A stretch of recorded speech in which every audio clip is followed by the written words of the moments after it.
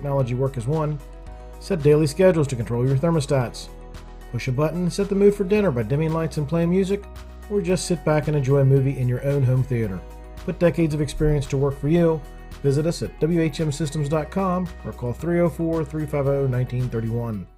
When will I be able to retire? How do I make the most of the money I have? How do I leave a lasting legacy to my loved ones? I'm Philip McCoy, financial advisor with the Mirius Group, a private wealth advisory practice of Ameriprise Financial Services Incorporated. Call us today at 304-263-4343 to help you make the most of your financial future. Our office is located at 1270 Winchester Avenue, Martinsburg, West Virginia. Ameriprise Financial Services Incorporated, member FINRA and SIPC. Happiness grows here. Orr's Farm Market. Visit us at Orr's Farm Market, just 5 miles west of Martinsburg, to pick up all your local fresh fruits and vegetables. With our in-house bakery, fresh fruit slushies, and apple cider donuts, you can't go wrong. Live bluegrass every Saturday from 12 to 5 p.m. And check out all that's local and delicious at Orr's by going to orrsfarmmarket.com or visit our Facebook page. Happiness grows here. Orr's Farm Market. Are you considering selling your home and don't know where to start? Then call Chris Ross and the Milestone Real Estate Group at Keller Williams. A Martinsburg High School graduate, Chris knows the local market, and he's proven it as #1 real estate team in West Virginia in 2019. Phone Milestone Real Estate Group at Keller Williams at 304-579-7349 or go to callchrisross.com. Let's celebrate your real estate milestone together. Hagerstown Ford continues to be your leader in car sales up and down the I-81 corridor. We will beat any and all competitors' prices, and we've made buying a new car easier than ever with one-day delivery better than Amazon and a return policy better than Walmart. Your satisfaction is our guarantee. If you don't like it, simply return it and we'll come pick it up. No questions asked. Why would you shop anywhere else? At Hagerstown Ford, we take great pride in our community and supporting our local student athletes. That's why Hagerstown Ford is the official car dealership of Shepherd Rams quarterback Tyson Bagent. Our remote buying process has made new car shopping so easy, you'll never even set foot in a dealership. Simply go to HagerstownFord.com and click on the car you want to buy it, or use the Axle Auto app. It's that easy. You can order your new car on any device. Go to HagerstownFord.com and get your new car signed, sealed, and delivered from Hagerstown Ford. Mayhem is everywhere. I'm your new bangs, and you can't stop staring at me. That's it. Just tilt the rearview mirror over here. And while you're checking me out more times than a library book, your car is wandering into that lane over there. More bangs. Neat. And if you've got cut rate insurance, you could be paying for this yourself. So get Allstate. Call Martinsburg Allstate agent Gary Kelly today at 304-263-4596.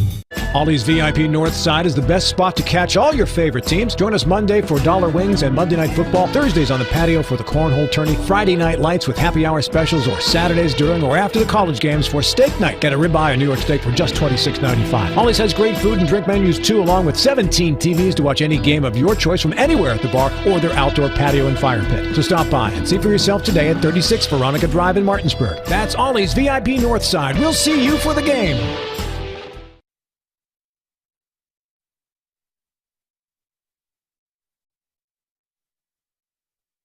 Will square off. The 4-4 Hedgesville Eagles play host to the 5-3 Jefferson Cougars. The Eagles are the first team out of the Class AAA playoffs if they were to begin tonight by .06 points, and the Cougars sit tied at number 13 with Morgantown. It's an EPAC battle for playoffs, and it all starts right now on Talk Radio WRNR and TV 10. I'm Spencer Dupuy, joined alongside Dylan Bishop. Colin McLaughlin will join us later on. We welcome you to Moo Mall Stadium at Hedgesville High School. And Dylan, for this rivalry matchup, really, it's an EPAC matchup, but it's a battle for the playoffs tonight. If Hedgesville can get the win, they'll put themselves more into this conversation. But if Jefferson wins, not only will they squarely have themselves in the playoffs, but they'll probably push Hedgesville out. Yeah, this could be a make-or-break game for both teams when it comes to the playoffs here tonight.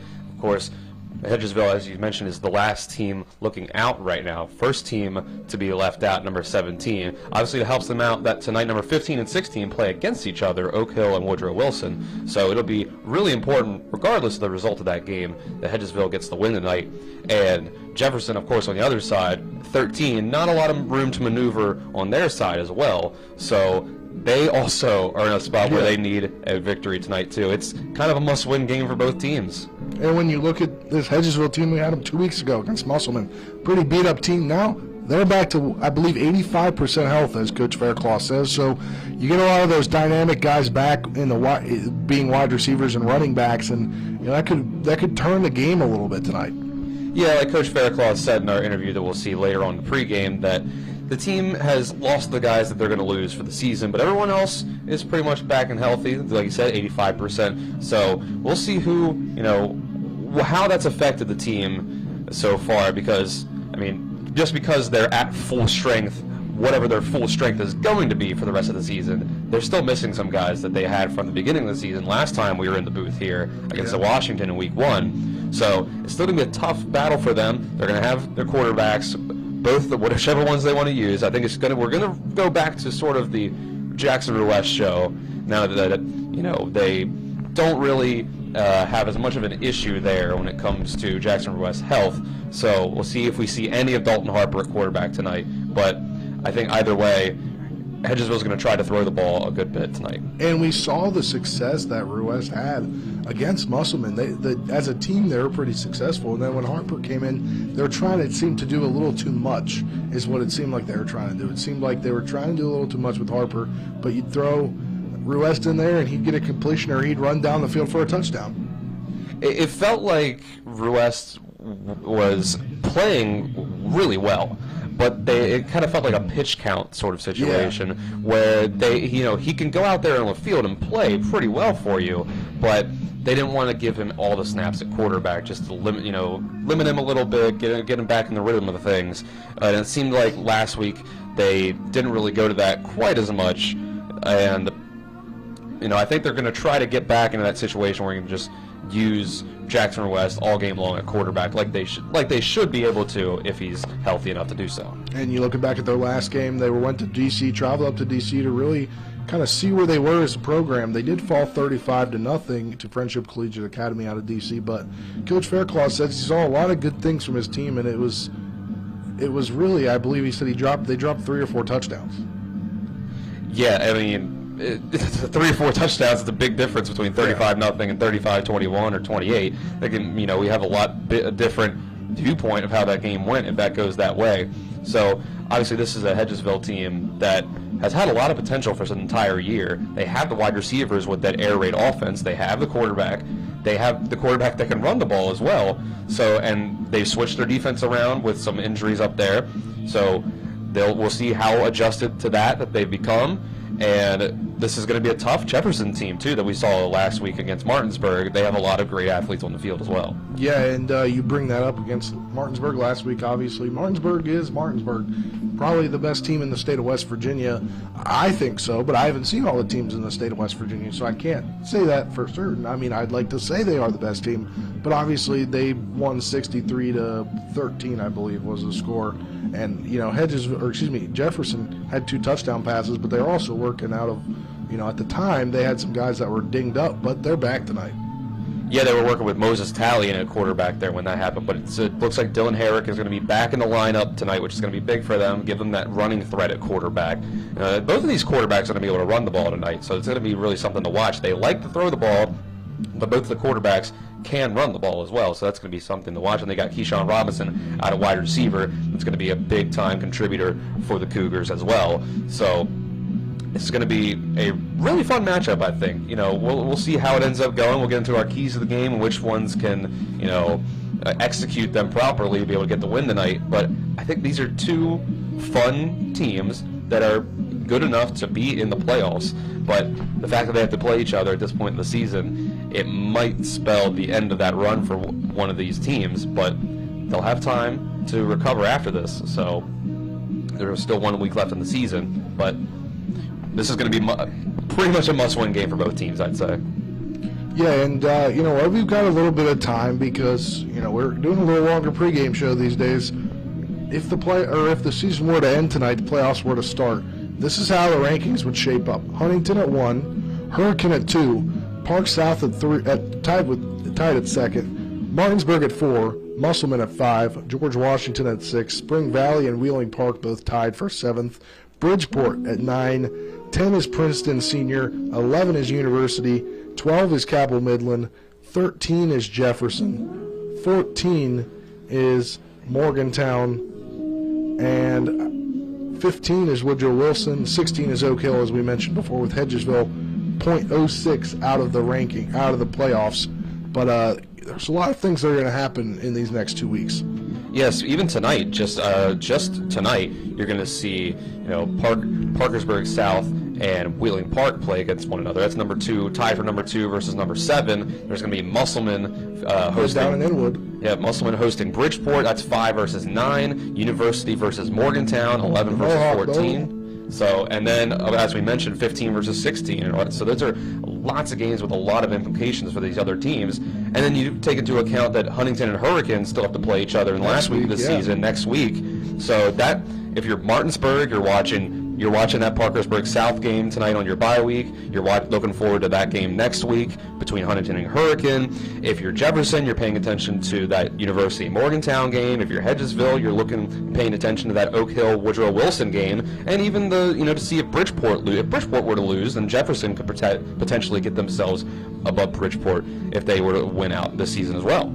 Yeah, and there's just so much stuff to think about in these playoff rankings, and there's so much movement that's going to happen between when they came out on Tuesday, this week's game, next week's games, to when we get the playoff pairings come, I believe, Sunday night officially, because see, Martinsburg's going to throw some wrenches into it. Yep. Not that it was intentional, but with their game having to be played on Saturday, everybody thought it was going to be played on Friday. Yeah. We won't know the playoff rankings, specifically the top 5, really, because how Martinsburg does. I mean, if they win, they'll probably be here. We'll kind of know an area of where they're going to be, but it won't be official until at least Saturday night. Right, next week. Right, we expect Martinsburg to handle business against Bishop Ironton next week on Saturday afternoon. But there's obviously no guarantees, and that's going to throw things off. But they will go into that game knowing, if we win tonight, where we can potentially end up seeding in these playoffs, if they can get up to number 2, or if they're just at number 3, which one does it end up happening? That's a big difference between 2 and 3. That's the difference between having all of the playoff games before the state championship at home, or having to go on the road to a team like Parkersburg South or a team like Huntington or Hurricane. Yeah, and that'll be something big that we'll be watching for you. We'll kind of break everything down next week on Talk Radio WRNR and TV10 during the Sports Mix. But that'll do it for this first segment of the W. Harley Miller Systems pregame show. W. Harley Miller Systems providing custom integration services like home and office automation, home theater, networking, audio, video distribution, and more. Call 304-350-1931 or visit WHMsystems.com. We'll take a 3-minute break. And then on the other side of that break, you'll hear Colin. He's going to take you around the EPAC, see what's going on with the check of the area schedule. Then after that, there'll be a 3-minute break, and we'll come back here, and we'll break some more things down on today's edition of the W. Harley Miller Systems pregame show. We'll be back in 3 minutes. W. Harley Miller Systems understands the need and desire for reliable and affordable smart home solutions. Secure your home with a security system and keep a close eye on your family. Automate your home with a Control4 system and have smart technology work as one. Set daily schedules to control your thermostats. Push a button and set the mood for dinner by dimming lights and playing music, or just sit back and enjoy a movie in your own home theater. Put decades of experience to work for you. Visit us at WHMsystems.com or call 304-350-1931. Are you considering selling your home and don't know where to start? Then call Chris Ross and the Milestone Real Estate Group at Keller Williams. A Martinsburg High School graduate, Chris knows the local market, and he's proven it as #1 real estate team in West Virginia in 2019. Phone Milestone Real Estate Group at Keller Williams at 304-579-7349 or go to callchrisross.com. Let's celebrate your real estate milestone together. My kids. You know I want the best for you, don't you? We need to have a conversation. End-of-life planning is no one's favorite discussion, but the relief of having everything in place when the hour of need arrives is a gift. Give it to your family. Plan ahead with us. Brown Funeral Homes, a leading provider of cremations, invites you to explore the many flexible options of cremation. From environmental considerations to the benefit of greatly reduced cost, it may be the perfect answer for your family. Online at brownfuneralhomeswv.com. Brown Funeral Homes, here for you. Let's go! Drink some beers! Mountaineer Grill and Pub! Conveniently located right off 81 at 214 Mid-Atlantic Parkway, Mountaineer Grill and Pub offers many daily specials, including happy hour 11 a.m. to 6 p.m. with $2 domestic bottles and $2.50 domestic drafts. Monday night is trivia night, Thursday night is wing night, and Wednesday and Sunday night is steak night. Let's go! Drink some beers! Mountaineer Grill and Pub! What came first, the chicken or the egg? No matter what you think, you can have it either way. Rock's new bagel croissant and chicken waffle breakfast sandwiches are made fresh every morning. Rock's local market. Rise and shine. You're gonna be late for work. Good morning, sleepyhead. Have a good one. Rock's new bagel croissant and chicken waffle breakfast sandwiches are made fresh every morning. Rock's local market.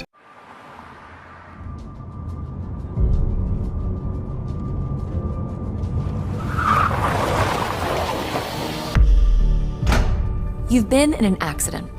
Why won't the insurance company pay? Because they're trying to save money at your expense. Call Mansion Ferretti for your free consultation. We have the experience to deal with the insurance company and get you the compensation you deserve. Mansion Ferretti, when you need justice. Welcome back to the W. Harley Miller Systems pregame show. It's now time for the check of the area schedule, brought to you by Sunset Water Services, proudly installing water softeners in Martinsburg and Berkeley County since 1989. After another convincing win against Jefferson last week by a score of 63-13, the Martinsburg Bulldogs are now 7-2 overall and sit in 4th place in AAA according to the WVSSAC playoff ratings. With one game remaining on the schedule, this week, however, is the Bulldogs' bye week before they take on the Bishop Ireton Cardinals next Saturday. Due to the bye week, Martinsburg head coach Britt Sherman gave his team Monday off and shared with us what the Bulldogs have done since then. Well, we're doing a lot of fundamentals. We did a lot of indie time yesterday, and today we're going to do a lot of team stuff, and then tomorrow we're going to go back to some group things and also some situational stuff that we haven't seen yet this year. Well, there's definitely things to improve on. I'm pleased with some of the things that we're doing, but, you know, having guys that have been injured and not having that chemistry with everybody playing together like an entire season is something that's critical that we need to really get going here this week and also next week against Ireton to roll into the playoffs. The Washington Patriots' struggles unfortunately continued last week. Musselman was able to dominate the game from start to finish, defeating Washington 54-0, making it the third straight game the Patriots have been shut out and having them fall to 1-7 overall. However, tonight will hopefully be a different story for the Washington Patriots as they play host to the 3-5 Hampshire Trojans. The all-time series between the two schools is 7-7, and tonight's contest is actually the first time these two teams will meet since 2020 due to Hampshire having to forfeit last season's scheduled meeting. Patriots head coach Glenn Simpson shared his thoughts on the Hampshire Trojans as well as what his team needs to do to get a win. We match up a little better with Hampshire. It should be a competitive contest. I know that they are hungry for a victory, and so are we. They've run the ball just a little bit more. They do still like to spread and throw the ball a bit.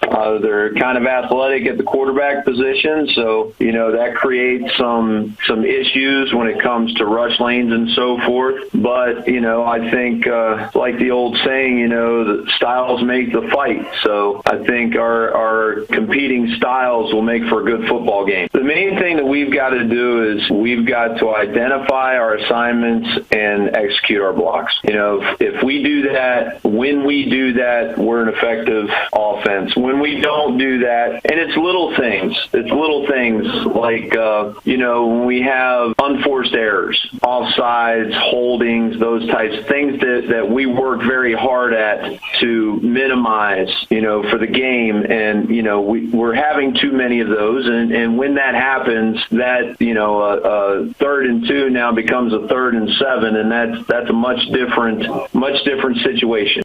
The Spring Mills Cardinals played on Thursday night last week at North Hagerstown and ended their 4-game losing skid with a 29-15 win over the Hubs. Spring Mills is now 3-5 overall and heads up to Pennsylvania tonight to clash with the 3-5 Albert Gallatin Colonials for the 3rd time in program history. The two schools have split the all-time series so far, with Spring Mills winning the first meeting back in 2019 22-19 and Albert Gallatin winning last year's meeting 15-7. Spring Mills head coach Josh Sims shared how Albert Gallatin got the win last year against them and what the Cardinals need to do this time around to get the win and keep their playoff hopes alive. Defensively, we've got to get Albert Gallatin off the field. They do a very good job of turning up clock. It's definitely their strategy. They're going to sit there and watch the play clock and, run it down as much as they can. And like I said, they did it very effectively to us last year. So we got to get their offense off the field. Offensively for us, kind of the same type of situation with Albert Gallatin. Not that we're trying to turn clock, but we got to do our best to keep getting these,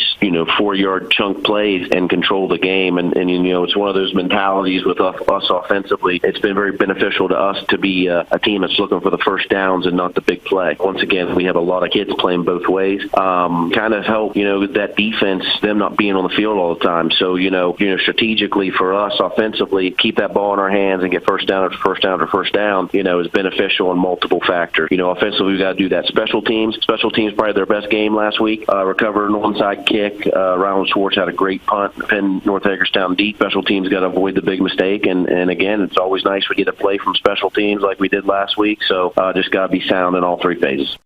The Musselman-Applemen were able to take care of business last week, getting a 54-0 win against the Washington Patriots at home. Musselman is now 6-2 overall and 5th in this week's WVSSAC playoff ratings. Tonight, the Applemen host the Bridgeport Indians, who enter the matchup 6-2 overall and sit in 9th place in the playoff ratings. Last year's meeting is one that the Musselman program is trying to forget about, but Appleman head coach Brian Thomas shared a few thoughts on that game and what his team needs to do tonight to improve to 7-2. They gave us one of the biggest beatdowns we had, not only last year, but probably in many years since I've been coaching at Musselman. They just I don't know, they could have did anything they wanted to all night on us, and probably could have scored 100 really if they wanted to on us last year. They were they beat us pretty good. So I don't know. I mean, people talk about that like you want to get revenge and this and that, but last year was a different team. Every year is a different team and a different squad. So I don't really think there's not really any hatred or revenge towards Bridgeport. I think more than anything, we want to win because we want to keep rolling with this team, and we want to keep our season going on longer. So I probably think that would be more motivation than anything else. Got to stop the run. I mean, because they're going to come at you and they're going to line up in their single wing and they're just going to pound and ground and pound games. So we got to be able to stop the run. If they own the line of scrimmage up front, then it's going to be a long night for us. So we got to stop the run. From an offensive standpoint, I think we can't turn the ball over. Against a team like that, if you have a miscue and you have a turnover and you give them extra possessions, then that's not going to help you in the long run. So I think those two things are key. From a special team standpoint, it'd be really great to have like a kick return touchdown. That would be cool. So, something like that would help us a lot. It's a game like this, when you're playing a huge game like this, honestly, whatever you got to do to win, just as long as we score one more point than what they do, then, you can leave the game happy at the end of the day. That was your check of the area schedule, brought to you by Sunset Water Services, proudly installing water softeners in Martinsburg and Berkeley County since 1989. Once again, our matchup tonight features the Jefferson Cougars at the Hedgesville Eagles. We will continue to preview this matchup coming up next on the W. Harley Miller Systems pregame show. You're tuned into West Virginia High School football on Talk Radio WRNR and TV 10. You've put up with your water long enough. It's time for Sunset Water Services, your local water solution since 1989, to fix your water problems. Get better tasting, better smelling, and better looking water today. Say hello to drinking your own delicious water for pennies per gallon. Say yes to healthier skin and hair and to softer and brighter clothes. Sunset Water Services delivers your bags of salt to you, so they'll save your back too. And our products come with a 1-year satisfaction guarantee. Call 304-754-9031 for a free water quality test today. SunsetWater.com. Radon is the second leading cause of lung cancer deaths in the United States each year. But do you know the radon levels in your home? Home is a place to live, love, and laugh, not a place to breathe air containing radon. The Berkeley and Morgan County Health Departments are distributing free confidential radon test kits, and you can get yours at the Berkeley County Health Department office in Martinsburg and the Morgan County Health Department office in Berkeley Springs. Protect your home and family. Get your free radon test kit today. Hagerstown Ford continues to be your leader in car sales up and down the I-81 corridor. We will beat any and all competitors' prices, and we've made buying a new car easier than ever with 1-day delivery better than Amazon and a return policy better than Walmart. Your satisfaction is our guarantee. If you don't like it, simply return it and we'll come pick it up. No questions asked. Why would you shop anywhere else? At Hagerstown Ford, we take great pride in our community and supporting our local student athletes. That's why Hagerstown Ford is the official car dealership of Shepherd Rams quarterback Tyson Bagent. Our remote buying process has made new car shopping so easy, you'll never even set foot in a dealership. Simply go to HagerstownFord.com and click on the car you want to buy it, or use the Axle Auto app. It's that easy. You can order your new car on any device. Go to HagerstownFord.com and get your new car signed, sealed, and delivered from Hagerstown Ford. Hello, this is Mark Sutton of the Sutton & Janelle Law Firm. The right attorney can make all the difference in your case. That's why you should call Sutton & Janelle. We have been serving clients in West Virginia and Maryland since 1999 in the areas of family law, DUI, criminal defense, and personal injury. Sutton & Janelle works hard to obtain a favorable outcome for you at a reasonable rate with affordable payment options. Sutton & Janelle values your rights and is passionate about your success. Contact us today at suttonandjanelle.com.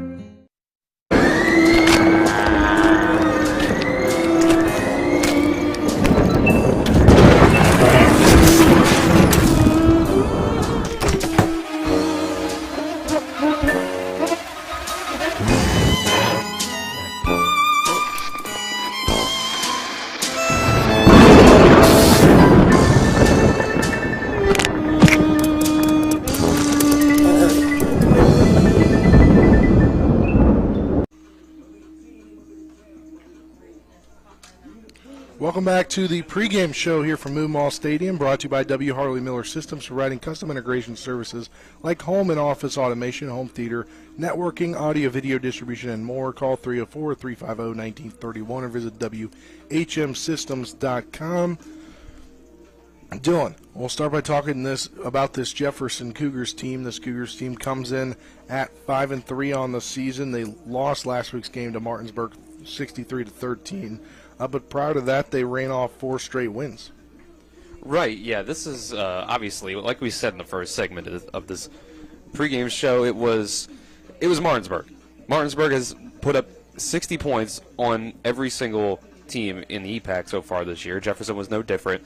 And even during that broadcast last week, I said I didn't think that was an indictment on the Cougars. It was really just a testament to how good Martinsburg can be and has been against the EPAC this year. And, you know, this is a team sitting at 5-3. It would be a very different story to this season had their third game of the season gone a different way when they lost 21-20 to Musselman at home. If that game, like we said, even last week mentioned this, a 1-point game like that, 1 point, even just one possession games in football can be flipped so easily. It can really come down to one or two lucky or unlucky breaks here or there, a fumble.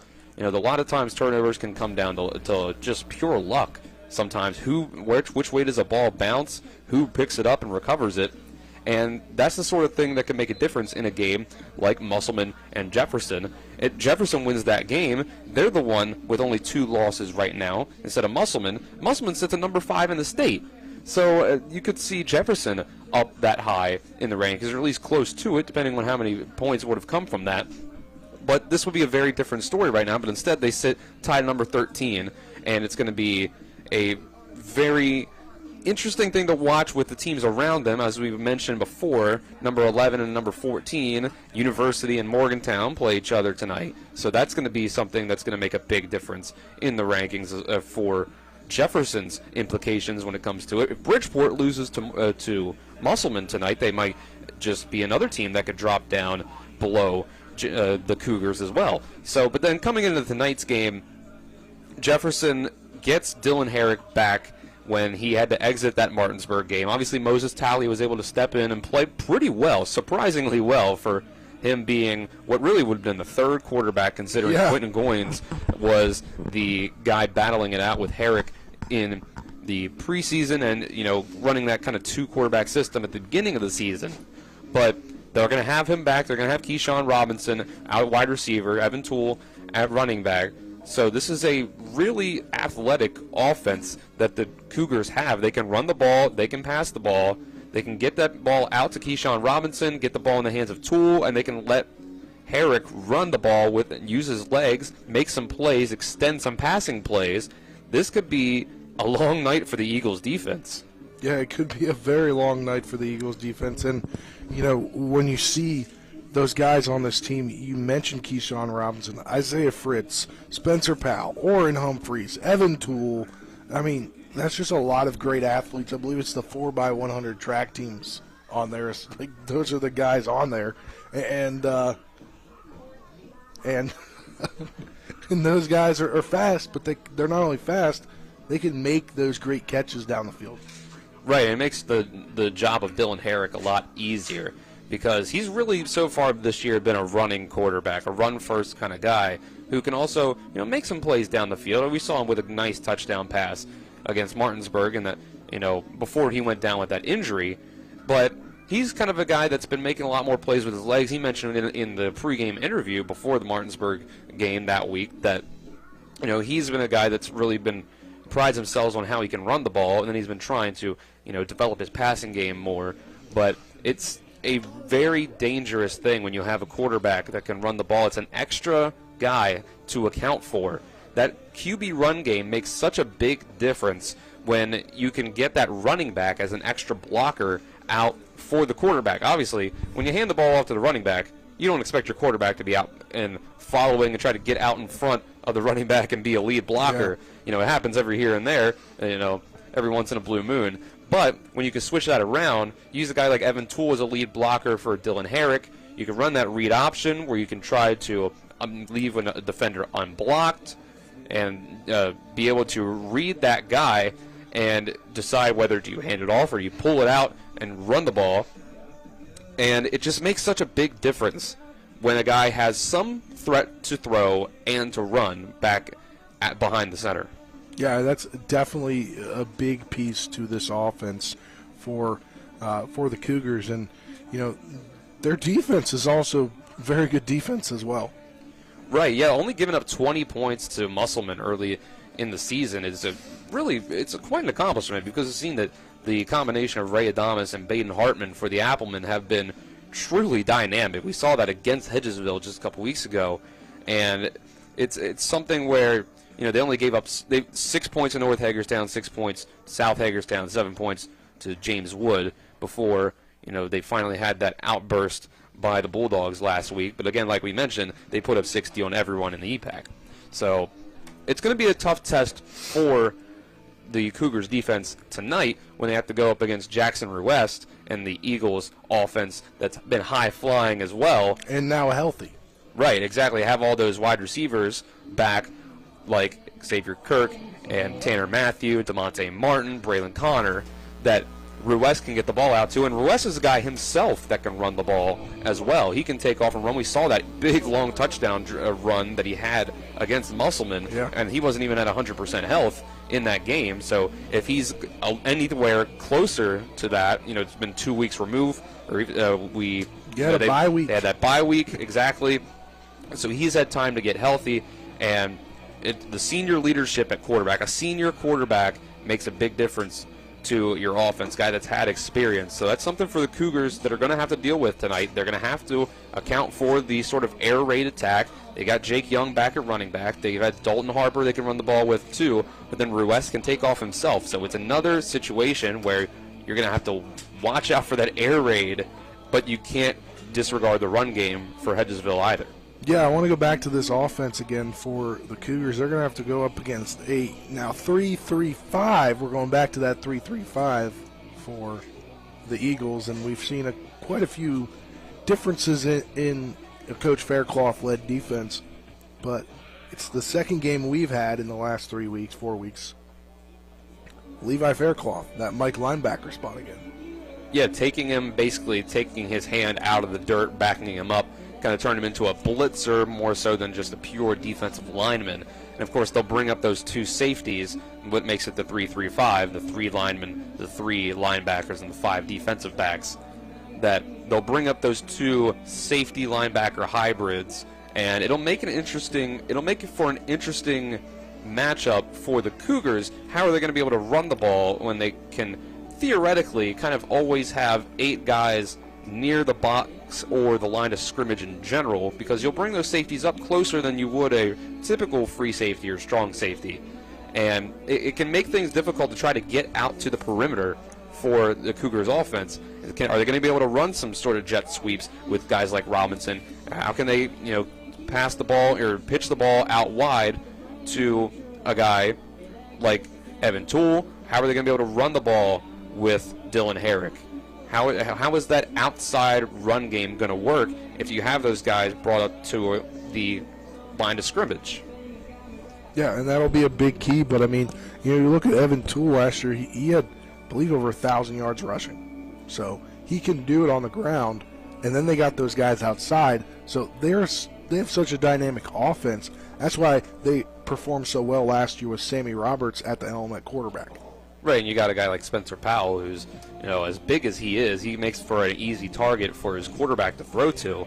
I mean, you can just throw the ball up, and a guy who's, 6'3", 6'4", can go up and just grab it over. There's not going to be many guys that are the size of Spencer Powell out on the outside covering him, considering, corners are typically your shorter, faster guys. So you might see some corners out there that are 6 foot, 6'1", that it's very rare to see a 6'3" or 6'4" corner who can have the speed to keep up with a wide receiver. So that's going to make a big difference tonight as well. Is Hedgesville going to have somebody who can cover Spencer Powell on the outside? Is going to be Xavier Kirk? Or are they going to have to, shade DeMonte Martin or Tanner Matthew at safety out on the outside as the free safety position, have him sort of roam, pay more attention to that side of the field, make sure he doesn't get over the top? What is that adjustment going to have to look like? But for Jefferson, I would definitely go back to that well as many times as you can. Go to it early, go to it often, see if they have anybody that can stop him and keep up with his size. Yeah, and that'll definitely be something to look forward to. Orrin Humphreys, though, at tight end, he's a pretty big guy. And he's very athletic as well. Yeah, this is a really, like you said, I literally just talked about Evan Toole, Keyshawn Robinson, Isaiah Fritz, Spencer Powell.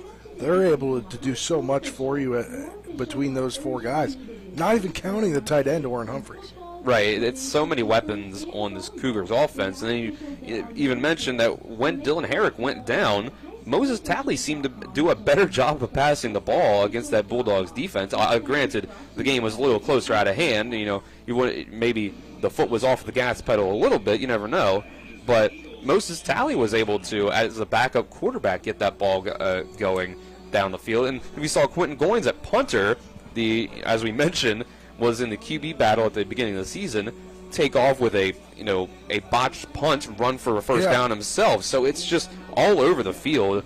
The Cougars have a lot of athletes, potentially, second or third in the EPAC, I'd say, when it comes to just the sheer level of athleticism that they have. It's hard to keep up with a team like Martinsburg, but then you look at teams like Jefferson and Musselman, Hedgesville, Spring Mills, and Washington. I think it's in the conversation if you wanted to say that Jefferson is the second most athletic team in the Panhandle. Okay, you really could, honestly. But, looking at a little deeper here at this, the way, we're 2 games left in the season, including tonight. Started this season at Millbrook with a 27-22 victory. Then at home they lost to Sharando 42-23. The next week, you mentioned this earlier in the segment, they lost to Musselman by 1 point, 21-20. And then they went on that 4-game winning streak where they beat Spring Mills at Spring Mills 33-0. Hosted North Hagerstown, beat them 42-6. At South Hagerstown won 48-6. At James Wood out of Virginia won 40-7. And then last week losing 63-13 to a very good Martinsburg team. But when you'll hear it later on in the pregame, or actually right after this break you'll hear. But Coach Hunter, he said we had different expectations at the beginning of the year because we really didn't know what kind of team we were going to be with the quarterback situation. Right. It's always, there's the old adage, if you have 2 quarterbacks, you have no quarterbacks. But coming into the season, they didn't really know who their guy would be. And they started off with that Herrick and Goins kind of duo. But they've slowly been able to settle into Dylan Herrick being the guy. And it's really important for your team to be able to game plan around one quarterback that does one thing. And you mentioned, Coach Hunter mentioned when it came to the potential two quarterbacks system that Hedgesville was running against Musselman, see if it would continue, in this game coming up. He mentioned that, both guys, when they kind of do the same thing, it doesn't really change your offense, your defensive game plan too much. But Jefferson had 2 guys, when Harrich and Goins, that were pretty different kinds of quarterbacks. So you kind of had to split. You kind of had to have a split personality when it came to your offensive game plan when you have 2 quarterbacks that aren't very similar and they have different skill sets to cater to. But when you can hone in on one guy and build your offense around one quarterback, a running quarterback, you can really build your offense from that.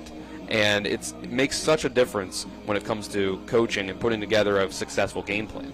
And it really does. And with that, we'll step aside for our next break. When we come back, you'll hear my interview with head coach for the Jefferson Cougars, Craig Hunter. And that'll do it for this segment of the W. Harley Miller Systems pregame show. You're tuned in to West Virginia High School football on Talk Radio WRNR and TV 10. Back in 3 minutes. If you're in an accident, the first thing that you have to do is call 911. You have to get medical care immediately. The next thing you need to do is call us. When you hire us at the Skinner Law Firm, what we do is we are going to investigate your case and we're going to lay out the options that you have, all at no cost to you. We will use all of our resources and all of our experience to get you what you deserve.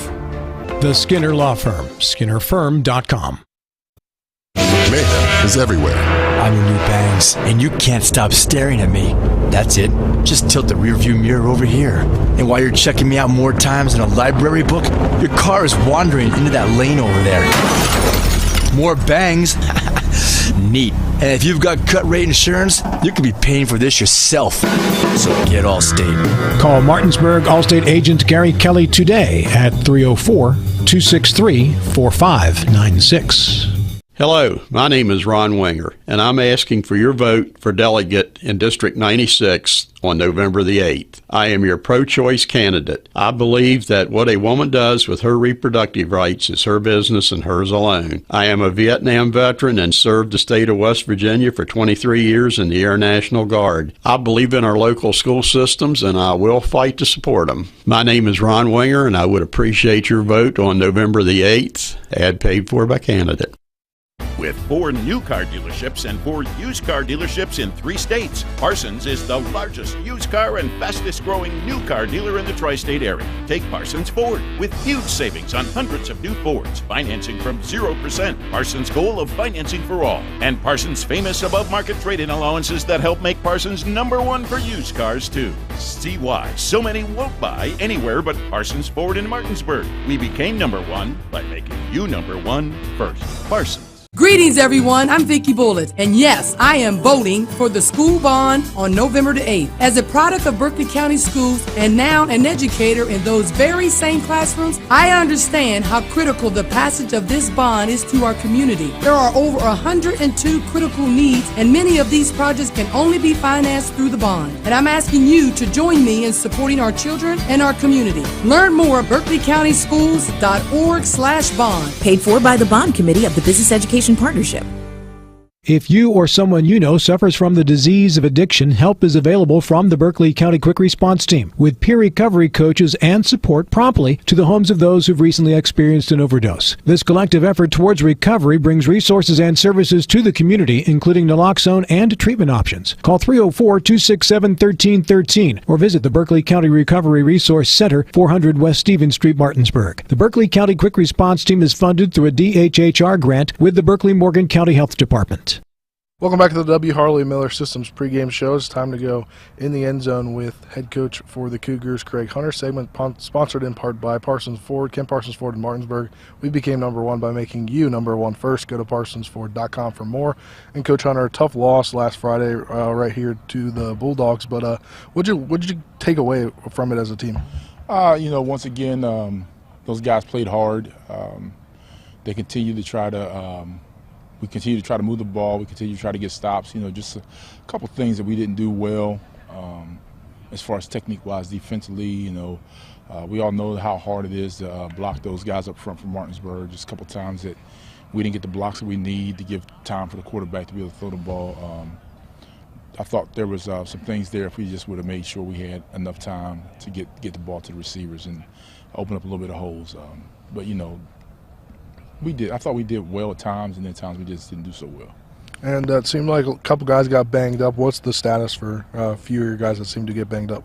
During the course of a football season, people get banged up. So we're just taking it easy with some of those guys through the injuries to make sure they're able to play this week.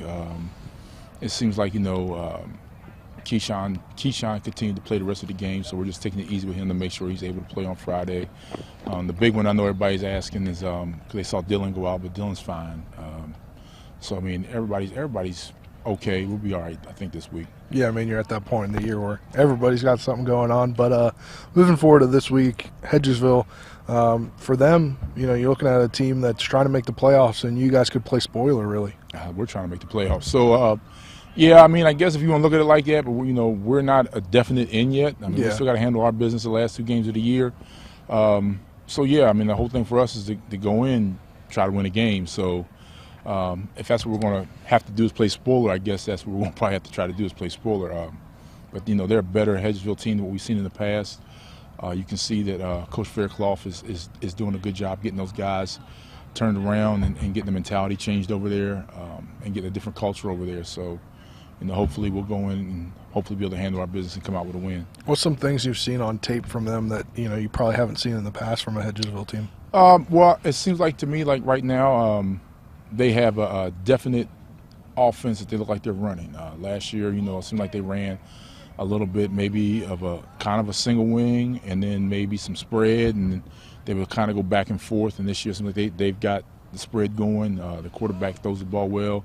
They got some skilled guys out there. They got a big offensive line, try to move people in the defense. Same thing. They got some guys up front that are big, and they got some skilled guys in the secondary that can cover. So, they're a much improved Hedgesville team than we've seen in the past, and the record shows. One thing that we saw a couple weeks ago was that when they were playing Musselman, they had a 2-quarterback system. You got to face that last week against Martinsburg, but, their 2-quarterback system is somewhat different. Because they're gonna both guys can go out wide, and both guys can throw the ball, both guys can run the ball.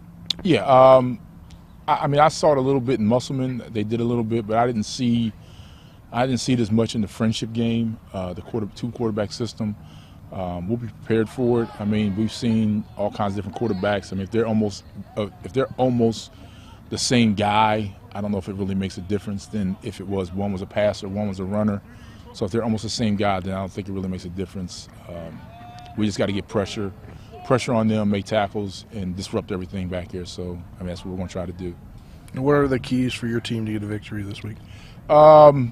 Offensively is to move the ball and score and be technically sound, don't turn the ball over. Defensively, get back to fundamentals, making sure we tackle. I thought we did a great job last week of pursuing to the football, getting to the football, but I think sometimes we got there, we missed a few tackles.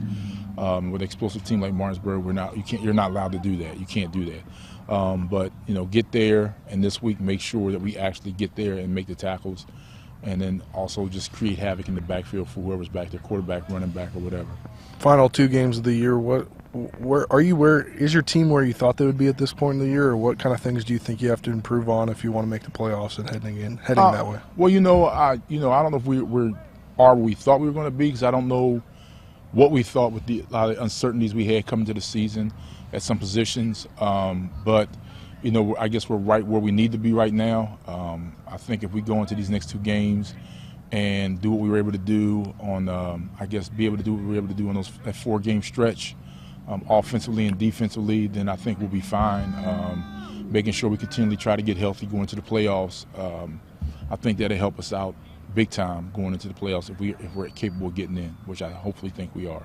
All right, Coach, thanks for the time. We'll be back for more next on the W. Harley Miller Systems pregame show. You're tuned in to West Virginia High School football on Talk Radio WRNR and TV 10.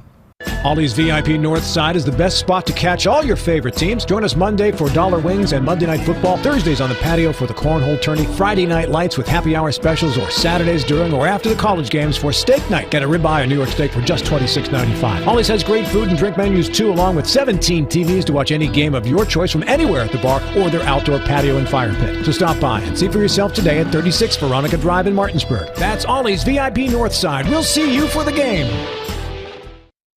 What came first, the chicken or the egg? No matter what you think, you can have it either way. Rock's new bagel croissant and chicken waffle breakfast sandwiches are made fresh every morning. Rock's Local Market. Rise and shine. You're gonna be late for work. Good morning, sleepyhead. Have a good one. Rock's new bagel croissant and chicken waffle breakfast sandwiches are made fresh every morning. Rock's Local Market. Hi, I'm Annette McDonald, and I am the designer at Orsini's in Martinsburg, West Virginia. We welcome you into our store to show you a complete line of what we do here. We design your cabinetry, quartz countertops, granite countertops, hardware, anything for the full remodel of your kitchen and your home needs. We also do bathrooms, and we have flooring available too. We make sure that your project with Orsini's is the best in the market. Welcome to Orsini's. Orsini's.com. With Honda, every summer adventure is the destination. Take your adventures even farther with Honda, America's most fuel-efficient full-line automaker. For a limited time, well-qualified buyers can get a 2.9% APR on a 2022 Honda Civic and a 3.9% APR on a 2022 Accord or 2023 HRV. CMA's Honda of Winchester, 3985 Valley Pike. CMA, moving lives forward. See dealer for financing details. Exclude Civic Si based on EPA estimate of MY20 full-line automaker fleet-wide fuel economy 2021 EPA Automotive Trends Report. I'm Jonathan Bodwell Insurance Solutions, your local Medicare and life insurance agency. We are here to help you navigate the Medicare maze. We represent all of the major carriers, and you do not pay any more to go through us than if you go directly through a carrier. But if you go through us, you have a local professional to help you with all your Medicare needs, not a voice that could be in some other part of the world. Bodwell Insurance Solutions, your local Medicare agency. BodwellInsuranceSolutions.com or 304-283-0864. Hi, Crescia Hornby here. Larry DeMarco, broker of Modern Realty Results, believes he has some of the best real estate agents in the Eastern Panhandle. Agents at Modern Realty Results have years of experience and knowledge of the local real estate market. Agents within the office work as a team to provide quality customer service. We strive to always ensure client satisfaction through handling every transaction with honesty and integrity, all while offering competitive rates. Modern Realty Results is veteran-owned and managed. Please call us at 262-4222, modernrealtyresults.com. Back to the W. Harley Miller Systems pregame show. We'll now, you heard from head coach for the Jefferson Cougars, Craig Hunter. We'll now break down the homestanding Hedgesville Eagles. And Dylan, for Hedgesville, Coach Faircloth has really turned around this program over the last three years. And, they preached since the beginning of the year, this team is playoffs or bust. And they're on the verge of getting into the playoffs if they can win the next 2 games. Right, they're sitting at 4-4 right now. They're sitting at number 17 in the state. The last one's looking in right now at the playoff picture. As we mentioned earlier, 15 and 16 play each other tonight, so there's a potential that they could hop back into the standings with the win tonight. Even if they lose, they could go to 16 depending on the bonus points.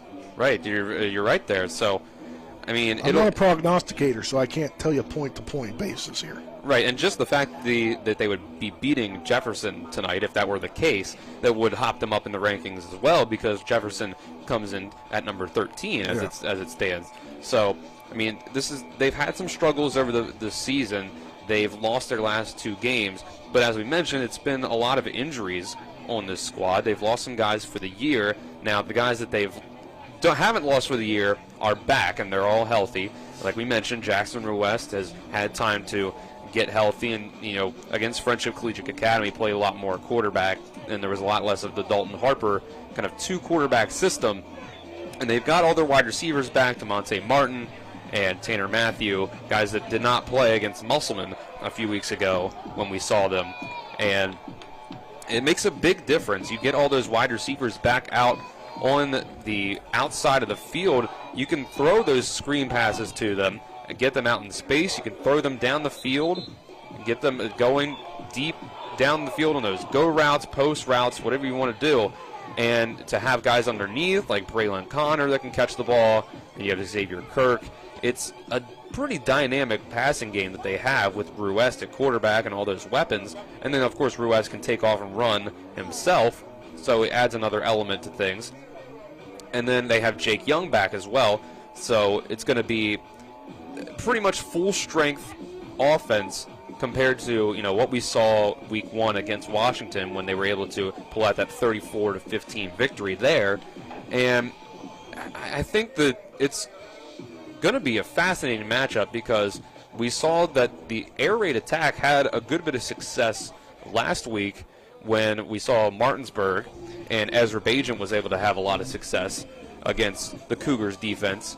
So we'll see if Hedgesville saw that as something they can take advantage of as well, and they really try to pass the ball a lot tonight like they've done against a lot of these other teams this year, or if they try to get more of, involve Ruest in the run game, give Jake Young some carries. How much of Dalton Harper do we see? How much of Jake Young do we see coming off an injury? That's the other question. How much of him do we see, and how much of Dalton Harper do we see at running back? So that might be another reason that you see more passing tonight and leaning more on the shoulders of the senior quarterback Ruest instead of trying to run the ball. So we'll see if the Cougars are able to take advantage of it. And Hedgesville as well has a tough task on the defensive side of the well, dealing with the Cougars' offense. Yeah, they really do. And when you look at this Hedgesville team, we'll talk more a little offense here, just because why not, right? I mean, the offense is really what drives, I feel like, a high school game for the most part. When you look at this team, you look at Jackson Ruest, what he's been able to do this year, and the kind of spread offense, throw it almost every down, but also the added ability of being able to run from when they used to run that hybrid wing style offense. I think that has truly made this Hedgesville team to be somewhat of a playoff threat. Yeah, they've really been able to adjust their offense this year because of Ruest and because of the wide receivers they have. They can open things up and become more of a spread offense because they have the weapons to do so, and they have the experience to also, if they need to, close it up and kind of become more of a, playing in a phone booth type of team that can run the ball, with the quarterback, with the running back. So they have some versatility there, but this team really goes on the passing attack. And like you said, high school football really runs on the back of your best athletes on the offensive side of the ball.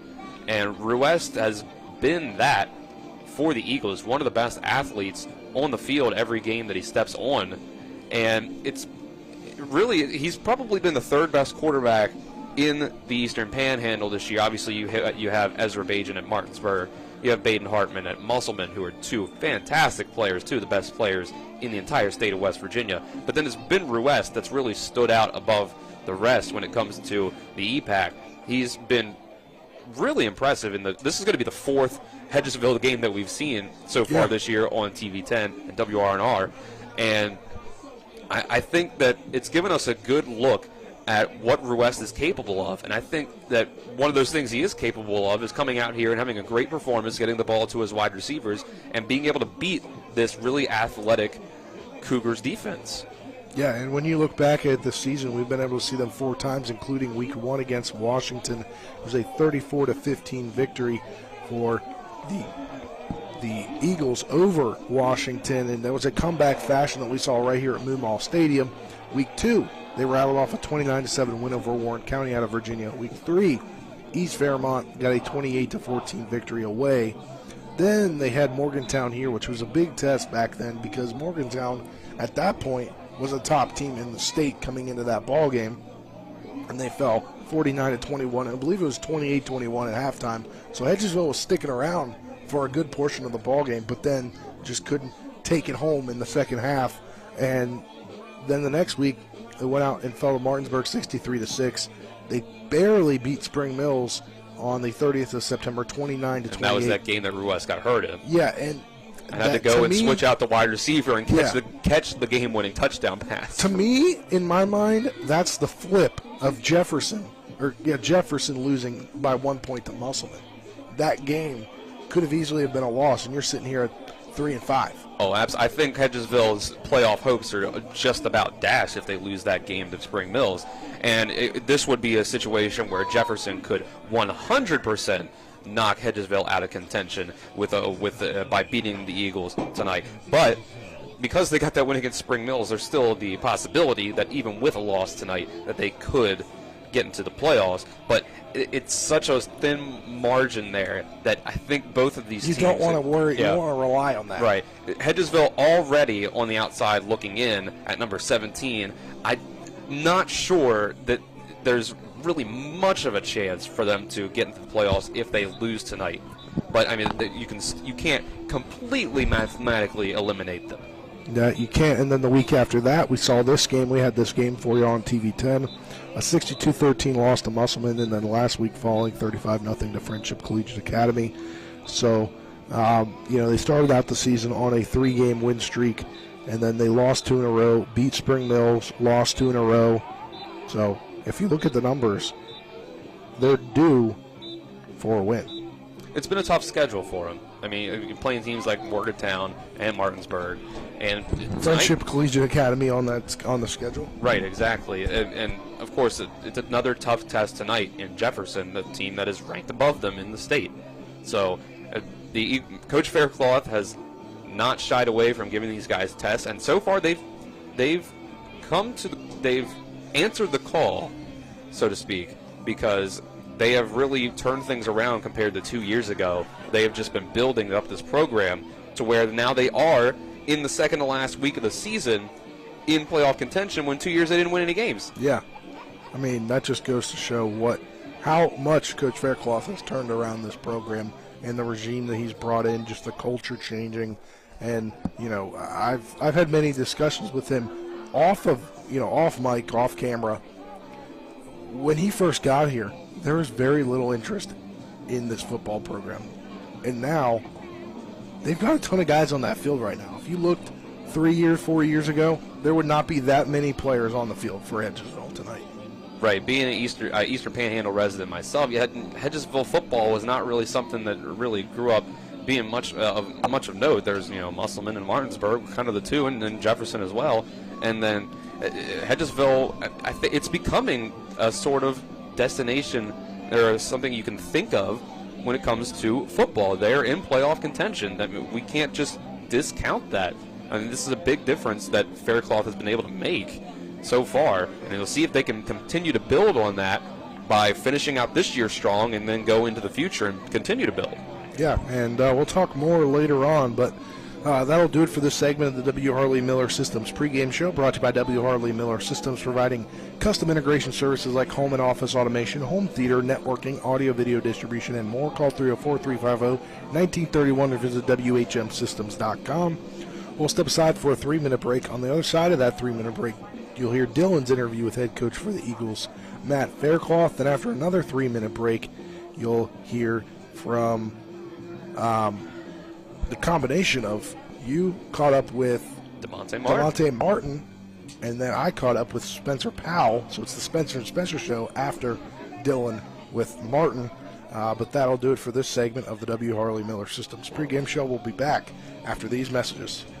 With 4 new car dealerships and 4 used car dealerships in 3 states, Parsons is the largest used car and fastest growing new car dealer in the tri-state area. Take Parsons Ford with huge savings on hundreds of new Fords, financing from 0%, Parsons' goal of financing for all, and Parsons' famous above-market trade-in allowances that help make Parsons #1 for used cars too. See why so many won't buy anywhere but Parsons Ford in Martinsburg. We became #1 by making you #1 first. Parsons. Ollie's VIP North Side is the best spot to catch all your favorite teams. Join us Monday for dollar wings and Monday Night Football, Thursdays on the patio for the cornhole tourney, Friday night lights with happy hour specials, or Saturdays during or after the college games for steak night. Get a ribeye or New York steak for just $26.95. Ollie's has great food and drink menus too, along with 17 TVs to watch any game of your choice from anywhere at the bar or their outdoor patio and fire pit. So stop by and see for yourself today at 36 Veronica Drive in Martinsburg. That's Ollie's VIP North Side. We'll see you for the game. Hi, this is Lauren from Orsini's right here in Martinsburg. Grilling is not just for the boys. We are a Platinum Traeger dealer carrying the Pro Series all the way up to the Timberline Series. We have every flavor of wood pellets along with accessories, rubs, sauces.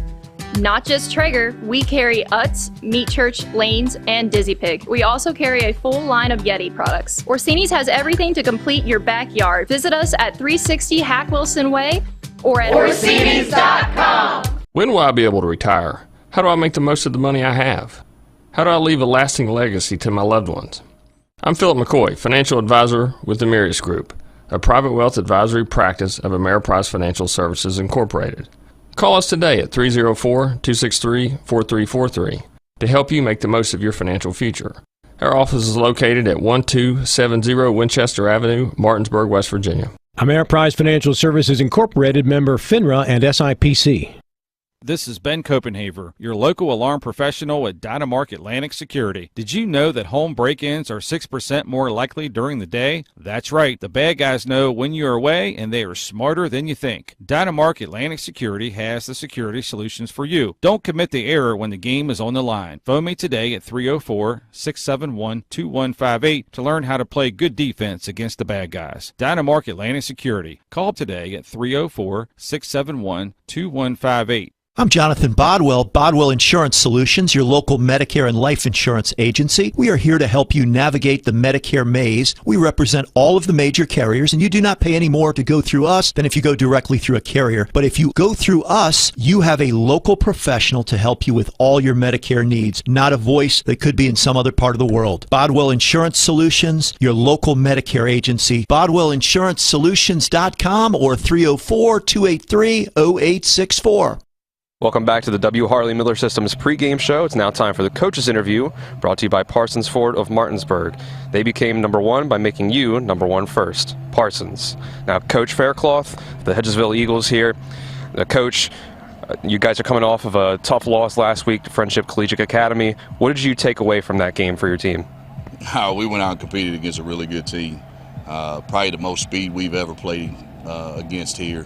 I mean, there wasn't a guy that couldn't run from their 6'6" defensive ends that could run like our skill guys to their secondary guys that were they were lightning all over the field. But we went out and we competed. We left 3 touchdowns on the field. We dropped a couple in the end zone. So for us, it was just finishing stuff, and it could have been a closer game for us. The last time we saw you guys on TV10 was against Musselman right before your bye week. We know your team was banged up coming into that game. How's the outlook of your team looking so far, health-wise, going into this game against Jefferson? I mean, right now, the guys that we lost for the season, they've been out for about 4 or 5 weeks now. So for us, we're back to about 85% strength. Got a couple guys out sick right now, but other than that, we'll be back to about 85% and getting our guys back out there. And I think Friday night down in D.C. was a good chance for those guys to bust some rust because a lot of them hadn't been on the field for 3 weeks. And right now, your team is pretty much on the bubble. First team out, ranked 17th right now, sitting at 4-4. What kind of mentality do you try to get your team in making this playoff push? Every week from here on out, it's a playoff week for us. you lose, your possibility of staying home, you win, you're in. So for us, it's just going out, and we're taking this game here is, this is the game that could put us in, and it's also the game that could put us out. So for us, it's do or die. All right, so this week you guys have Jefferson sitting at 5-3 right now. What have you seen from the Cougars that you've had your team really focus on this week? They got a lot of speed. They run really good routes. Quarterback gets the ball out. He's really mobile, and they fly around on defense.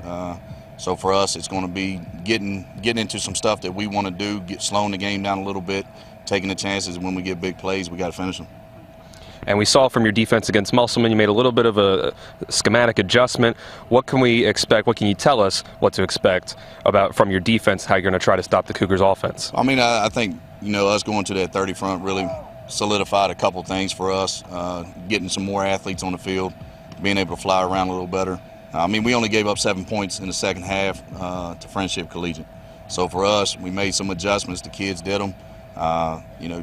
Their 2 of their touchdowns that they got on us was just those guys could fly. So for us, it was just making sure we're rallying to the football, pursuit, tackle, and we're going to be that 30 front team. All right, and Coach, you've had a good year-by-year improvement from your team to the point where now you're in the last 2 weeks of the season here. You have a chance to make the playoffs. What has been the big difference this year that has gotten your team this far?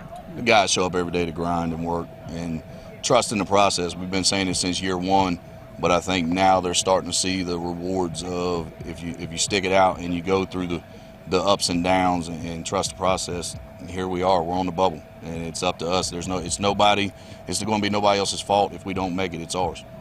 All right, and lastly, if there's one thing you can tell your team that they need to make sure they do to get this win against Jefferson, what's it going to be? Go out and compete, drag them into deep water, get them in our style of game, and then, in the fourth quarter, give yourself a chance to win it. All right, Coach Faircloth, thank you very much. This has been the Coach's Interview brought to you by Parsons Ford of Martinsburg. This has been the Coach's Interview. We'll continue more with the W. Harley Miller Systems pregame show after this.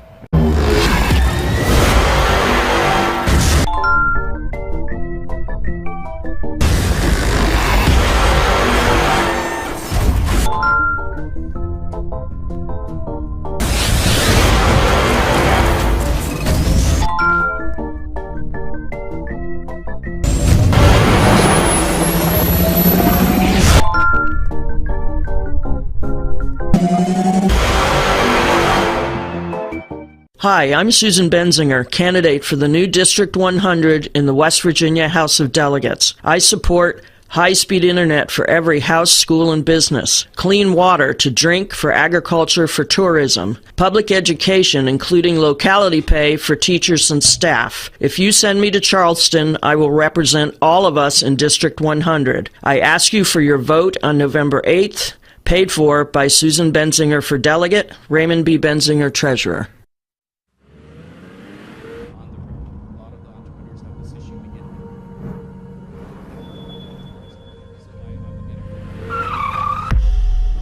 You've been in an accident. A distracted driver put texting over safety. Your injuries, loss of income, and medical bills can last a long time, even a lifetime. Our job is to try and secure justice that will protect you and your family for the rest of your life. Mansion Ferretti, when you need justice. WVU Medicine is pleased to introduce 6 new providers who've joined our medical staffs at Berkeley Medical Center, Jefferson Medical Center, and University Healthcare Physicians. Dr. Sandeep Kashyap, Thoracic Surgery. Nurse Practitioner Dana Price, Interventional Radiology. Dr. Jessica Rude, Family Medicine. Dr. Michael Seen, Orthopedics. Dr. Emran Sheikh, Orthopedics Hand and Wrist. And Dr. Alexander Shen, Emergency Medicine. WVU Medicine, growing to meet the needs of our community. You've put up with your water long enough. It's time for Sunset Water Services, your local water solution since 1989, to fix your water problems. Get better tasting, better smelling, and better looking water today. Say hello to drinking your own delicious water for pennies per gallon. Say yes to healthier skin and hair and to softer and brighter clothes. Sunset Water Services delivers your bags of salt to you, so they'll save your back too. And our products come with a 1-year satisfaction guarantee. Call 304-754-9031 for a free water quality test today. SunsetWater.com.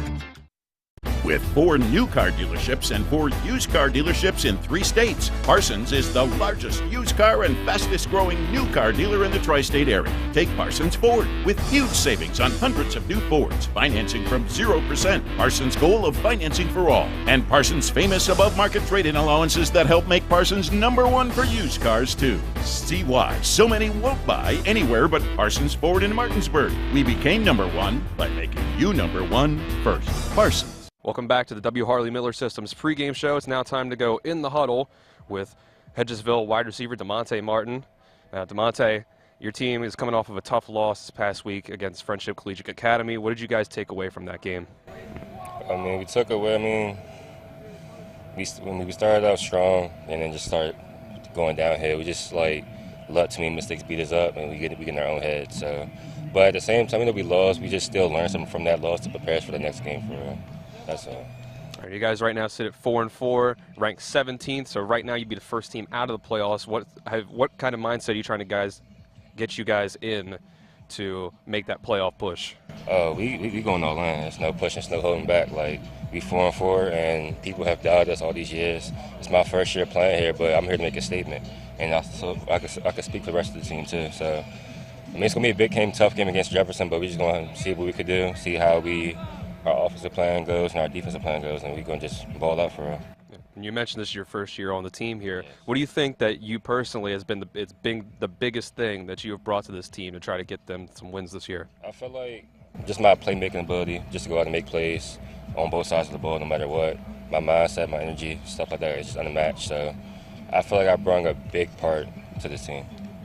And obviously you're still pretty young into your career here, so what has been something that you've been trying to improve on in your game to try to make yourself a better player? I go back and look at my mistakes that I made watching film, so stuff like that. So I just try to improve what my weaknesses are and my tendencies and just improve and perfect it. Because you can't really be perfect, you just get better. You guys are facing Jefferson this week. They come in 5-3, yes. Just a few spots ahead of you in the rankings. What has Coach Faircloth really been focusing on with you guys when it comes to trying to beat Jefferson this week? Don't come out flat. Set the tone from the jump and don't come out flat, because we come out flat, we get beat. It's like we get a lead and then we'll beat ourselves up and we lose the game. So this game is a must win. So that's just a mindset, it's really just must win. So he's been preparing us for that. All right, you got any final thoughts? It's gonna be a fun one to watch. That's all I gotta say. I really can't speak into the future, but it's gonna be a fun one to watch. All right, DeMonte, thank you very much. Thanks, Dylan. Out here at Cougar Stadium, joined by Spencer Powell. It's a Spencer and Spencer show. Yeah, it is. At this point in the year, almost to the playoffs, where is your team? Do you think you guys are where you thought you'd be, or do you think you've got a little bit more to work on heading into the playoffs, or what's your assessment of your team's season so far, and then personally your season? So far, I feel like the team's done pretty decent so far. We still need to close out this season strong against Hedgesville and Washington. So hopefully getting 2 wins there, going into the playoffs, looking good, getting on that win streak. And then personally, I feel like I've done whatever I can to help the team. We lost a lot of seniors last year, so this year was just me stepping up as a leader and just overall all around the field. And for you guys to start the season, a couple uncertainties at quarterback, and you went through the first couple games, some growing pains, found who was the right guy for this team this season, and what fit the situations that you guys were going to be running. What's been your favorite part of the season so far? So far through the season, we've had to handle a lot of adversity. Coming this year, we lost our quarterback. We had a lot of speculation. Hey, how are we going to do offensively and all that? And I feel like some of these past games, we've really shown what we can do offensively. And, moving forward to Hedgesville, what have you seen from this Hedgesville team that is different than what you've seen in years past teams? They seem, so far we've seen that they've definitely have some athletes that have definitely grown up a little bit and started to develop more. So I think it's going to be a good matchup between our skill guys and their skill guys, so hopefully it'll be a good game. What's the key for your team to get a win this week? We just got to play good on all sides of the ball, special teams, defense, offense, we just came off that tough loss against Martinsburg. We just got to get back to how we were right before that. And how do you think, final question, how do you think that last week's loss to Martinsburg is going to push you guys these next 2 games as kind of you're still, you're not in the playoffs 100%, but you're right there in the, that 13 window where you guys kind of need to win 2 games in order to secure yourselves a good spot. Yeah, definitely. So I don't know. I just think we need to just bouncing off that Martinsburg loss, I think it really showed us where we lacked, and just hopefully this week we can try and improve on it going into Hedgesville and Washington. All right, Spencer, thanks for the time. Best of luck. That was awesome. Thank you. That'll do it for the In the Huddle segment, brought to you in part by the Marius Group and Ameriprise Financial Advisors, John Everson and Phil McCoy. You can call Ameriprise Financial Services at 304-263-4343 or stop by their offices right here in Martinsburg at 1270 Winchester Avenue. The W. Harley Miller Systems pregame show rolls on next. After we return, after these messages, you're tuned in to West Virginia High School football on Talk Radio WRNR and TV 10. Hello, this is Mark Sutton of the Sutton & Janelle Law Firm. The right attorney can make all the difference in your case. That's why you should call Sutton & Janelle. We have been serving clients in West Virginia and Maryland since 1999 in the areas of family law, DUI, criminal defense, and personal injury. Sutton & Janelle works hard to obtain a favorable outcome for you at a reasonable rate with affordable payment options. Sutton & Janelle values your rights and is passionate about your success. Contact us today at suttonandjanelle.com. This is Eric at Hagerstown Ford. Over the last decade, the way we buy things have evolved. Now, you get on your phone, click Want It, and it shows up at your front door. At Hagerstown Ford, it is that convenient. We've changed the car buying experience on the I-81 corridor forever. And with a return policy better than Walmart, there's absolutely no reason to buy a new or used car, truck, or SUV anywhere else. Just like Amazon, Hagerstown Ford will deliver the vehicle to you, where you are, and on your time. And if you don't want it, return it. No questions asked. Why waste your time at a car dealership playing the dumb back-and-forth games? Besides, we hate it more than you do. I assure you, no dealership from Winchester, Virginia to Washington, D.C. will beat our price. No dealership from Chambersburg, Pennsylvania to Baltimore, Maryland will beat our price. And no other dealership will allow you to return it if you don't want it. Hagerstown Ford absolutely provides the best experience at the best price. Visit HagerstownFord.com to schedule your VIP experience.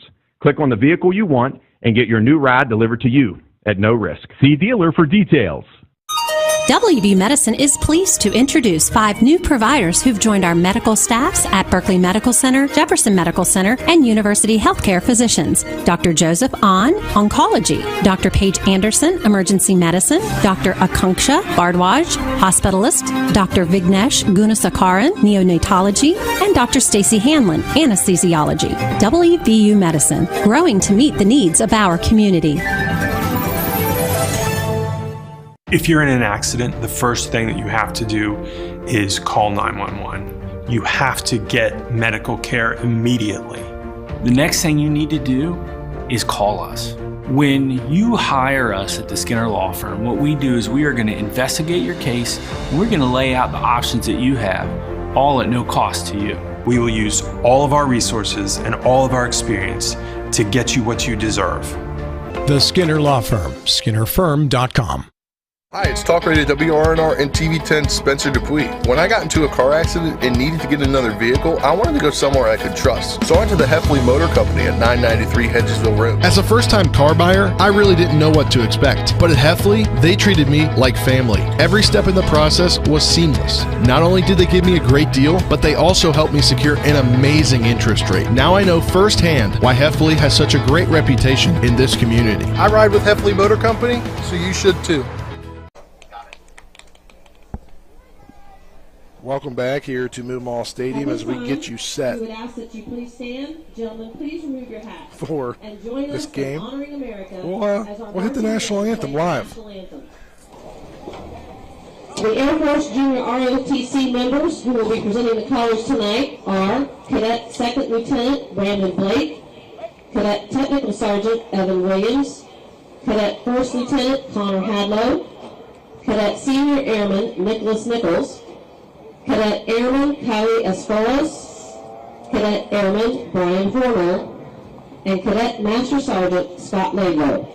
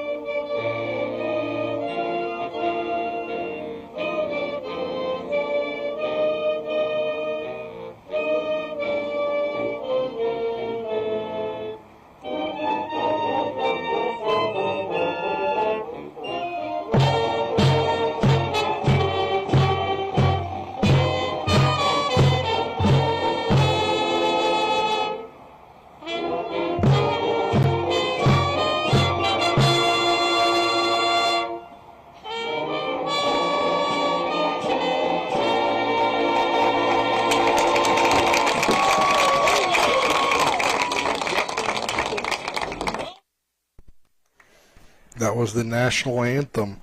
And Dylan, we'll get right back to the pregame show. It's time for the keys to the game. Brought to you by Heffley Motor Company. The key to your next car is at Heffley Motor Company, located at 993 Hedgesville Road in Martinsburg.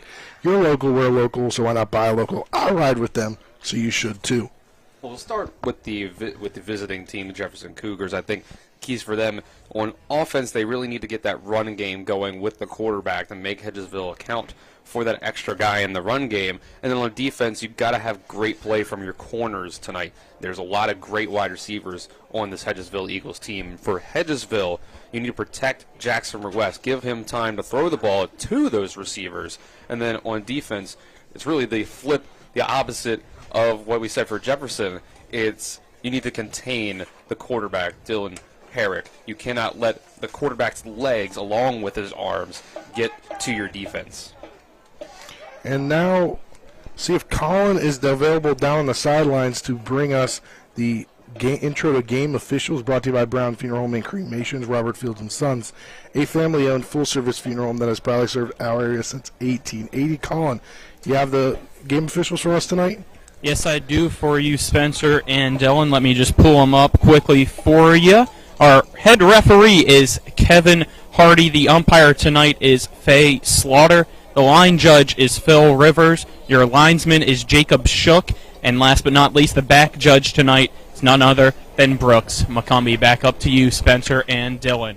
All right, Colin, thanks from down on the sideline. We'll catch up with him later on. He'll have both coaches at halftime, one going into half and one coming out of the half. But we're getting ready to wrap things up on this W. Harley Miller Systems pregame show. The pregame show brought to you by W. Harley Miller Systems, providing custom integration services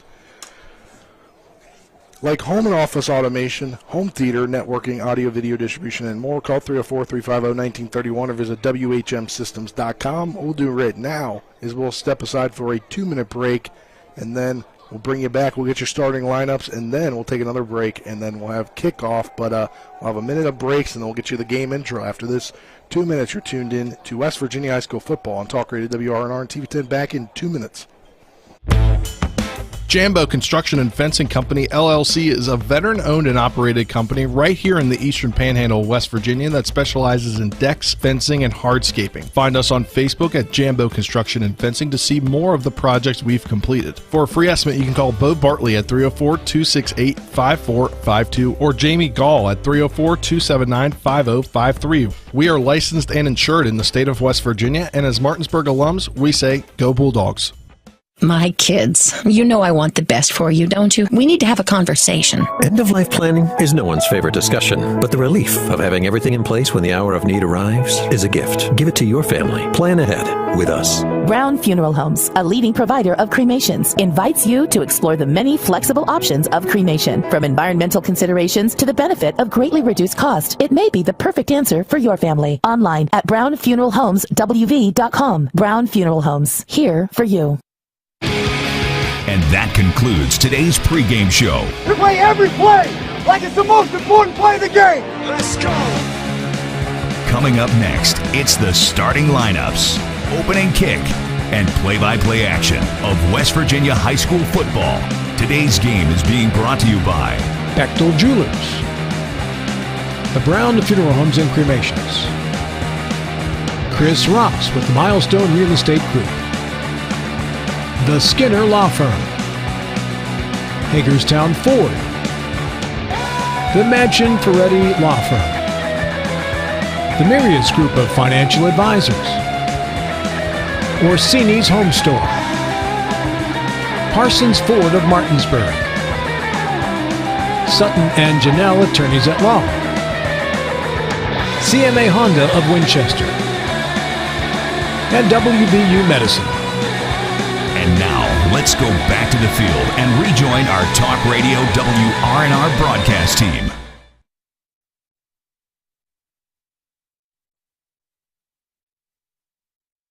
Off here between Hedgesville and Jefferson, as this is a big matchup, Dylan, and really for Hedgesville, it's a do-or-die game. Yeah, I think it's going to be really, really hard for Hedgesville to get into the playoffs if they lose this game. They're already number 17 in the state rankings, one of the top 16 are who gets in. So I think it's going to be pretty much a must-win situation for Hedgesville. I think for Jefferson on the other side as well, they're number 13, and a loss would likely drop them down, potentially out of the top 16, depending on what happens in the rest of the state. So it could be a situation where both teams are essentially eliminated from the playoffs with a loss tonight. I don't think that it would mathematically or officially be the case, but I think it would be really tough, and they would need some help if they were to lose tonight. Yeah, and if you're watching on the field right now, you can see, at least for Hedgesville, we've got the captains at the 50-yard line getting ready to make their way out tonight. And it's not senior night. Senior night will be next week for Hedgesville against Hampshire. That's their final home game of the season. And we've got the Cougars captains trotting out now as it's going to be a very great game tonight. And both teams coming off losses, hard losses for both teams, but you learned a lot in each of those two games. Right, they played against two really tough teams. Obviously for Jefferson, they played perhaps the most talented, perhaps the best team in the state of West Virginia in the Martinsburg Bulldogs, and a team that's put up 60 points on everyone in the Eastern Panhandle, and that was the case last week against Jefferson. And then Friendship Collegiate Academy out of Washington, D.C. also was able to put up a big win on Hedgesville last week. So it was two really tough teams that these guys had to face. Number 34, Nolan. And we're going to send it to Colin. I believe Colin has the mic on for the coin toss. We'll send it out to him. And number 23. Good. All right, guys. And number 23, Spencer Powell.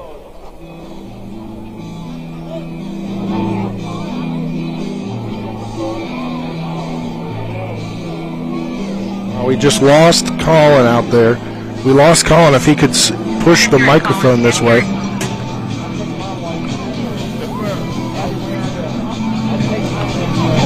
I don't know if we're going to be able to get that.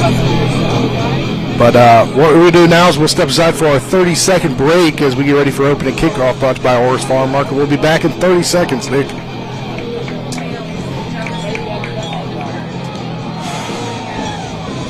Jefferson won and they deferred. Happiness grows here. Orris Farm Market. Visit us at Orris Farm Market, just 5 miles west of Martinsburg, to pick up all your local fresh fruits and vegetables. With our in-house bakery, fresh fruit slushies, and apple cider donuts, you can't go wrong. Live bluegrass every Saturday from 12 to 5 p.m. And check out all that's local and delicious at Orris by going to orrisfarmmarket.com or visit our Facebook page. Happiness grows here. Orris Farm Market. And break their banner that the cheerleaders are holding with the band in tow. Headed out as they're at the top of the hill getting ready to come out. You gotta love game day traditions, Dylan. Yeah, coming down the hill kind of like Clemson does. Not quite as steep of an incline. That's way more steep. Yeah. We get ready for this one. Jefferson won the toss. They deferred to the second half. That means we'll see Jackson arrest and the Hedgesville offense first. We'll get you the starting lineups. Those are brought to you in part by Jambo Construction and Fencing LLC, a veteran-owned company that specializes in decks, fencing, hardscaping, and hardscaping. For free estimates, you call Bud Bartley at 304-268-5452. Start on offense for the for the Eagles. Jackson West starting at quarterback, Jake Young starting at tailback. The wide receivers look like this: Tanner Matthew, Braylon Connor, Xavier Kirk, and DeMonte Martin. A lot of those guys back. Then the line from left tackle to right tackle: Drew Milton, Michael Nichols, Connor Quinn, Levi Faircloth, and then Eli Faircloth. And for Jefferson, for their defense, and the defensive line, Wyatt Shively, Noah Bajent, Isaiah DeLauder, Quentin Goins. The 4 linebackers that they run a hybrid linebacker in there, but Nolan Meleb, Moses Talley, Nylan Jacobs, Evan Toole. Then the corners that they have in the DBs are Tayshawn Roper, Keyshawn Robinson, and Spencer Powell. As Jefferson will kick off with Hedgesville getting ready to receive here to start this big matchup between these two EPAC foes. Looks like Braylon Connor and Tanner Matthew are going to be back to receive the kick for the Eagles. We also have Jackson Ruest and Jake Young out on the kickoff team in case there's a bit of a shorter squib kick. But again, opening kickoff brought to you by Orr's Farm Market. Family-owned, family-grown. Happiness grows here at Orr's Farm Market, located at 682 Orr Drive in Martinsburg. Back to receive for the Eagles are number 2, Tanner Matthew, and number 13, Bruno Connor. The ball is in the air. It's going to be caught there by by Matthew, and Matthew's going to get up to the 20 and nowhere past that as he's stacked up, Dylan. He almost stepped out of bounds. He came very close to the out-of-bounds marker there as he came out and he caught that ball. He had to tiptoe that one a little bit, but here we go, starting off with Jackson Ruest and the Eagles offense. Yeah, and for Jackson Ruest, he wants to start out strong. I mean, we saw how that first half was against Musselman. It was a really good first half. They just couldn't continue it to the second half. Yeah, the Musselman offense just became too much to handle, and also Ruest wasn't 100% in that game.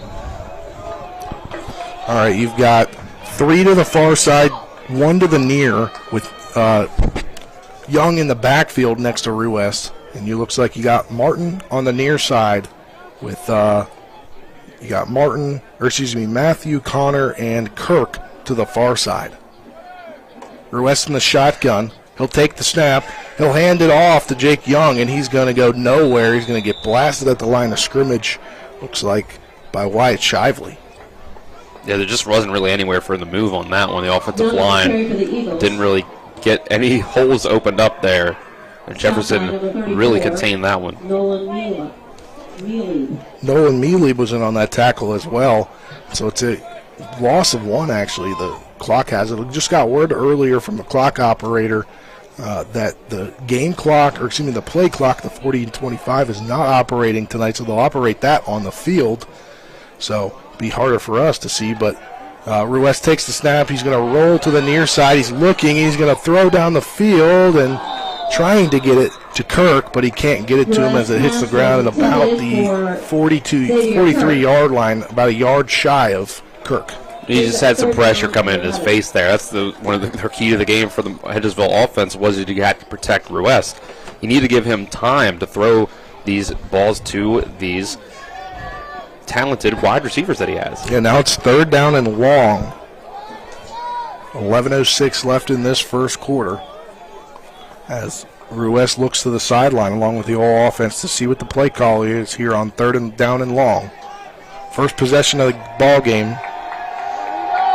You can hear this Eagles crowd start to come to life. Now Young goes in formation, but it looks like we get a offsides call against the Cougars. That's big. Yeah, I think 3rd and 6 compared to 3rd and 11 really changes your play call there. It really does. Yeah, and I think it was the motion from Jake Young made number 10 for the Cougars think that he was the play was starting. That's actually huge because, as you mentioned, it changes the play calling here. We've still got 3 to the far side, 1 to the near in Martin with Matthew, Connor, and Kirk to the far side, and Young still in the backfield. He's going to get motioned out, so it looks like they're going to run the same play. This time it's a false start. And that just moves you right back. I mean, penalties can really kill you, especially in the high school level. These kids that don't always have that ability to make these 3rd down and long plays, and it puts a lot on the hands of your quarterback here because you definitely have to throw the ball in a 3rd and long situation. So now we're back to a 3rd and 11 from their own 21-yard line. 11:06 left in the ball game, in the first quarter of this ball game, just getting started here at Moo Mall Stadium. You got trips to the far side, 1 to the near. You have Young in the backfield next to Ruest, who's in the shotgun. They're going to motion him out again, so for the 3rd time, Ruest will take the snap this time. He's looking long, and that ball's going to be picked off by number 4. That is Orrin Humphreys. So the she's on 3rd down. It's a pass that is intercepted by Orrin Humphreys, and we got the first turnover of the game. He's just there by Ruest. They try to get some motion there, kind of bring Jake Young in a wheel route. I think it was a 4 verts type play there, but he just overthrew his wide receiver. It was an easy play for Humphreys. And Harich is back there this week, as you heard earlier in the interview. He was nicked up in last week's game, but he is good to go this week. There's 2 to each side for the Cougars. As Herrick takes the snap, he throws on the quick screen to Spencer Powell, but Spencer Powell actually goes backwards. He's going to lose a couple on the play. That was a good tackle by DeMonte Martin there. We didn't see him make a lot of plays at wide receiver, but he makes some plays on defense too. And like I said, these corners on both sides, really, with all these talented wide receivers in this game, are going to have to make some plays like that all game long. So 2nd down and 12 now at the Hedgesville 47-yard line for Jefferson. After an interception by Orrin Humphreys, and then Spencer Powell takes a screen pass but gets knocked back 2 yards. As there's some discussion about what's going on here. Looks like they're respotting the ball, I guess. They had to respot the ball. Barely moved it, but all right. I don't know there, but 10:26 now and counting in this first quarter. As it'll be a handoff to Toole. Evan Toole gets back to the original line of scrimmage and maybe gains 1 more, so a gain of 3 on the play. So 2nd down and 12 turns now to a 3rd down and 9. And we saw what there from Hedgesville. We're going to probably see a lot tonight was Levi Faircloth coming in as middle linebacker and blitzing up the middle. Yeah, he was ready to go. Well, you'll see him at that Mike linebacker position there, and then he's going to drop back in coverage this time as Herrick will rush out. He'll go out, and then he'll make the pass down the field to, is that Fritz? Yeah, that's who? Well, that was Robinson. It was a good throw there on the run across his body there by Herrick. Yeah, Herrick comes in on the play, gets a big first down on a 3rd down and long. So that gets him inside the 30-yard line to about the 28. So 2 receivers to each side. Herrick in the shotgun with Toole next to him. He'll take the snap. He'll hand it off. He'll fake the handoff, and he'll take it himself, and he'll gain about 2 on, maybe get back to the line of scrimmage on the play. Yeah, there wasn't much to go there. It was that classic inverted veer. We saw that a lot from Musselman against Hedgesville. I think they studied the tape there and saw that they could try to take advantage of the same play using another mobile quarterback of their own. So now it'll be a 2nd down and 10. Just gets back to the line of scrimmage, they say. Herrick, again, 2 to each side. He'll take the snap with the motion, and they're going to get the shovel pass there. That shovel pass, was that to Spencer Powell? Was that to Caleb Shelton? It appears. Yep. Caleb Shelton gets that pass. And he had that first catch as well, so they're using a lot of Caleb Shelton in this game, not someone that we really expected to make a big impact early on in this game. But it brings it down to 3rd down and 9 now, so gain of 1. Herrick's going to take the snap here with trips to the left. He's going to look to the right. He's going to try and find Spencer Powell, and he does. He makes the catch one-handed.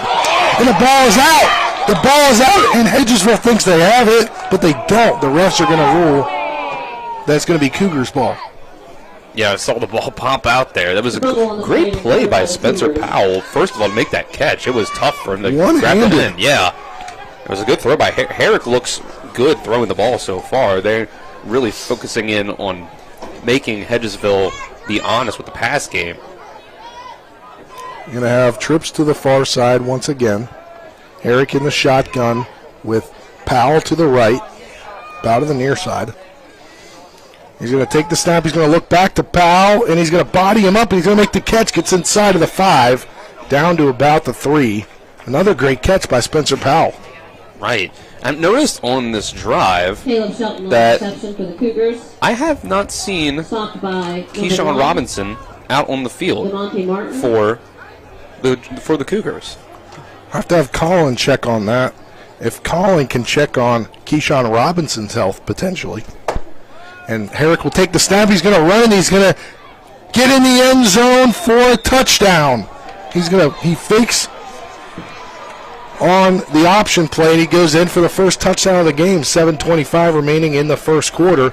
6-0 Jefferson. Yeah, that was a classic read option there. They don't block the side, that one side's defensive end purposely, and then they let the quarterback read whether to keep it himself or hand it off, depending on what that defensive end does. If he crashes in on the running back, he'll take it out, and that's exactly what he did. And then he plowed through the corner there to get into the end zone. On for the PAT is Jonathan Paneros. That one is no good, so there will remain a 6-0 ball game. 7:25 left in the first quarter. We'll step aside for a 60-second break. We'll have more action. You're tuned into West Virginia High School football on Talk Radio WRNR TV 10 back in 60. I'm Jason Barrett. I'm running for state senate because I believe it's time to build an even better West Virginia. That starts with a less burdensome tax policy, reliable internet service, a strong education system, and a robust tourism industry. I believe this building starts right here in Jefferson and Berkeley counties. I ask for your support and your vote on November 8th. Paid for by friends of Jason Barrett. Looking for some nightlife? Then look no further. Laddie's Bar and Grill has a full bar and kitchen, pool table, and entertainment with great food at affordable prices. You can dine in or carry out by calling us at 304-263-5233. Laddie's is open Monday through Saturdays from 8 a.m. to 3 a.m. and Sundays from 10 a.m. to 3 a.m. We serve breakfast all day long, and our lunch and dinner specials are posted every day on our Facebook page. So stop on in to Laddie's Bar and Grill, located at 107 Lutz Avenue in Martinsburg. Back to Moon Mall Stadium here with Jefferson on top 6-0. The PAT was no good, as they're going to kick the ball off again just a couple minutes into this ball game. 7:25 left, and their kickoff deep. It's going to be taken by Martin, or excuse me, not Martin. That's Tanner Matthew. That's Tanner Matthew. Tanner Matthew's going to get up For the Eagles. just past the 20-yard line again. To about the 20-yard line. All right, so it was an early mistake by Jackson Ruest. You got how do you rebound? You're a senior, experienced quarterback. Your team is going to respond the same way that you do. How do you come back from an interception like that? Do you shake it off, or do you let it sit with you? Does it dwell with you? For Hedgesville, they've got 3 to the near side with 1 to the far side. That was the only formation they ran on that first drive, was that trip set, wide receiver set to the field side. That's like what Jefferson did. They ran almost the same set the entire first drive. Yep. As Russ in the shotgun, will take the snap and hand it off to Jake Young. Jake Young is going to be driven back to the 20, just get back to the line of scrimmage. Actually, the ball actually got, they're going to, I think they spotted the ball at the 19. They spotted the ball at the 19. I thought it was spotted at the 20. They're going to put it back to the 18, so it'll be a second down and 11. Well, so it's been so far so good for the Cougars' defensive line and stopping the run for Hedgesville. It's only the second run that Hedgesville's gone to, but neither of them have gotten any positive yardage. So we've got 2 receivers to each side. To the near side, it's Braylon Connor and Tanner Matthew. And Xavier Kirk and DeMonte Martin to the far side. And Ruest, he'll take the snap once again. He's looking left, he's looking right. He's going to run up the middle, and he's going to just barely get back to the line of scrimmage. Ruest on the keeper. Coach Faircloth looking at him from right here. He's not happy about that.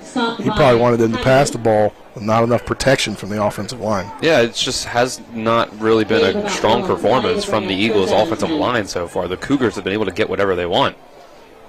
So it'll be now 3rd down and 10. They get back to the line of scrimmage. So a gain of 1 for Ruest on that keeper.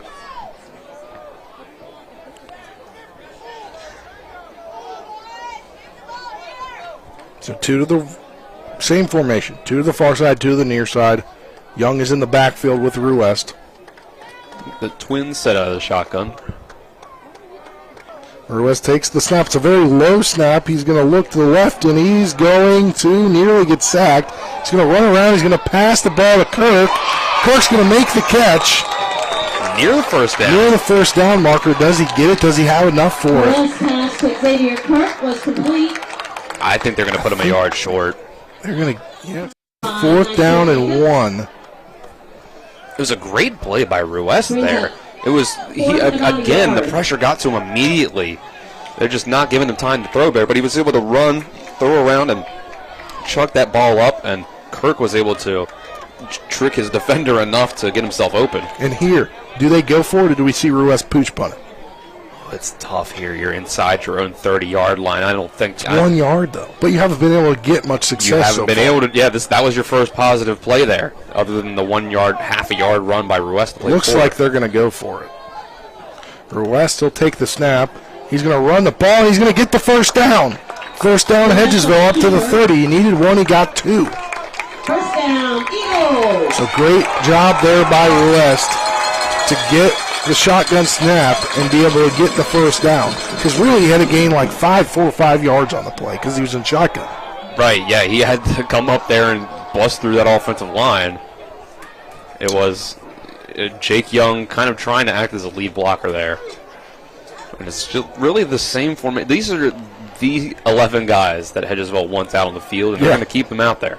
They are going to keep them out there. 4:14 on a rolling clock in this first quarter. Down 6-0 is Hedgesville. First down and 10 from their own 30, and they're going to get the offsides. So free 5 yards once again. Offsides calling against Cougars. I mean, you just can't make mistakes like that, especially Jefferson right now. Your defense is playing really well. That's already your second offsides penalty. That's really been, I mean, that's 10 yards of penalties that the Eagles have gotten. They've only gotten about 12 total yards in positive offensive yards on their own. Penalty will move the ball to the... That brings the ball to the 35-yard line of Hedgesville. So it'll be a first down and 5. 4:07 left, and the clock's going to start running. Again, the play clock's going to be kept on the field tonight. The play clocks are not working that I got earlier. And Ruest's going to take the snap. He's going to run up the middle, but he's going to run into a pile. He's going to get pushed back. Pushed back by Nolan Mileb. Stopped by Nolan Mealy. Didn't really get any yardage on that one. Still, it's this. The Cougars only have 3 down defensive linemen in this set because you have to play dime defense against this 4 wide receiver set for the Eagles. You really do. So they've only got 3 linemen. They've only got 2 linebackers out there, and the rest are defensive backs. You're playing cover 1 with 1 free deep safety, and still you're not getting any yardage running the ball. So it'll be a second down and 5 from their own 35. Ruest will take the snap. He's looking right. Now he's going to get sacked. He's going to get sacked there by Nolan Mileb again. Well, they brought both the There's a flag coming in here. I think it's going to be on Mileb because he took his helmet off. Yeah, that's not a heady play there by Mileb. If you take your helmet off, I know in the NFL it's a personal foul. Yeah, I have to think that that's what's going to happen there. He might have already gotten the flag, perhaps, for the way they threw down Ruest or what he said to Ruest.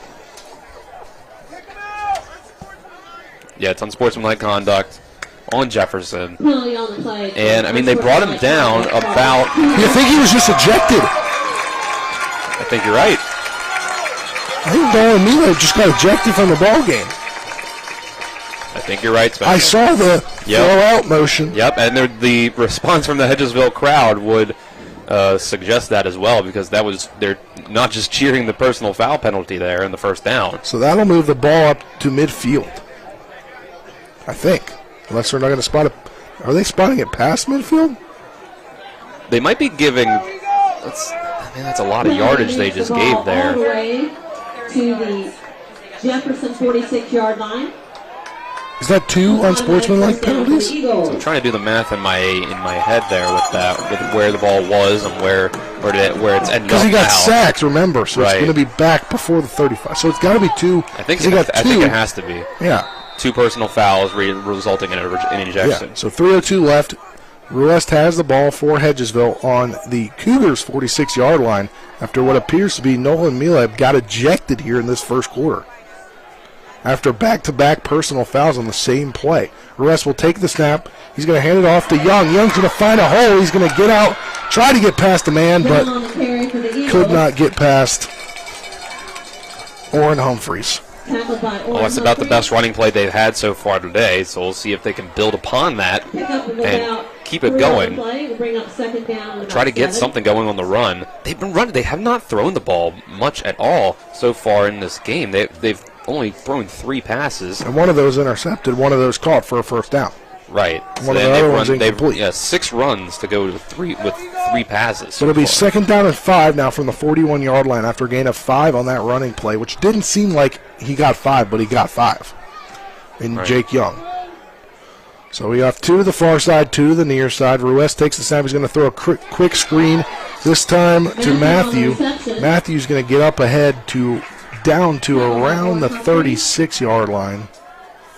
Tackled by Orrin Humphreys, who's going to make back-to-back stops here. But is that going to be enough for a first down? No, it'll be it looks like about third and 1. 1.5. Yeah. They're going to call it 2. We'll see what the scoreboard has once they put it up there. It's still not up there, Dylan. Yeah, looking across the field at the chain gang, it looks like about a yard. A little over a yard, maybe that's why they said 2. But the ball spotted at the 37, it appears. Third down and 1. So third down and 1 from the Jefferson 37-yard line for Hedgesville. 1:12 and counting left. They give the ball again to Young. Jake Young. Are they going to give him the spot? I think they are. They're going to give him the spot for the first down. Gets down to the 36, 35. I can't really tell where that ref is. Yeah, just outside the 35. They're going to. It's a hard spot, Dylan. Yeah, they gave him about the 35-yard line, about a yard and a half on that gain there. Good enough for the first down. So another Eagles first down here on this drive. The most successful one of the day so far. Minute and 2 seconds and rolling on the first quarter clock. Quick first quarter. As we're under now a minute. You'll have 2 to the far, 2 to the near. With, again, Young in the backfield. Same guy's been on the field the whole time so far offensively. With about 45 seconds left now. Ruiz will take the snap. He's going to look. He's going to go down the field, and it was intended for Braylon Connor. He just can't get a hand on it. But that could have gone for 6 if he had a little bit of room. And it looked like it was both guys running verticals on that side of the field. I thought Tanner and Matthew. I was going to say he was more open. That's exactly what I was going to say. Tanner Matthew had a little, maybe an extra step on his defender there, but Ruiz went for Connor, and the ball ended up kind of landing in between both guys. So it overthrew Connor. Wasn't enough to get it to Matthew. But Ruiz has just been a little off so far on those balls down the field. He had the incomplete on the first one, then he threw the interception. Had 2 short passes go complete, but then that one incomplete. Yeah, so it'll be second down and 10 from the Cougars 35-yard line. 40.5 seconds left on this first quarter clock. Ruiz takes the snap. He hands it off to Young. Young cannot even get back to the line of scrimmage. A gang of Cougars are there for you. A pack of Cougars. How about that? There you go. Pack of Cougars there. Led by Isaiah DeLauder. Yeah, I think they ran that same kind of thing that Jefferson ran on their last drive, the inverted veer, but there was just nowhere to run. The Jefferson defense was able to get outside very quickly, contain the edge, and tackle Jake Young in the backfield. So it looks like they're not going to run a play before the end of the quarter, which is in 5, 4, 3, 2, and 1. So after the first quarter, Hedgesville is down 6-0. With the Cougars on top, Jefferson has the lead 6-0. We'll be back for the second quarter. After this break, you're tuned into West Virginia High School football on Talk Radio WRNR and TV10. Back in 1 minute. If you're in an accident, the first thing that you have to do is call 911. You have to get medical care immediately. The next thing you need to do is call us. When you hire us at the Skinner Law Firm, what we do is we are going to investigate your case, and we're going to lay out the options that you have, all at no cost to you. We will use all of our resources and all of our experience to get you what you deserve. The Skinner Law Firm, SkinnerFirm.com. Mayhem is everywhere. I'm your new bangs, and you can't stop staring at me. That's it. Just tilt the rearview mirror over here. And while you're checking me out more times than a library book, your car is wandering into that lane over there. More bangs? Neat. And if you've got cut rate insurance, you could be paying for this yourself. So get Allstate. Call Martinsburg Allstate agent Gary Kelly today at 304-263-4596. Welcome back here to Moo Stadium with Jefferson on top 6-0. Your first quarter was brought to you by, you can elect Senator Susan Benzinger this November 8th. Visit SusanForJefferson.com for more. Brought to you by the Skinner Law Firm. Injury and Consumer Rights lawyers, call 304-245-6613 or go to SkinnerFirm.com. Also by Parsons Ford at 1400 Shepherdstown Road and online at ParsonsFord.com. They became number one by making you number one first. Parsons. As the second quarter gets ready to get started here, 12 minutes are on the clock, and the Cougars are on defense. As Hedgesville will take the snap. West looking deep, and that pass is. They're going to say it was caught. Caught for a touchdown. Wow. One play in the start of the second quarter, and Hedgesville scores. They're going to call it incomplete now. That's such a late decision there. Incomplete. Well, they went over to Tanner Matthew on the left side because I think they saw in that first quarter that Tanner Matthew's been able to beat his guy on the outside a good bit in this first part of this game, having Caleb Shelton on him on the outside. He's bigger, seems like he's bigger and faster than Shelton out there. And Ruiz threw a dime of a throw, but I guess they're going to say he didn't complete the process of the catch. Because he got the ball in his hands. I mean, obviously we're about as far away from that play as we can be. Yeah, and it's at an angle. It'll be 4th down and 12 now at the Cougars' 37-yard line. And you got to think here, 4th down and 12. Yeah. You're going to pooch punt it away. Yeah, the only thing would be that, a touchback on this only gets you 17 yards in net field position, so that could be the consideration if they go for it. That could be. And they will just pooch punt it away. That one's going to go out of the back of the end zone, it appears. No, it's going to fit that in. Wow, what a great punt. Coffin corner down, where are they going to put that? 2-yard line. They're going to put that at the 2. Jefferson. Wow. Is that the 2? Or at the 1? The 1. What a great punt by Jackson Ruiz. That was probably, he knocked some frustration out on that one. He had to, yeah. To do that so accurately, fit that in there. It doesn't get any better than that. It really doesn't. Wow, how about that? So now you flip the field. Hey, push the Cougars back as far as possible. But now if you're Jefferson, you have to be careful what you call here because you could risk yourself getting a safety. You really could here. And there's going to be 2 to the far with 2 to the near. And it looks like a tight end. Or no, they're going to have a back there. And Harris will take the snap. He's going to run directly. And it's going to be in the end zone. He's going to get sacked. Are they going to say it's a safety? Hedgesville gets on the board here with the safety. Well, now they're talking about it. Boy, this crowd will not be happy if they reverse this call. Let me tell you that. And it looks like they did reverse it. Wow. I don't even know how you. Wow. I mean, I guess the ball is back right up on the goal line now, if it wasn't already. Yeah. So now it'll be a 2nd down and almost 11 at their own 1-yard line. Harwich has everybody spread out.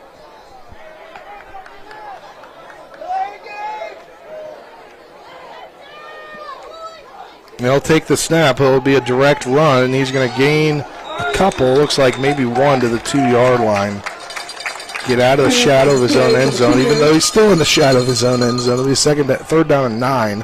Doesn't really do you much there. Right, you still have to be very careful at this part of the field here. Gain of about 2 on the play. This brings up 3rd down and 8.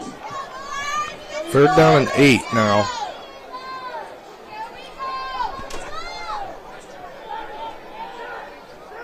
At their own 2-yard line. They're going to spot it. He'll take the snap. He'll hand it off to Toole. Toole's going to gain a few out to the 6-yard line. So, I mean, they were able to prevent themselves from getting the safety. Yeah. At least according to the officials, they were able to present themselves from getting the safety. That was, I mean, that's a potential. It went from taking 6 points off the board from Hedgesville to taking 2 off the board. I don't know about those calls. Even our, back in the studio, Nick Verzolini has a better look at the TV angle. He said that he thought it was a touchdown by Tanner Matthew as well. So they'll punt it away, the Cougars will here, on a 4th down and 5 at their own 6-yard line. If you heard that on the crowd mic, you get 2 minutes. I feel like the play clock would have already run out by now. Are they going to get a timeout? Through the flag. Through the flag, so we're going to get a delay of game They're here? counting. No. Offsides. I got to shake my head here.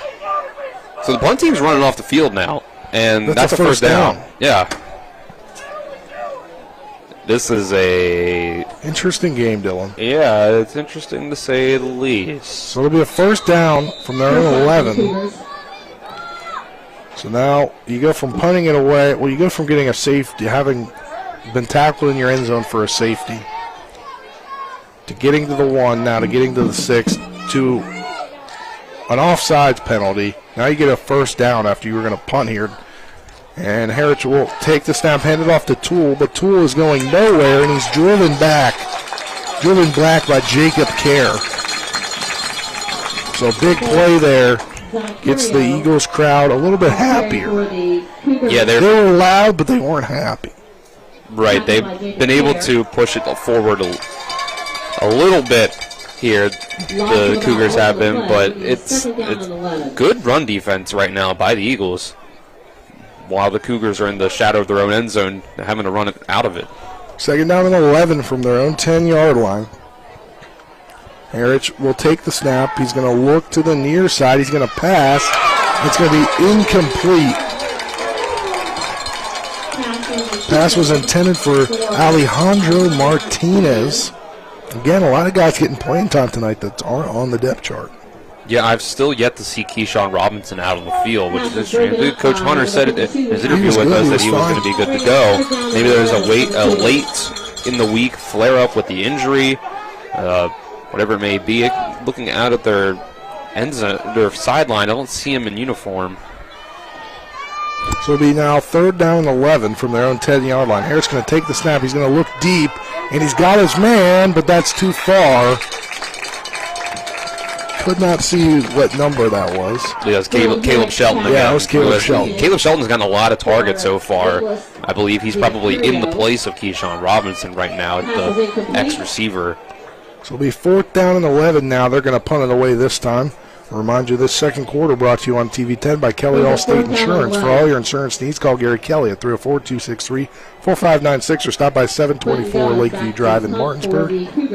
Also on TV 10 by Ollie's VIP Northside, the best local spot to catch sports or hang out with friends. Stop by 36 Veronica Drive in Martinsburg. Ollie's VIP will see you for the game. Goins punts it away. It's a short punt. It's going to bounce. It's going to take a Cougar bounce near the 44-yard line. It's going to be downed by the Cougars, but it'll be on their own 44-yard line. So Hedgesville will start in plus territory here.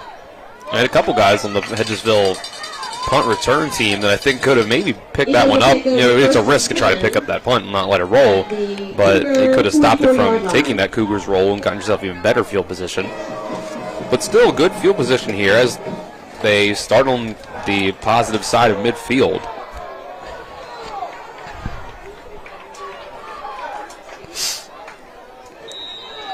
So 1st and 10 from the Cougars' 43-yard line. 7:56 left in this first half. It is 6-0 Jefferson. He had a touchdown called off the field and a safety called off the field, but that was afterwards. So it would only be at least a tie ball game, potentially at most 7-6. But if one happened, the other wouldn't have happened. Right. So it'll be 1st down and 10. You got 2 to the far, 2 to the near, and we got a false start, it appears. It'll be a false start on the Eagles. Brings the 1st and 10 back to a 1st and 15. Yeah, second penalty so far. Penalty takes the ball back to the Cougar on the Eagles. We've seen already 4 on the Jefferson side of things.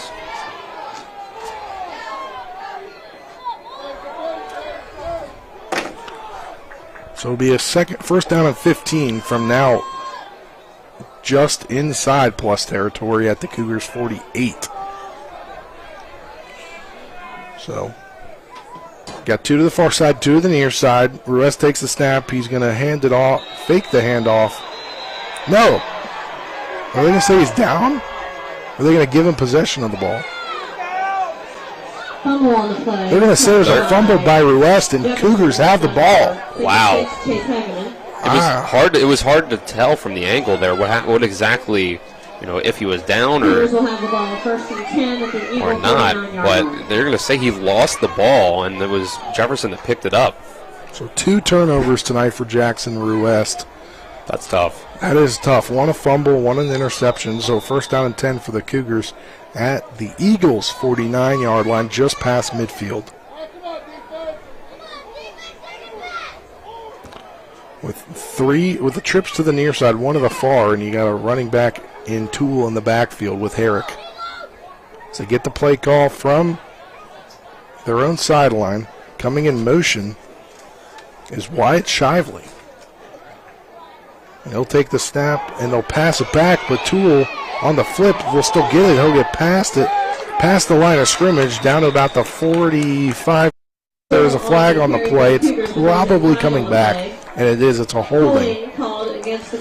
Yeah, it was that little flip on the toss play out of the shotgun from Herrick to Toole. It was a little behind Toole. He had to make that adjustment, but he was able to get himself to the outside. But then just got that hold out there that probably prevented a loss of yards on the play with the block, but ends up backing you up 10 more yards. That's already 50 penalty yards for the Cougars. 7:41 left in this first quarter. He takes the ball all the way back or first half. 39-yard line. So it'll be a first down and 20. 22, I guess, from the Cougars' own 39-yard line. Herrick will take the snap. He's looking to the near side. He's going to fake the pump, or he's going to pump it away, and he ends up trying to throw it down the field. Herrick's pass was incomplete. Tries to throw it down the field to Caleb Shelton, but Levi Faircloth broke it up. They bring up second down and 22. Herrick started out with 4 straight completions, but it's been 3 straight incompletions since then. So it'll be a second down now and 22 from their own 30-yard line. And you mentioned those incompletions. They could come back to hurt later. He'll take the snap. He's looking deep. And the pass is broken up. The pass was intended for Orrin Humphreys, but it appears it's been broken up on the play. Was that broken up by Kirk? No. It was Tanner Matthew on that side of the field. It almost hung up in the air long enough for Matthew to get over there and intercept it. But it just barely, that's how I expected that play to go. But then Orrin Humphreys was able to make enough of a play there, have enough speed to get over that ball and make a play on it. So third down and 22 from their own 39-yard line. The Cougars have the ball. There's a lot of movement from this Hedgesville defense, and they're going to bring the rush, bring 4 guys, and it's a deep pass down the field, and is it caught? I think so. Is that caught? They're going to say it's incomplete. Or no, they're going to say it's complete. They're moving the chains down the field. That was a catch. The Spencer Powell. Spencer Powell. Yeah, big that was Spencer Powell tonight. That was a big-time throw by Herrick to get that ball on the sideline, fit it in there, and Powell get his feet in bounds. What a play there. Huge third down conversion. Huge. That's a 30-yard play right there. Now they're at the Eagles' 31-yard line, 7:05 and counting left in this first half. Herrick will take the snap. They're going to shovel past it to Toole. The ball's on the ground. Toole gets on it, though. Boy, they need to be careful with running that play some more if that's what's going to keep happening when they do it. Barely got it in on this side of the field. Right. on our side of the field, and he dropped it there. Right. Luckily, he could dive on it. Right. If Herrick's not going to be able to make that pitch correctly, then they're going to have to take that play out of the playbook. I mean, they run it twice, so maybe you would take it out anyway after going back to the well twice. But he's got to take his time with that. He's rushing that pitch out there to Toole.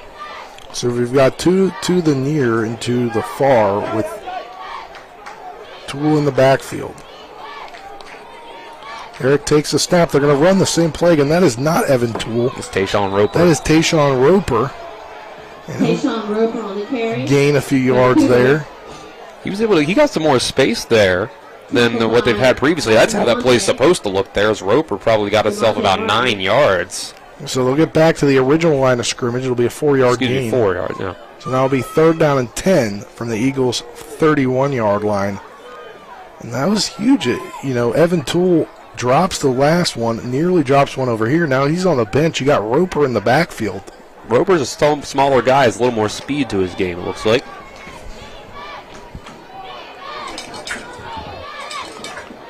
So you got trips to the near side, one to the far side. They're going to fake the handoff to Roper. Harris is in trouble. He's throwing the ball deep. It's going to get caught. There should have been a penalty call on that because he clearly pushed off, but there is no penalty. Yeah, Orrin Humphreys really got his hands onto Tanner Matthew there. Matthew really looking at the referee wondering what happened there. So another 1st down and a 3rd down conversion for the Cougars. Brings it inside the 10-yard line to the 7, a 1st down and goal. That could be huge in this game if they could go up 13-0. Yeah, absolutely. After this Especially drive, the way it's been back and forth, the fumble that turned it over. This first half has been really crazy, but Harris will take the snap. He's going to hand it off, but he's going to be met. I believe Toole's in there. He's going to be met by a gang of Eagles. He got himself about 2 yards on that run. So we'll bring it to a little over 2. Looks like they're going to go inside the 5 to the 4-yard line. So 3-yard gain. So it actually was a Roper still in the game. Now Toole's in the backfield.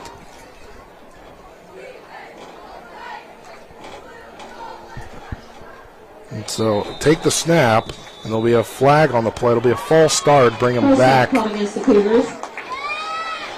5 yards. So it'll be 2nd down and goal from the 9-yard line. Tough, another penalty. I feel like it's like 3 steps forward, 1 step back. Yeah, it seems like it. That's already the 6th penalty of the game for the Cougars. Although the ones that have been 3 steps forward, it's more like 50 steps forward because they've been big plays. Yeah, they haven't been able to get the big play going at the very least. So it'll be 2nd down and goal from the 9-yard line. Harris has Toole to his right.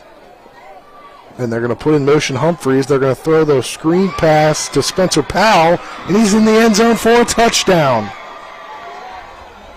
Touchdown Cougars makes it 12-0. 4:49 left in this first half.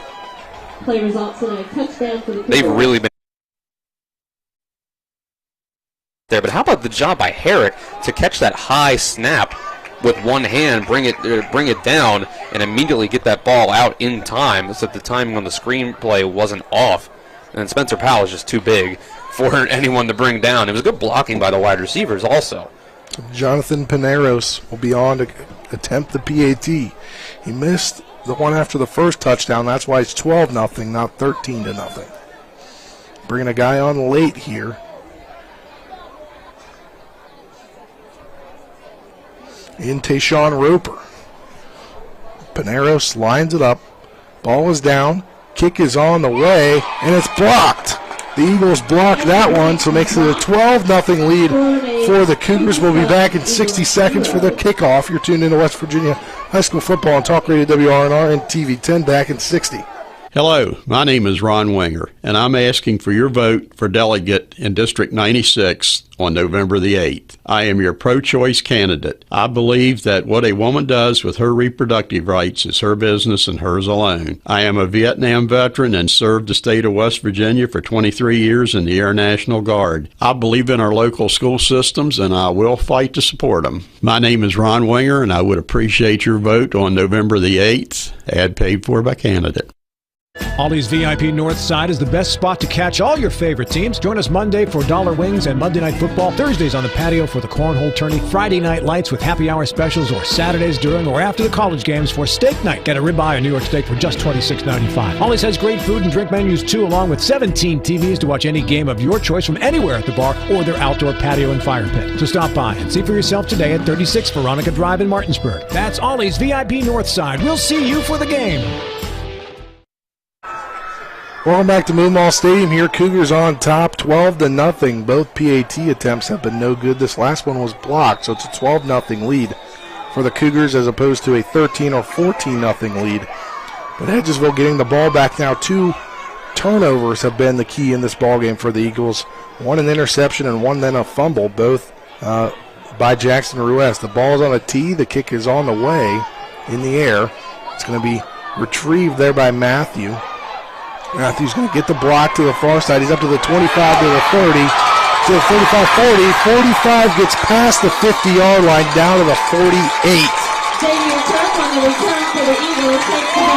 That was actually Xavier Kirk. Throwing some maybe changed up the speed a little bit there. Helped him out because Tanner Matthew had been back there. Yeah, it was a great return by Kirk, and again, the Eagles are starting on plus territory. Exactly, in plus territory on the other side of midfield. Now, they haven't been able to get any points up on the board. Now, that first, obviously that last drive that they had before, putting the Cougars back towards their own goal line, we thought maybe they had a touchdown. Seemed like they had a touchdown. According to the officials, they didn't, but where we stand now, 12-0, so they still need to get back into this at a one-possession game to try to get it back to a one-possession game. It's going to be tough to come back against this Jefferson team, who has looked really strong so far, especially on offense. So starting at the Cougars' 49-yard line, so just inside, just past the 50, it'll be 2 to the near, 2 to the far. To get the play call in, Jake Young is still in the backfield with Jackson Ruest.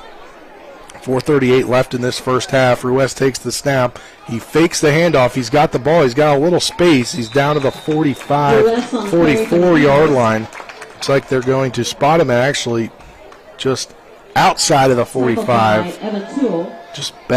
Just before the 45, so it'll be the 45.5-yard line. Gains about 3.5, but it'll be second down and 6.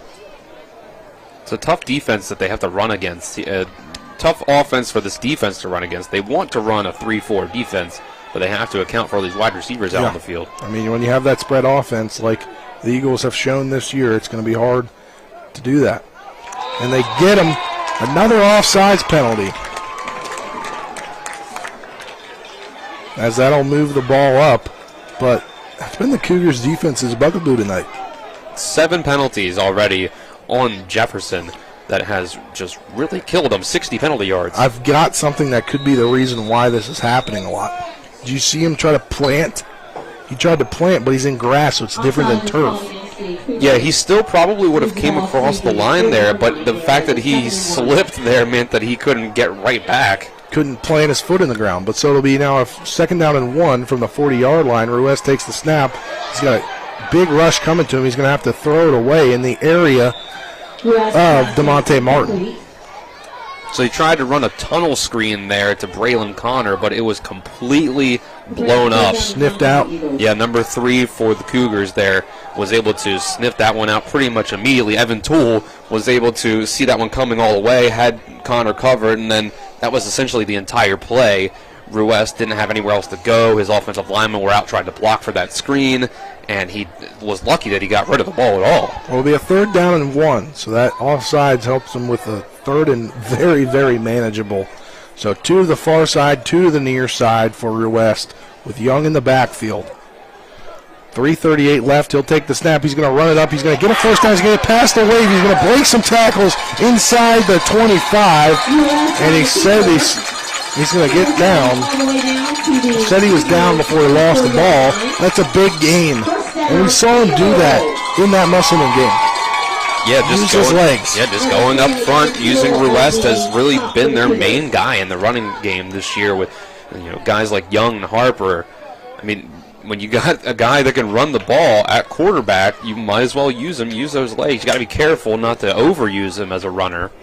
But right there, they just did a QB blast up the middle there. The Eagles want to get on the board here, down 12-0. We've still got 2 to the near, 2 to the far. And Young in the backfield.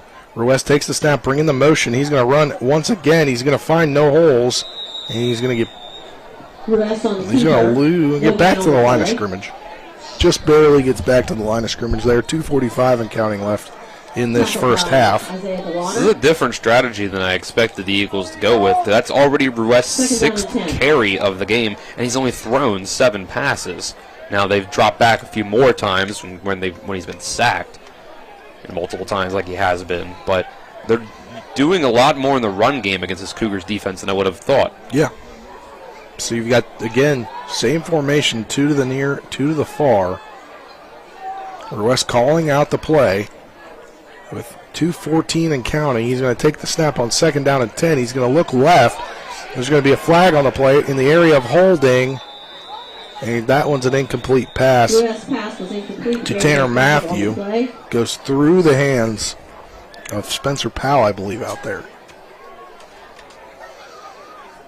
It's going to be a holding on the Eagles. That's going to be tough here. Already 3rd down and 10. Right. I mean, it's only their 3rd penalty of the game. At least, untimely. Right, yeah. It's not a great time for that one to come in. Untimely penalties, untimely turnovers have really been the story tonight so far for the Eagles. Yeah, they just haven't been able to keep those drives going down the field consistently. I'll bring them back to the 38-yard line of the Cougars. It'll be a 2nd down. Penalty moves the ball back to the and 20. Cougar 38-yard line. 4.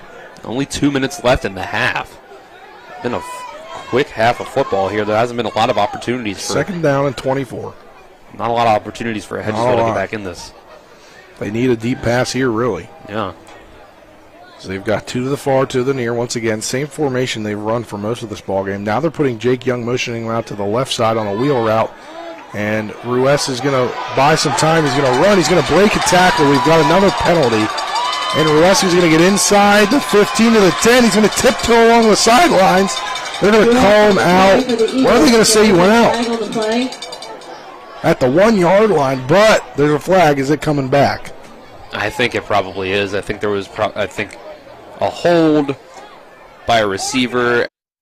I mean, Coach Faircloth does not seem happy about whatever this call is going to be. It was thrown out towards where Ruest was running free on the scramble.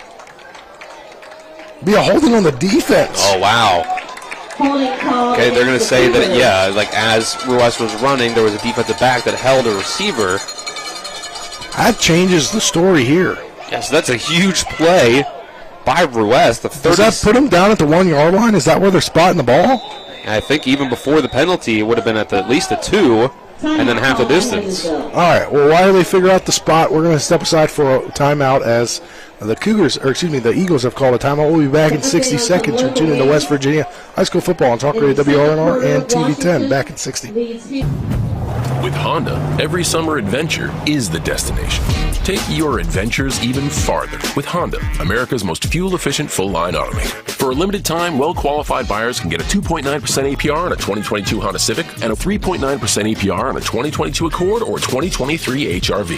CMA's Honda of Winchester, 3985 Valley Pike. CMA, moving lives forward. See dealer for financing details. Exclude Civic SI based on EPA estimate of MY20 full-line automaker fleet-wide fuel economy 2021 EPA Automotive Trends Report. Hi, I'm Susan Benzinger, candidate for the new District 100 in the West Virginia House of Delegates. I support high-speed internet for every house, school, and business, clean water to drink for agriculture, for tourism, public education, including locality pay for teachers and staff. If you send me to Charleston, I will represent all of us in District 100. I ask you for your vote on November 8th, paid for by Susan Benzinger for delegate, Raymond B. Benzinger, treasurer.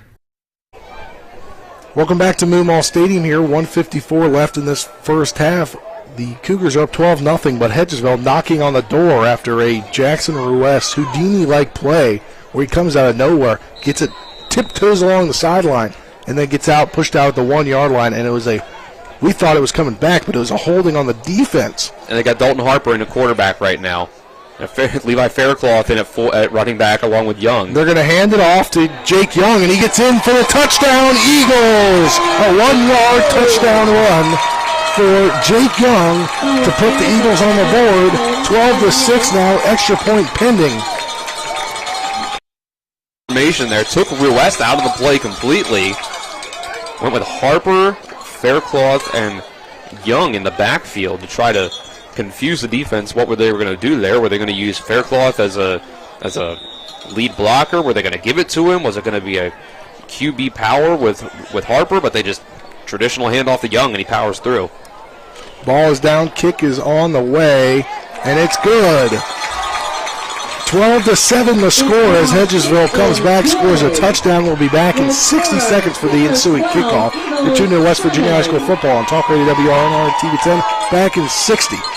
I pre-planned my funeral to make it easier on my family. They were relieved to know I'll get just what I want. My family actually thanked me for taking matters into my own hands. Turns out having this awkward conversation wasn't awkward at all. Pre-planning is my choice. There are certain things about me my family may not know. Now they won't need to guess. The choices are yours. The peace of mind is theirs. Pre-plan your funeral with Brown Funeral Homes and everything will be taken care of. Find out more online at brownfuneralhomeswv.com. Brown Funeral Homes, here for you. What came first, the chicken or the egg? No matter what you think, you can have it either way. Rock's new bagel croissant and chicken waffle breakfast sandwiches are made fresh every morning. Rock's Local Market. Rise and shine. You're gonna be late for work. Good morning, sleepyhead. Have a good one. Rock's new bagel croissant and chicken waffle breakfast sandwiches are made fresh every morning. Rock's Local Market. Welcome back to Moomaw Stadium here. Jefferson on top, 12-7. The lead was just cut by a 1-yard Jacob Young touchdown run after a big, long run by Jackson Ruest. The kickoff is on the way. It's a short kickoff up to about the 30-yard line, taken there by Orrin Humphreys, and he's going to get pushed out of bounds at around the 36-yard line, 35-36. So give him better field position. Don't know exactly what Coach Faircloth and they were trying to do there on the kickoff. Yeah, I think they just wanted to keep that away from their main guys there, but I'm not sure if there was just a missed kick there.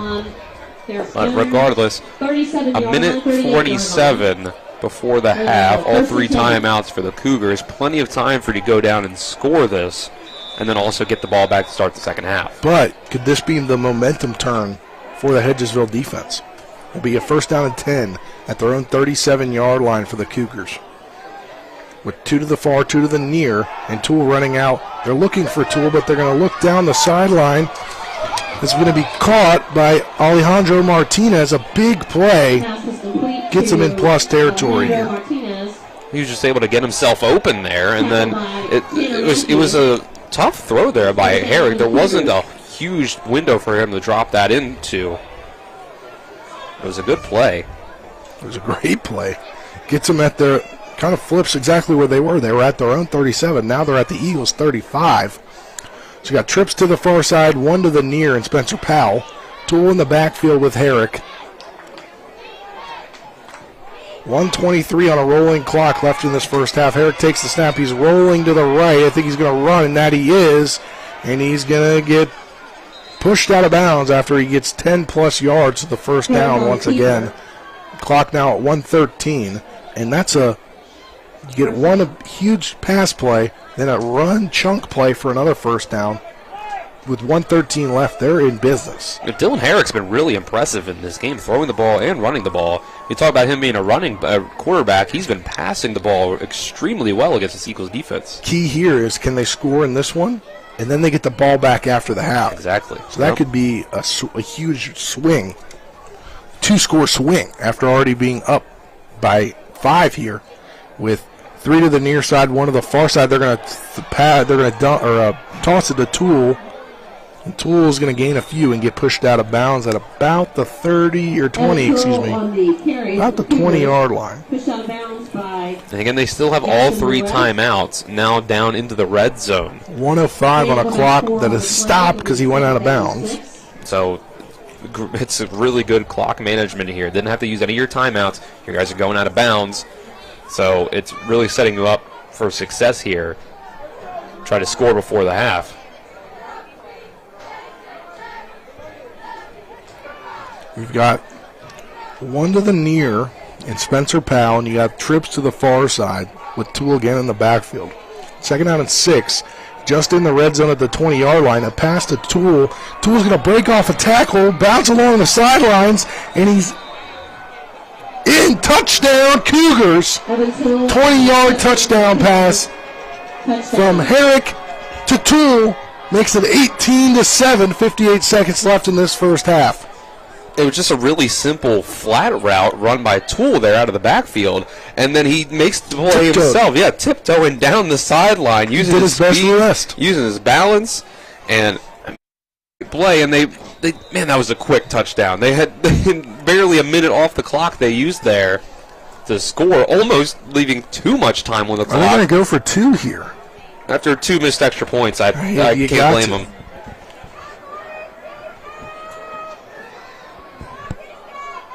So they've got trips to the far side, 2 to the near. Empty set. They're going to bring Shelton in motion, or excuse me, Powell in motion. They're going to throw to Powell, but it's batted away. Great read of the pass there. Braylon Connor out there made a great play. All right, with Cougars leading 18-7, we'll step aside for a 60-second break. You're tuning to West Virginia High School football on Talk Radio WRNR and TV 10 back in 60.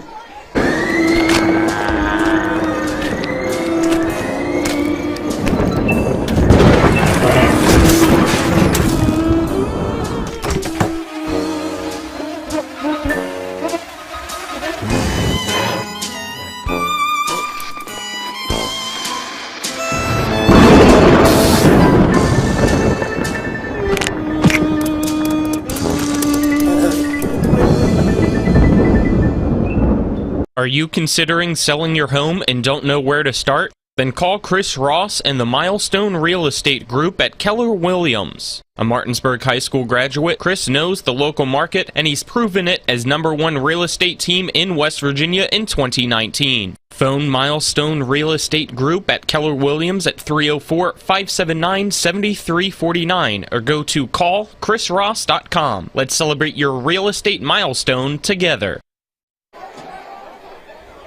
Welcome back to Moonwall Stadium, 18-7. Cougars on top, 58 seconds left in this first half. After a great drive, a quick drive touchdown for the Cougars there. After a touchdown drive for the Eagles. Kickoff is booted to about the 10-yard line. Taking it there is Martin, or no, excuse me, that is Martin, right? Yep. These 1s, 2s, and 3s, they're 3 playmakers really get screwed up in my head here. I don't know why. Oh, yeah, they're similar players. They're all very big and athletic guys. So, I mean, Hedgesville, they had a hard time with getting too many big plays outside of running the ball with Ruest, but they do have time here, 52 seconds and 2 timeouts. Yeah. Do you have a scoring drive summary for me, Dylan? I think that last one was just about, let's see, 4 plays and 51 yards there for the Jefferson Cougars. So, scoring drive summary is brought to you by Jason Barrett for State Senate. To vote to cut the car tax, vote Jason Barrett for State Senate. Ruiz takes the snap. That one's picked off by Toole. Wow, that's not what you wanted there. Man, that first 2, and now I mean, that ball is at the 25-yard line, and 47. We just saw Jefferson can score that quick. They still have all 3 timeouts. They can score again before the half. The Eagles' defense has to come up huge here because the Cougars get the ball back again, and this could be a close game to a game that's out of hand already. That can be a switch just like that. Wow. Harris in the backfield, or Toole in the backfield with Harris. He takes the snap. He's rolling to the right. He's going to throw in the back of the end zone. Touchdown. Does he make the catch? They roll it a catch. Trying to figure out who that was. It's Orrin Humphreys. One play. What was that? One play, 30 yards? 28 yards. And that's another great throw by Herrick. We came into it's been the expectation this year, even talking to Herrick himself, talks about how his strength is running the ball, but he has been throwing the ball all over the yard on the Eagles' defense. And it was a great play by Humphreys there to bring that one in, but it was just a dime. And it looked like unsportsmanlike conduct on Hedgesville. So 24-7 is the score, 38.2 seconds left in this first half. They're going to go for 2 once again.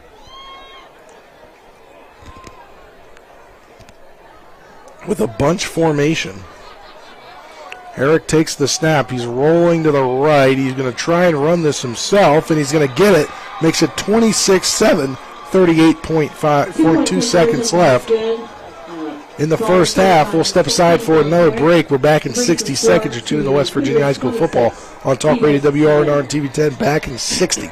At the Berkeley County Health Department, our motto is prevent, promote, protect. Since 1935, our mission has been to provide clinical and environmental services to protect the health of the general public. We're committed to building public health in our community by offering a wide range of services, including blood pressure screening, breast and cervical screening, family planning, counseling, lab testing, and more. We perform health inspections to make sure the restaurants you visit are clean, and we prepare and coordinate plans to respond to all hazards. The Berkeley County Health Department, 122 Waverly Court, Martinsburg. Hello, this is Mark Sutton of the Sutton & Janelle Law Firm. The right attorney can make all the difference in your case. That's why you should call Sutton & Janelle. We have been serving clients in West Virginia and Maryland since 1999 in the areas of family law, DUI, criminal defense, and personal injury. Sutton & Janelle works hard to obtain a favorable outcome for you at a reasonable rate with affordable payment options. Sutton & Janelle values your rights and is passionate about your success. Contact us today at suttonandjanelle.com. Welcome back to Moonlaw Stadium here. Cougars on top, 26-7, 38.2 seconds left in the half after just a huge switch of momentum here, Dylan. Yeah, it was a quick touchdown in that 2-minute drill. It only took a minute off the clock for Jefferson, then immediately intercepting Ruest and getting another touchdown. And then we're going to back this up here. Oh, it's from that unsportsmanlike conduct penalty that'll be assessed. Yeah, so Jefferson's going to kick this ball from Hedgesville's 45-yard line. That's crazy. At that point, you might as well go for an onside kick. You're barely going to, it's not going to be that terrible a field position if you don't get it.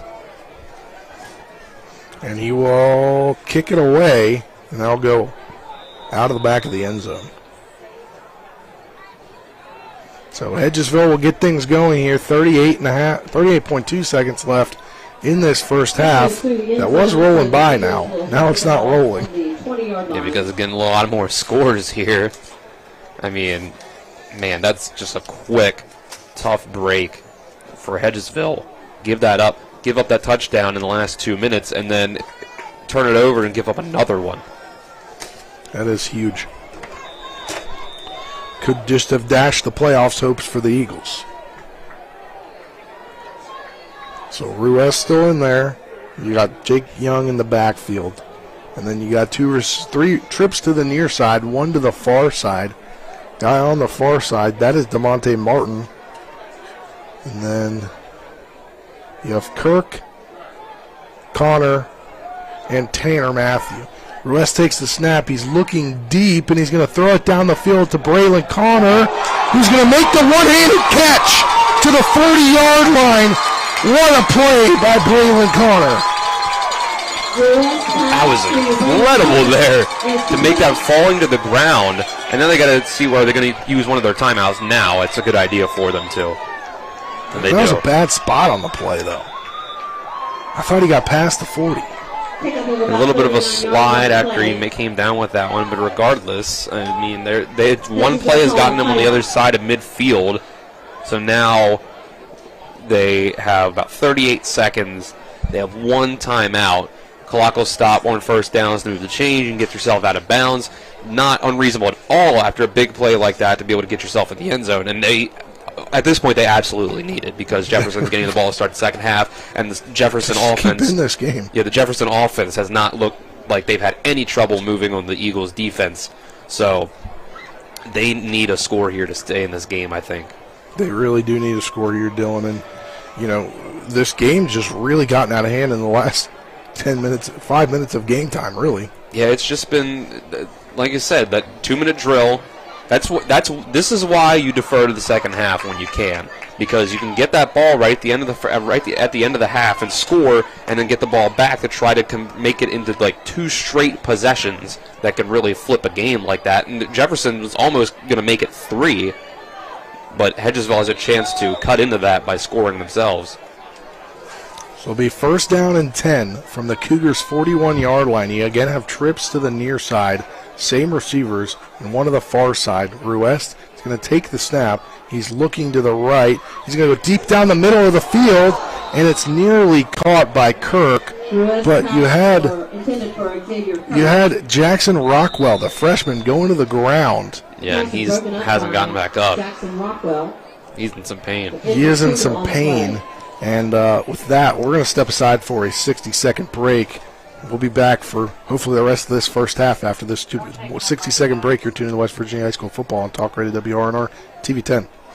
WVU Medicine is pleased to introduce 6 new providers who've joined our medical staffs at Berkeley Medical Center, Jefferson Medical Center, and University Healthcare Physicians. Dr. Sandeep Kashyap, Thoracic Surgery. Nurse Practitioner Dana Price, Interventional Radiology. Dr. Jessica Rude, Family Medicine. Dr. Michael Seen, Orthopedics. Dr. Emran Sheikh, Orthopedics Hand and Wrist. And Dr. Alexander Shin, Emergency Medicine. WVU Medicine, growing to meet the needs of our community.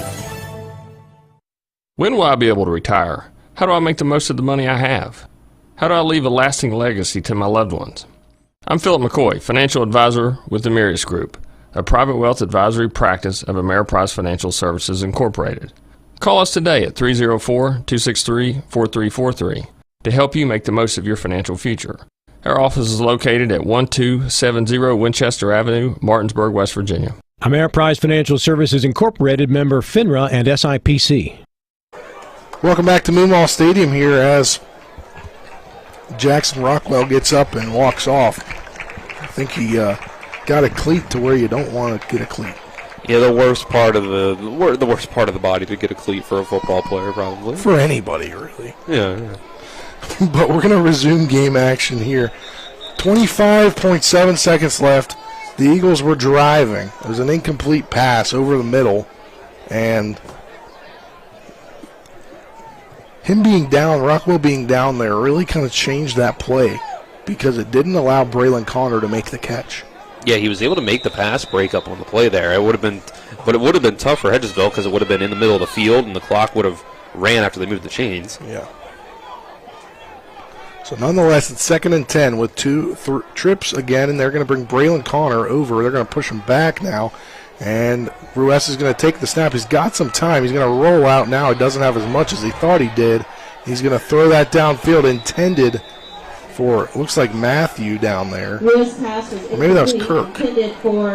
That was Kirk. He's got that bottom of that 3 bunched up. Looks like a 2.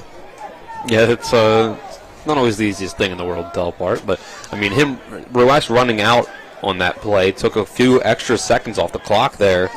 That could be one less play that Hedgesville has to try to make something happen before halftime. 17.9 here, 3rd down and 10 from the Cougars' 41-yard line. Again, same receivers to each side in the trips, and then one to the far. Well, now you've got now they're moving Jake Young out in the slot. Now they're moving Jake out to the slot with Martin over there, and you've got Matthew, Braylon Connor, and Martin. And Ruest is going to throw it deep, but he's going to be hit while he throws, and that one's going to be picked off by Warren Humphreys. And he's going to take that up to the 20, now to the 30, to the 35. He's going to take him down at the 40. And I think Ruest is hurt. Number 4, Warren Humphreys. He's coming off a little gingerly. Well, not coming off, because you know what he does? He plays every down, but they might try to get him out of the game here. Yeah, he is walking around. Looks like he's in some pain there. Got hit while he threw, and it just ended up being a big overthrow there. And it ended up being kind of an arm punt where Humphreys had a very easy time to get to that one. But there's 2 seconds on the clock, 2.1 to be exact. Yep. Well, and you're going to think that they're just going to run the ball here and get what they get from it. Go to halftime. So first down and 10 at their own 42-yard line. Just 1 yard different from where the ball was spotted. And Herrick will take the snap. He's actually going to throw it. He's going to look deep. He's going to have to run the ball. He's actually going to pass it, and that one's going to be caught by Spencer Powell. But was he past the line of scrimmage? He was by a good yard and a half. He's got penalties on both sides, and Ruest still coming up gingerly over there. As does not bode well for the second half. Yeah, knelt over in pain there. That's the end of the half with the score. Cougars 26, in pain. 7. On his knees. That's rough. All right, that's the end of the first half with Jefferson on top 26-7. We'll head to halftime. We'll be back after this 2-minute break to start the Mansion Freddy halftime. You're tuned in to West Virginia High School football on Talk Radio WRNR and TV 10. Back in 2 minutes.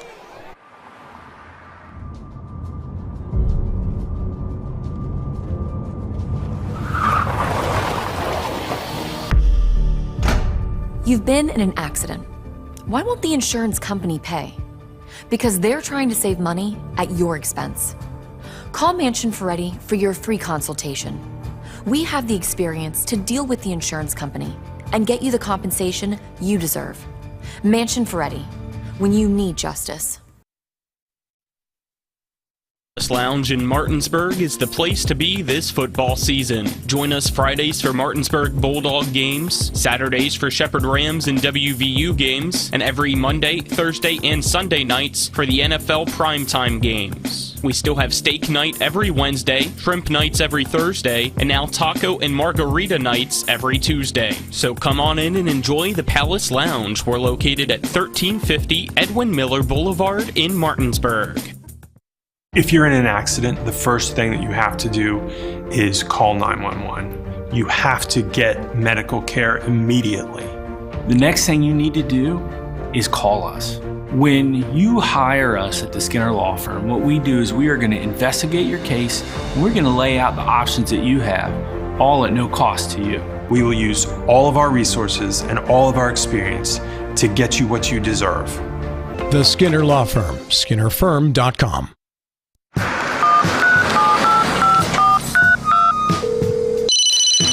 Hello? We're here again 3 times in the past 2 days. You're where? Bechtel Jewelers. Look. Can Mom hear you?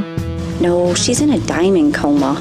Get her the pendant, or I will. Hey, that's my credit card. What? Can't hear you, Dad. You're breaking up. It's going to take more than a crying baby to wake her out of this diamond coma.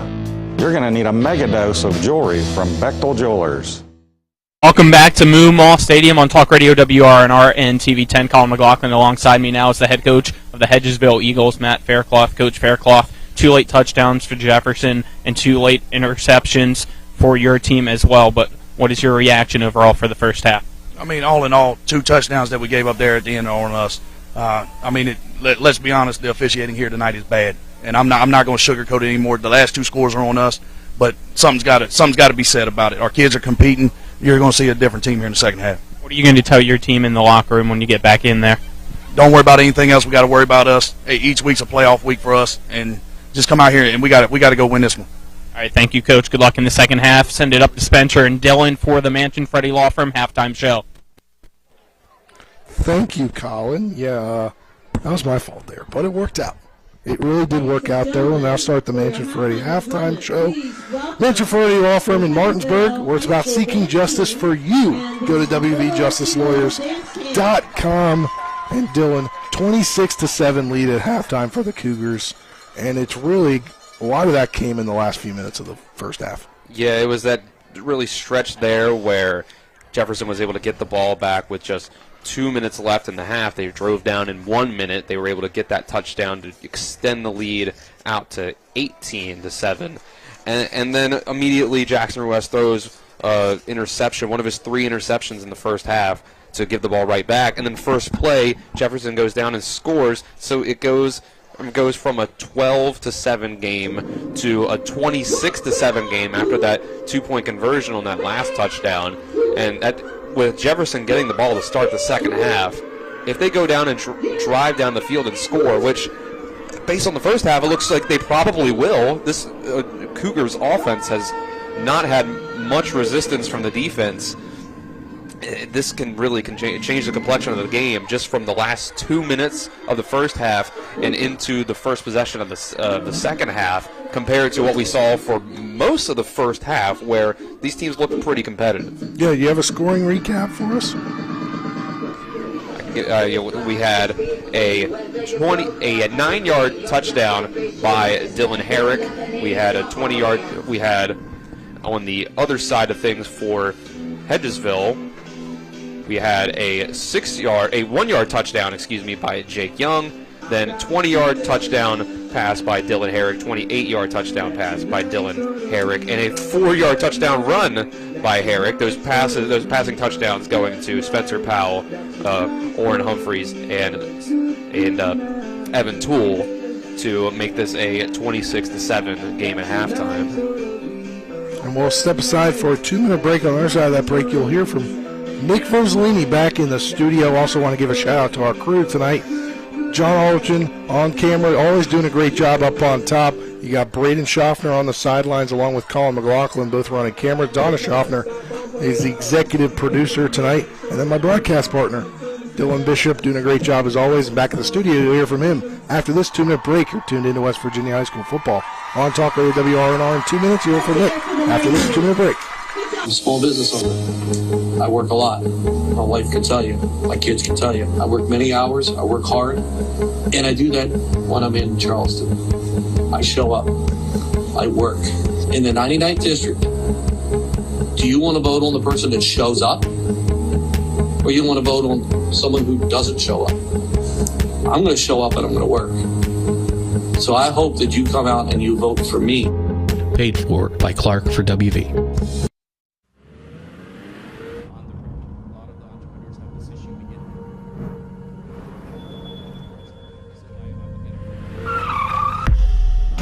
You've been in an accident. A distracted driver put texting over safety. Your injuries, loss of income, and medical bills can last a long time, even a lifetime. Our job is to try and secure justice that will protect you and your family for the rest of your life. Mansion Ferretti, when you need justice.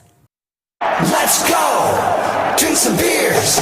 Mountaineer Grill and Pub! Mountaineer Grill and Pub offers many daily specials, including Trivia Night Monday, Karaoke Tuesday, Steak Night Wednesday and Sunday, Thursday night Boneless Wing Night, and on Friday and Saturday nights, there'll be a DJ and or karaoke. And remember, Monday through Friday, happy hour, 11 a.m. to 6 p.m., $2 domestic bottles and $2.50 domestic drafts. Let's go! Drink some beers! Mountaineer Grill and Pub! Jambo Construction and Fencing Company, LLC, is a veteran-owned and operated company right here in the Eastern Panhandle, West Virginia, that specializes in decks, fencing, and hardscaping. Find us on Facebook at Jambo Construction and Fencing to see more of the projects we've completed. For a free estimate, you can call Bo Bartley at 304-268-5452 or Jamie Gall at 304-279-5053. We are licensed and insured in the state of West Virginia, and as Martinsburg alums, we say, Go Bulldogs.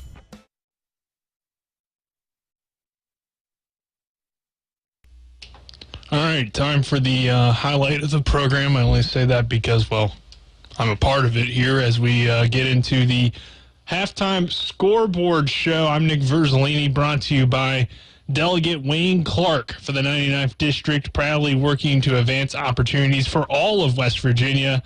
Vote Wayne Clark in November. At the half here, the game you're currently tuned into, it is Jefferson 26, Hedgesville 7, excuse me, as the Eagles did make that extra point. So at that is your score in the game you're currently tuned into. Some other EPAC scores. Washington leading over Albert Gallatin, currently 13, I'm messing up here. It's not the highlight of the program anymore if I keep stumbling. But Washington leading Hampshire here at the half, 13-0. No score update from Spring Mills Albert Gallatin yet, and a good game going on between Musselman and Bridgeport in terms of its a lot of points being scored. But Bridgeport currently leads that one 42-21. It was 28-21 not too long ago, but the Bridgeport Indians pulling away in that second quarter to make it 42-21 at the half. Big games going on across the state of West Virginia as number one Park South. We talked about it all week on the Sports Mix. If there was going to be an upset among those top three teams, which if you are a Martinsburg Bulldog fan or a Musselman Appleman fan, you obviously want to see upsets to help increase those teams' chances of getting those top four seeds so you can get at least home field. And if you're Martinsburg, there's a good chance at a top two seed if one of these teams were to go down tonight.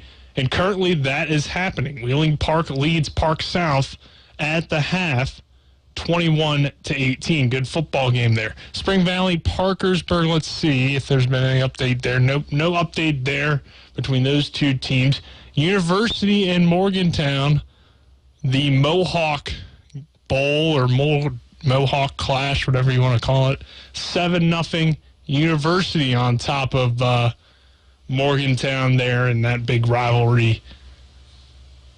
And Beckley, Woodrow Wilson leading Oak Hill 21-7. That one is kind of one that you're watching if you're a Hedgesville Spring Mills fan, because Oak Hill is just sitting at that 16th spot. That could potentially be where the Eagles or the Cardinals end up in the postseason.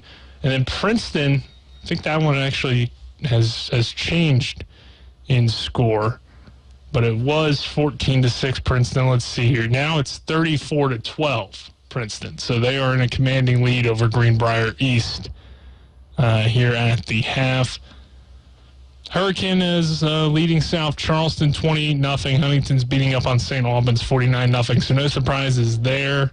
GW only holding on to a 7-0 lead over Capital. That's number 6, George Washington. Let's see if there's anything else interesting here. AA Weir is beating Brook 7-0.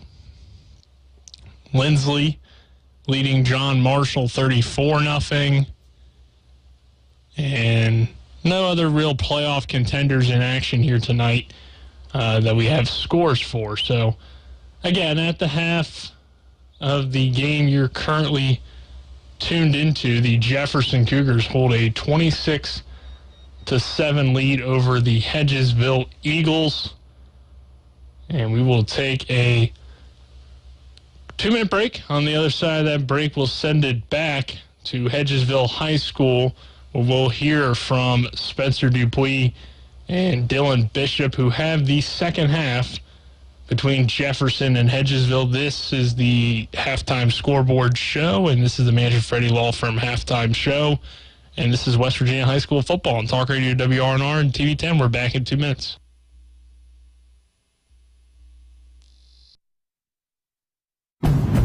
With Honda, every summer adventure is the destination. Take your adventures even farther with Honda, America's most fuel-efficient full-line automaker. For a limited time, well-qualified buyers can get a 2.9% APR on a 2022 Honda Civic and a 3.9% APR on a 2022 Accord or 2023 HRV. CMA's Honda of Winchester, 3985 Valley Pike. CMA, moving lives forward. See dealer for financing details. Exclude Civic SI based on EPA estimate of MY20 full-line automaker fleet-wide fuel economy 2021 EPA Automotive Trends Report. Ollie's VIP North Side is the best spot to catch all your favorite teams. Join us Monday for dollar wings and Monday Night Football. Thursdays on the patio for the cornhole tourney. Friday night lights with happy hour specials, or Saturdays during or after the college games for steak night. Get a ribeye or New York steak for just $26.95. Ollie's has great food and drink menus too, along with 17 TVs to watch any game of your choice from anywhere at the bar or their outdoor patio and fire pit. So stop by and see for yourself today at 36 Veronica Drive in Martinsburg. That's Ollie's VIP North Side. We'll see you for the game. Are you considering selling your home and don't know where to start? Then call Chris Ross and the Milestone Real Estate Group at Keller Williams. A Martinsburg High School graduate, Chris knows the local market, and he's proven it as #1 real estate team in West Virginia in 2019. Phone Milestone Real Estate Group at Keller Williams at 304-579-7349 or go to callchrisross.com. Let's celebrate your real estate milestone together. Let's go! Drink some beers! Mountaineer Grill and Pub! Mountaineer Grill and Pub offers many daily specials, including Trivia Night Monday, Karaoke Tuesday, Steak Night Wednesday and Sunday, Thursday night Boneless Wing Night, and on Friday and Saturday nights, there'll be a DJ and or karaoke. And remember, Monday through Friday, happy hour, 11 a.m. to 6 p.m., $2 domestic bottles and $2.50 domestic drafts. Let's go! Drink some beers! Mountaineer Grill and Pub!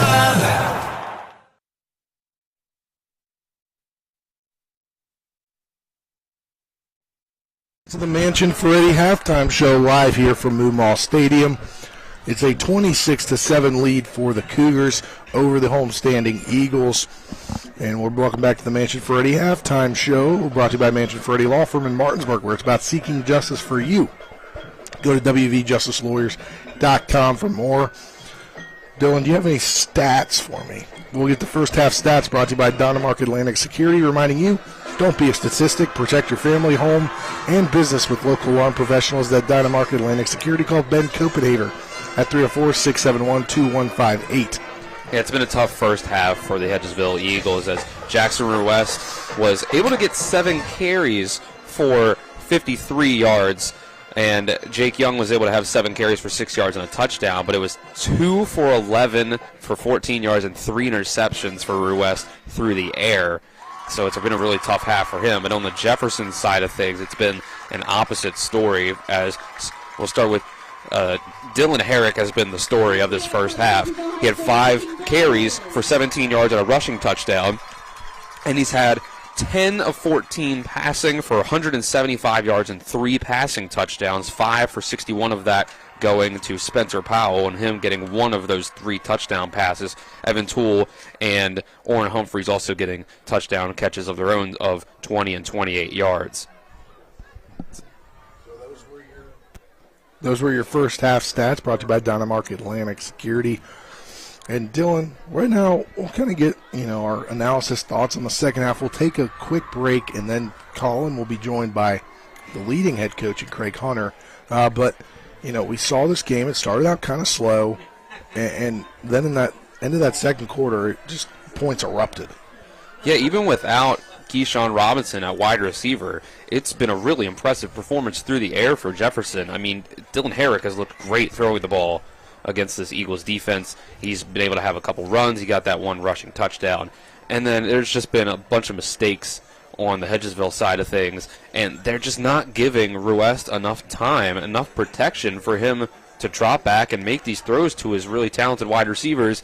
And then we mentioned, Coach Faircloth mentioned the officiating at halftime and going into the half. And, yeah, I mean, that it was a touchdown taken off the board from what it seemed like from us, from what it seemed like on the TV camera. And even if that wasn't a touchdown, they took a safety off the board. Right, that's what it seemed like as well. They really just – and then with a bunch of different other calls that they've been made in this game, that has to be factored into things because the officiating crew has not really been impressive tonight, let's say. They've made an impact on this game, and that is never a good sign. And clearly evident by the way that you could see Coach Faircloth say that, and as bad as it seems, it was my fault. I took that break. But he was willing to stay, and I think he wanted to vent out some frustration. That's what it seemed like. I've realized that as soon as he said that, I was like, oh, okay, that's why he let us keep him around a little bit before he went into the locker room, I think. All right, what we'll do now is we'll step aside for a 2-minute break, and then when we come back, hopefully Colin will have head coach for the Cougars, Craig Hunter. We'll be back for more of the Mansion Ferretti halftime show. Get you set for second half kickoff after this 2-minute break. You're tuned into West Virginia High School football on Talk Radio WRNR and TV 10 back in 2 minutes.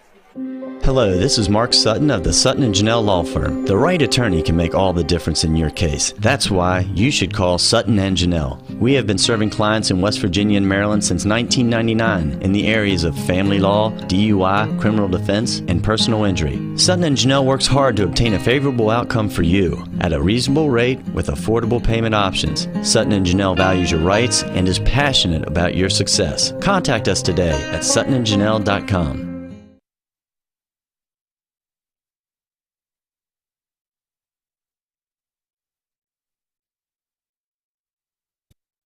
Mayhem is everywhere. I'm your new Bangs, and you can't stop staring at me. That's it. Just tilt the rearview mirror over here. And while you're checking me out more times than a library book, your car is wandering into that lane over there. More bangs? Neat. And if you've got cut rate insurance, you could be paying for this yourself. So get Allstate. Call Martinsburg Allstate agent Gary Kelly today at 304-263-4596. Hello, my name is Ron Winger, and I'm asking for your vote for delegate in District 96 on November the 8th. I am your pro-choice candidate. I believe that what a woman does with her reproductive rights is her business and hers alone. I am a Vietnam veteran and served the state of West Virginia for 23 years in the Air National Guard. I believe in our local school systems, and I will fight to support them. My name is Ron Winger, and I would appreciate your vote on November the 8th. Ad paid for by candidate. My kids, you know I want the best for you, don't you? We need to have a conversation. End-of-life planning is no one's favorite discussion, but the relief of having everything in place when the hour of need arrives is a gift. Give it to your family. Plan ahead with us. Brown Funeral Homes, a leading provider of cremations, invites you to explore the many flexible options of cremation. From environmental considerations to the benefit of greatly reduced cost, it may be the perfect answer for your family. Online at brownfuneralhomeswv.com. Brown Funeral Homes, here for you. Craig Hunter to be joined by Colin McLaughlin down on the sideline. Colin saw a former gunslinger for the Cougars, Sammy Roberts. He's down on the sideline as well. Colin could have gotten an interview with the gunslinger in Sammy Roberts, but I guess he's too focused on getting Craig Hunter. As we await to find him, I don't see him yet, but he'll make his way out here, I'm sure, in a minute here. Hey, a lot of these scores tonight around the state. That's what I wanted the opportunity. Couldn't fit in an opportunity before the half to tell everyone, make sure they tune into that scoreboard show with Nick Verzolini, the most important part of our crew, at halftime, to make sure you get those scores, because especially that Wheeling Parkersburg game, Park South game, big time matchup there. It can be a number 2 seed in the state going down. That could it could have huge playoff implications for the EPAC, considering that when you consider that Hurricane and Huntington play each other to end the season, a loss by Park South could mean that Martinsburg gets home field advantage throughout the playoffs before the state championship game. Yeah, and that could be huge for what we thought a couple weeks ago was not possible. Right, when they were down and tied for 7th place in the state with just a few weeks to go. All right, we're waiting to find Coach Hunter. I don't think Colin's located Coach Hunter yet. And Coach Hunter's being one of the last ones to make his way out of the locker room. He would be one of the last. All right, Colin said he's tracking him over there. He's making his way over. We'll get him. We'll get him here eventually. And of course, Martinsburg is on their bye week this week. They get themselves the night off, the week off, and then they get next Friday night off as well, as they play that Saturday afternoon game in Alexandria against Bishop Ironton. So that'll be a fun one there. They'll be probably one of the last teams to play a regular season game. They actually are the last team to play a regular season game in the state. I looked that up last week. As we're still waiting. Coach Hunter, I think I see him walking over there. Yeah, he's making his way to Colin now. I see him now. Ready when you are. All right, we will send it down to Colin McLaughlin down on the sideline with Coach Hunter. Thank you, Spencer and Dylan. Coach Hunter, your team able to capitalize late in the second half, really take control. What'd you tell your guys in the locker room? Just to keep at it, just keep going hard.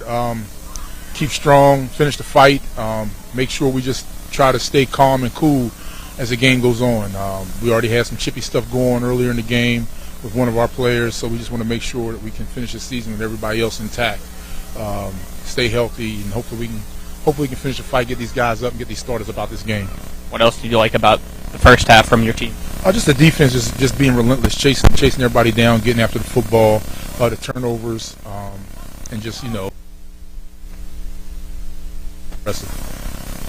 All right, thank you, Coach. Good luck in the second half. Send it back up to Spencer and Dylan. All right, thanks, Colin. Maybe if we got to talk to him at the end of the ball game, move a little closer in the infield. Maybe if we got to talk to Coach Hunter at the end of the ball game, maybe move a little bit closer here because we could barely hear it cut off kind of towards the end.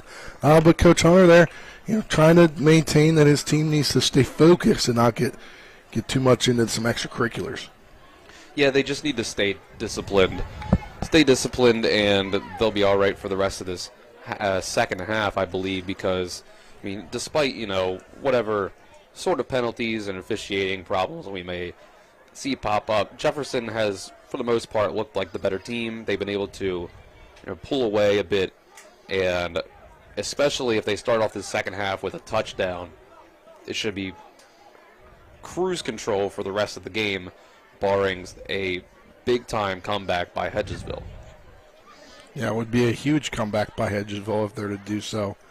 As we get ready for the second half kickoff here, they added the 3 minutes. The 3 minutes has expired, but they're nowhere. Now Jefferson's coming on the field with the Hedgesville Eagles still in the huddle. Yeah, they're getting things figured out here, I suppose. I'm not sure if there's a sense of urgency on the part of the officiating. I don't think at this point Coach Faircloth cares what these referees say. No, I think he doesn't seem like he's going to be too aggressive to get him back on the field, unless they get a delay of game penalty. Yeah, for sure. But the way that game was called in the first half, I don't know that I would be either. Yeah, he's justifiable frustration, let's call it. I would tend to agree there, but getting ready to boot things away at Declan Hall, I believe, out there. For the Eagles, we'll have to see when they get back on offense or even on defense. What do we see with Ruest? Let's see, Tayshawn Roper back here to receive the kick, and I believe that's Evan Toole out there on the other side with him.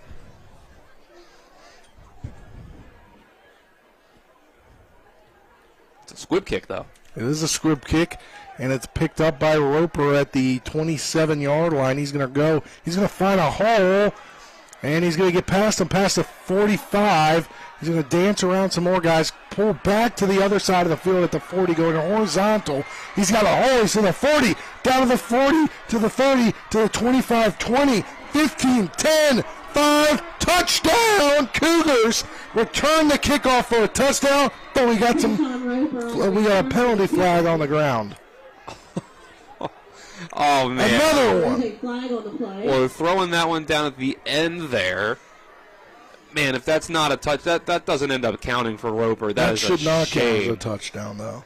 That's a real shame because he got the block in the back, it appears. He made quite an impressive play. I want to know the total number of yards that he ran on that play. I would say 100 because, he caught it at the 26.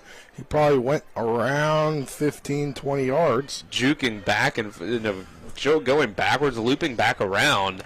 But, man, that's a shame for him that it looks like this isn't going to count. Penalty brings the ball back to the... But still ends up a really great start inside the 30 of Hedgesville. And then they're going to push it back from there or no?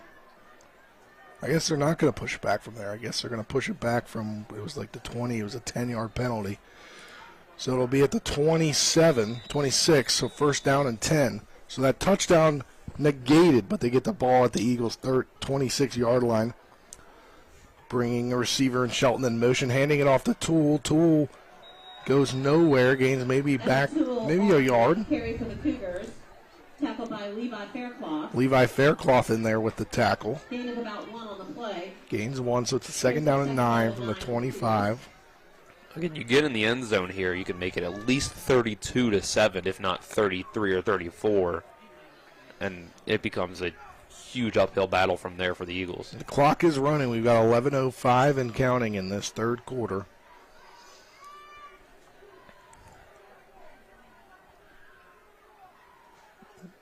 Takes the snap. He's going to throw to the right here. Is that Orrin Humphreys, I believe? Pass is caught by Kayshawn Roper. That's Kayshawn Roper. He's going to get on offense a little bit more after that big. It was actually return. Isaiah Fritz. Oh, it was Isaiah. Yeah, I didn't think it was. Jason, sorry.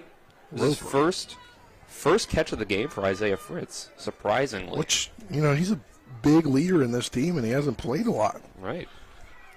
Not a lot of targets at the very least. So Herrick takes the snap, lined up in the shotgun, calling out some plays. He's going to get a play from the sideline. Now he's going to take the snap, and he's going to hand it off, but looks like a false start by the Cougars. Brings it back 5 yards, so it'll be 3rd down and 9 instead of a 3rd down and 4 at the 20. I mean, it's the 9th penalty of the game on Jefferson. They're shooting themselves in the foot here. That's 70 penalty yards. But they're still probably going to win this game. Right, that's the thing. Who knows what the score would be without those penalties? So it'll be a 3rd down and 9 at the 25. And that really changed their play call here from 3rd and 4 to 3rd and 9. I mean, yeah. it's we saw that in the first half. Yeah, completely different kind of set of plays that you run in this sort of situations. So 3rd down and 9, 9:55 and counting on the clock. Now down to 9:50. Herrick chases the snap. He hands it off to Toole. Toole's going to gain maybe a yard and get pushed back. Evan Toole on the carry for the Cougars. And give him the line to the 24. Give him a yard. So we get 3rd down and 4th down and 8 now. That makes me think that they're going to go for it, running the ball there. It does, yeah. And it looks like Herrick is staying out on the field, so it looks you're at the weird spot in the field because, obviously. Yeah, you're at the 24, probably too long for a field goal. Kickers miss PATs. Right, you haven't made an extra point at all, so might as well go for it. So we 4th down and 8 with 2 receivers to each side. Then they're going to bring one in motion. That is Spencer Powell. And Harris is going to take the snap. He's going to find an open man as Connor fell down. And then he's going to catch and run. He's going to get pushed out at the 4-yard line? Pass is caught by 3-yard line? This angle from this press box always gets me, Dylan. Yeah, it was a little just stopped there by Isaiah Fritz, and Braylon Connor, the corner, fell down, which left him wide open. Herrick just kind of ran out and threw the ball to him, so they put it at the 4-yard line after the 24-yard completion there. So, be 1st down and goal from the 4-yard line with 2 receivers each way, and then we've got Toole in the backfield. They ran a read option down here earlier. Harris is going to take the snap, fake it, and he's going to run himself, and he's going to get pushed out. But did the ball come out? I think he threw it. He threw the ball, but that should be a forward pass, illegal forward pass. On the carry. Well, if he was still behind the line of scrimmage, it wouldn't be a legal pass. But I don't think he was. That was a strange play there. I think Coach Faircloth is trying to get an explanation. It almost looked like he tried to throw the ball into the end zone or throw it at the pylon, which, I mean, if that's what he did, that's not how the rules work. That's the most confusing play I've seen tonight, and we've seen a lot of confusing plays. Well, 2-yard rush in the box score. Yeah. 2nd down and goal from the 2-yard line. It's going to be a false start. Push them back again. Another penalty for these Cougars. Illegal procedure. 10 penalties on the night. That's rough. And this is the last place you want penalties like that. Like I said, they ran read option for a touchdown earlier in this game, and I think that's what they ran on that 1st down there again. But Herrick was only able to get 2 of the 4 yards he needed for the end zone. So now you're at 7 yards away on 2nd down. 2nd down and goal from the 7-yard line. Herrick takes the snap. He hands it off to Toole. Toole tries to get around some guys, but he's going to get stopped by a gang of Eagles. Going to gain maybe 1 to 2 on the play, so it'll be a 3rd down and goal from the 5. Flock of Eagles, perhaps, there making the tackle. Perhaps. Toole has not gotten a lot going in the run game so far. Only 9 carries on the day for 11 yards. So 3rd down and goal from the 5-yard line.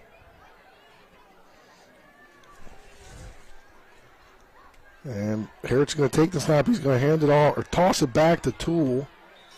Toole's going to gain a couple but not get into the end zone, so that'll be a 4th down and goal. You'll spot him at about the 2.5-yard line there.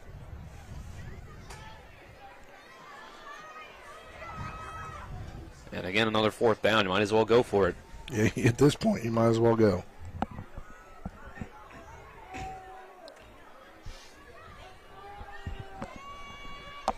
So 4th down and 3. 4th down and goal from the 3. Herrick takes the snap. He throws, and it's going to be off the hands of his intended receiver. So it'll be a turnover on downs.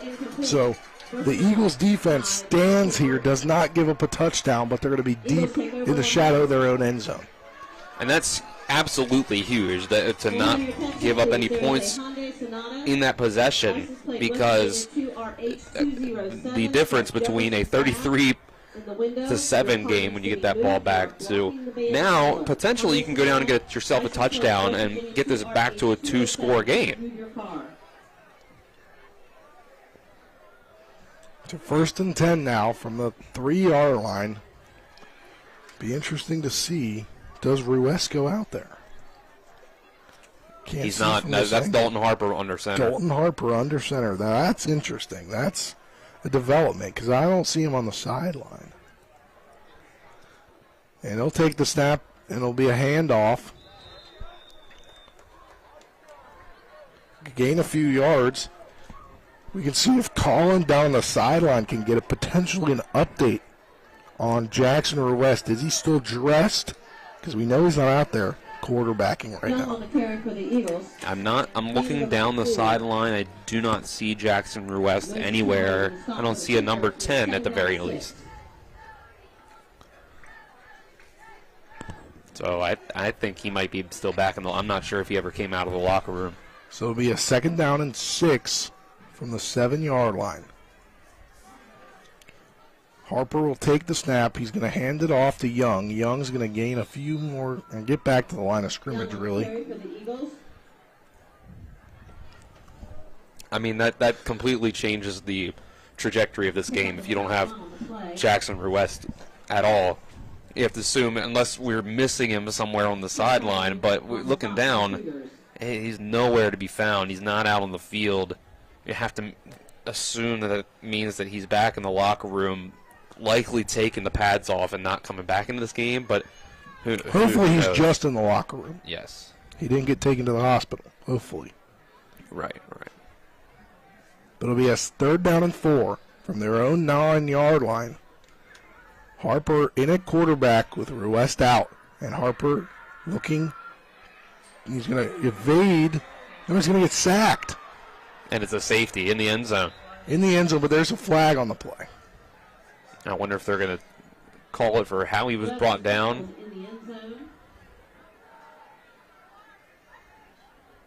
If that's the case, then there won't be a safety. It'll be a 1st down.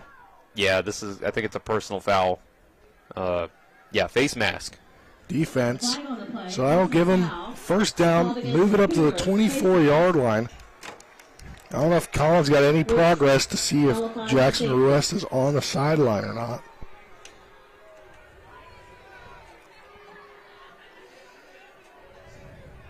Now we're already under halfway through this 3rd quarter, and there hasn't been any sign of positive yardage for the Eagles. So this is a rough situation for them to be in the second half with the season just about on the line. So 1st down now will be a 10-yard penalty, excuse me. Or no, why is it on the 15? It was on the 9. All right, First down, he takes the snap, does Harper. He hands it off. He's going to gain a few to the 19-yard line. I think what might have ended up happening there was he was sacked down at the 1 yard line, and then they had the 15 yards. That makes sense. Or in the end zone, actually. Yeah, one official gave a signal for a safety, but it ends up being not registering because of the penalty. So it'll be a 2nd down and 6 from their own 19-yard line. Again, Harper in at quarterback. Through West, currently MIA. He got hurt, looked like at the end of the first half. Harper takes the snap. He's going to pass on a screen pass to Martin. Martin has to gather it in, and he's going nowhere. Gets tackled by a host of Cougars. Ruiz pass was complete to this is the kind of offense they're going to have to try to go to now, because Dalton Harper's just not the same level of passer as Jackson Ruiz. So if you want to throw the ball, it's probably going to have to be mostly screen passes like that. Maybe get some rollouts in, try to get some guys open in creative ways. And that was DeMonte Martin's first catch of the game. It's only the 3rd completion by the Hedgesville offense. Even Ruiz was only 2 for 11 in that first half. He made more completions to the Jefferson defense with 3 interceptions. So it'll be 3rd down and 11 from their own 14-yard line. With 3 trips to the far side, Harper takes snap. He's going to run it. He's going to get upended by the Cougars there. So it'll be a 4th down. Dalton Harper on the keeper. Yeah, and that's just a continuation of a trend that these guys haven't been able to protect the quarterback back there. It looks like. And is Harper down? Or is there a lineman? One of the linemen. All right, well, while they're tending to the injury, we'll step aside for a 60-second break and tune into West Virginia High School football on Talk Radio WRNR and TV 10. Cougars up 26-7. 3:29 left in the 3rd quarter.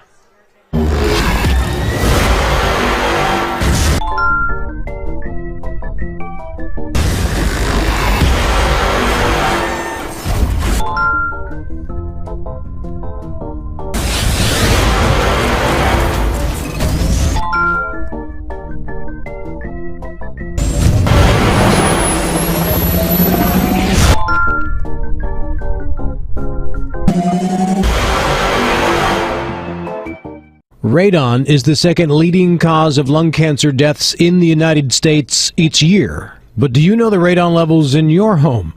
Home is a place to live, love, and laugh, not a place to breathe air containing radon. The Berkeley and Morgan County Health Departments are distributing free confidential radon test kits, and you can get yours at the Berkeley County Health Department office in Martinsburg and the Morgan County Health Department office in Berkeley Springs.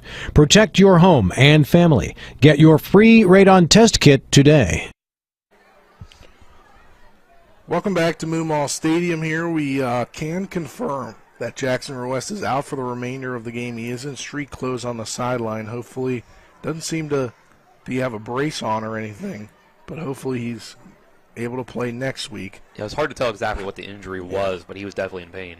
And Harper is going to boot it away, but not really boot it out. It's going to get a good bounce. It's going to take its trot to about the 47-yard line on the 4th down and 12 punt. So a 26-7 lead for the Cougars, 2:52 left in this 3rd quarter. 3rd quarter brought to you in part on TV 10 by Milestone Real Estate Group and Chris Ross in the Milestone Real Estate Group. Buying or selling a home, call Chris Ross at 304-579-7349 or go to callchrisross.com. Also on TV 10 by Sutton and Janelle, attorneys at law, full-service law firm helping individuals, families, and businesses with all their legal needs. They're at 224 West King Street in Martinsburg and online at suttonandjanelle.com. So 1st down and 10 from the Eagles' 47-yard line now on a 26-7 lead. And Herrick will stake the snap. He'll toss it off to Toole. Toole's going to get around the edge. He's at the 40, down to the 35-30, heading along the sideline, and he's pushed out of bounds. Evan Toole on the carry for the Cougars. They've been able to. We've got a flag, personal foul. Yeah, late hit. Late hit out of bounds, or somebody said something to somebody. Yep, one or the other. Ball is down inside the 20, it appears. I think they're going to put him at around the 16-yard line for about a 31-yard gain. And then probably...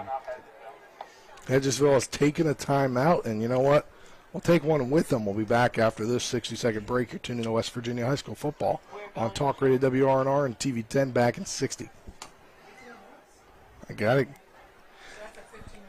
get the breaks in because pay the bills. I gotta get the breaks in because we're probably gonna go to running fourth quarter clock. At some point in The Palace Lounge in Martinsburg is the place to be this football season. Join us Fridays for Martinsburg Bulldog games, Saturdays for Shepherd Rams and WVU games, and every Monday, Thursday, and Sunday nights for the NFL primetime games. We still have steak night every Wednesday, shrimp nights every Thursday, and now taco and margarita nights every Tuesday. So come on in and enjoy the Palace Lounge. We're located at 1350 Edwin Miller Boulevard in Martinsburg. Hi, this is Lauren from Orsini's right here in Martinsburg. Grilling is not just for the boys. We are a Platinum Traeger dealer carrying the Pro Series all the way up to the Timberline Series. We have every flavor of wood pellets along with accessories, rubs, sauces. Not just Traeger, we carry Utz, Meat Church, Lanes, and Dizzy Pig. We also carry a full line of Yeti products. Orsini's has everything to complete your backyard. Visit us at 360 Hack Wilson Way or at Orsinis.com. That made that late hit, but Coach Faircloth laid into his son over there, and he's opposite of the play, and he might not be coming back in this ball game. But it's first and goal at the 8-yard line after the half the distance penalty. And it was after a 31-yard run by Evan Toole. Yeah. So 2:40 left in this quarter. 26-7 is a lead for the Cougars. Harris takes the snap. He hands it off. Is that Toole again? And Toole gets it inside. Or probably just back to the line of scrimmage. Maybe gains one. Now he got himself down about a good 5 yards. They're putting the spot around the 3-yard line. He got past the 5. That's what it was. He got himself about 5 yards. Stop by number 14, Zach Crosco. Zach Crosco makes the stop, so it'll be second down and goal from the 3-yard line. Second down and goal. He's only seen Jefferson pass the ball twice since the start of the half, after a really good first half passing the ball by Herrick. But the run game's working now.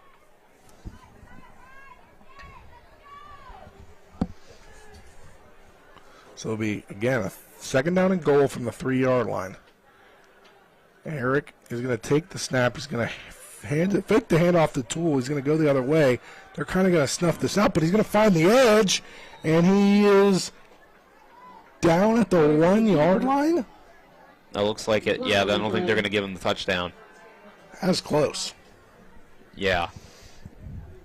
I can't tell if that's a penalty flag on the field or if that's like a yellow shoe, but I think that's a flag that probably a penalty flag. Wouldn't be. Yep, it is. It's going to be on Hedgesville, it appears.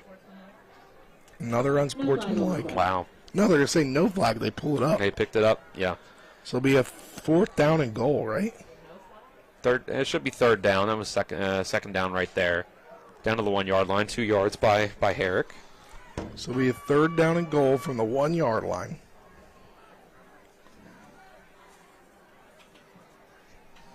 So Herrick is out there. Wonder how much longer we will see him with 1:34 left in this third quarter. And Coach Faircloth still on the field, not happy about something. Is he going to take another timeout? Looks like it. So he takes the timeout, and we'll take one with him. After this 60-second break, we'll be back for the rest of the third quarter. You're tuned into West Virginia High School football on Talk Radio WRNR and TV 10. Remember when you were a little kid and saw your first deer? Oh, how cute. As an adult, maybe you've had a different experience. Where'd that come from? Bambi mess up your dream machine? Call Cody's Auto Body today at 304-901-4777 and get the work done right the first time. Cody's Auto Body, 851 Wilston Street in Martinsburg, has a team of auto body professionals with a lifetime of experience putting your ride back together again, regardless of how it got that way. Cody's Auto Body. I'm Jonathan Bodwell, Bodwell Insurance Solutions, your local Medicare and life insurance agency. We are here to help you navigate the Medicare maze. We represent all of the major carriers, and you do not pay any more to go through us than if you go directly through a carrier. But if you go through us, you have a local professional to help you with all your Medicare needs, not a voice that could be in some other part of the world. Bodwell Insurance Solutions, your local Medicare agency. BodwellInsuranceSolutions.com or 304-283-0864.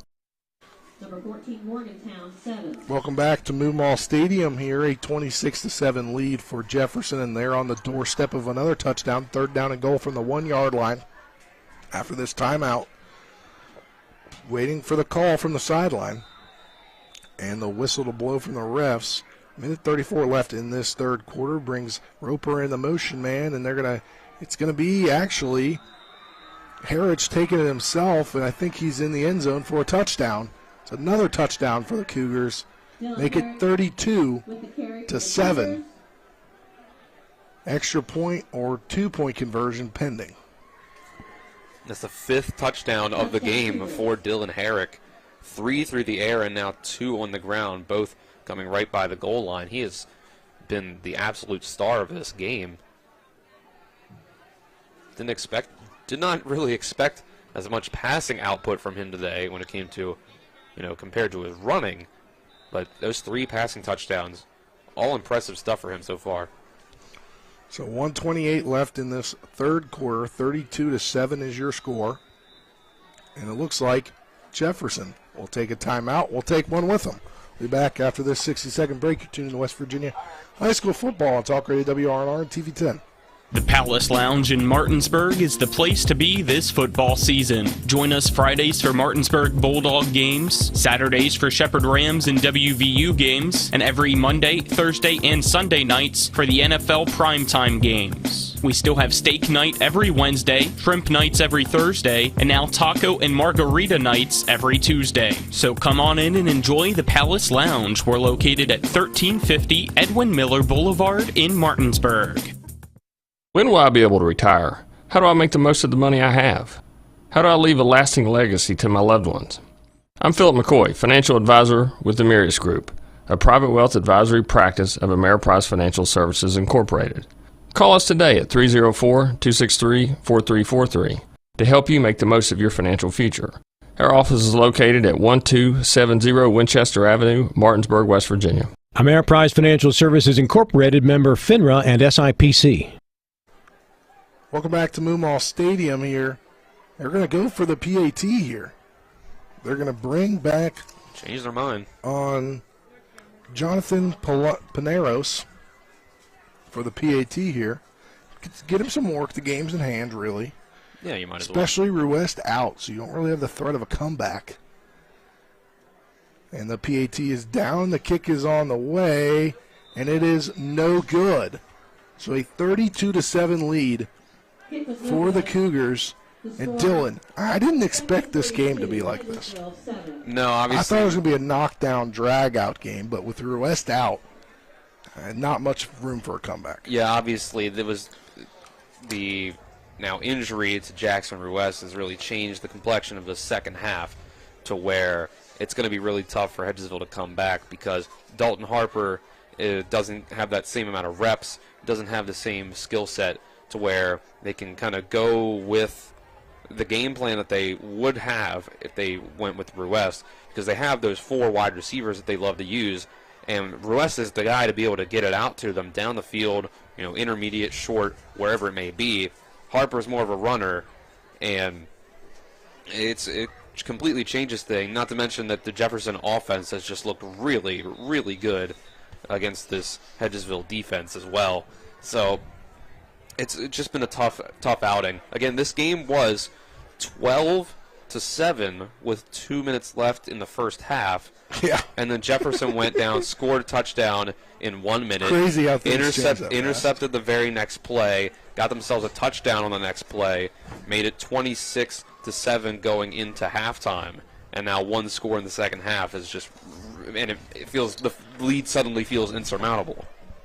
Well, I think it feels more insurmountable because you don't have the dynamics of Jackson West. Right. Even if he were still in the game 32-7 with this much time left, it would feel like very, very hard to come back, especially since West had more interceptions than completions while he was in the game. Yeah.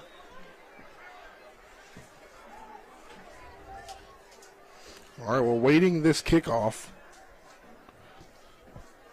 And the ball is booted to about the 15-yard line. Picking it up or catching it is Braylon Connor, and he's going to get to the 35, make it to the 37. He's going to get slapped by a couple Cougars. Braylon Connor on the return for the Eagles. So they will start at their own. They're going to call it the 39? 37 looks 37. like. Oh, they had the ball up to the 39, but it was just on the ground. 37-yard line. So it'll be the 37-yard line for a 1st and 10. Dalton Harper taking the snaps at quarterback with Rue West out. 2 to the near side, 2 to the far side.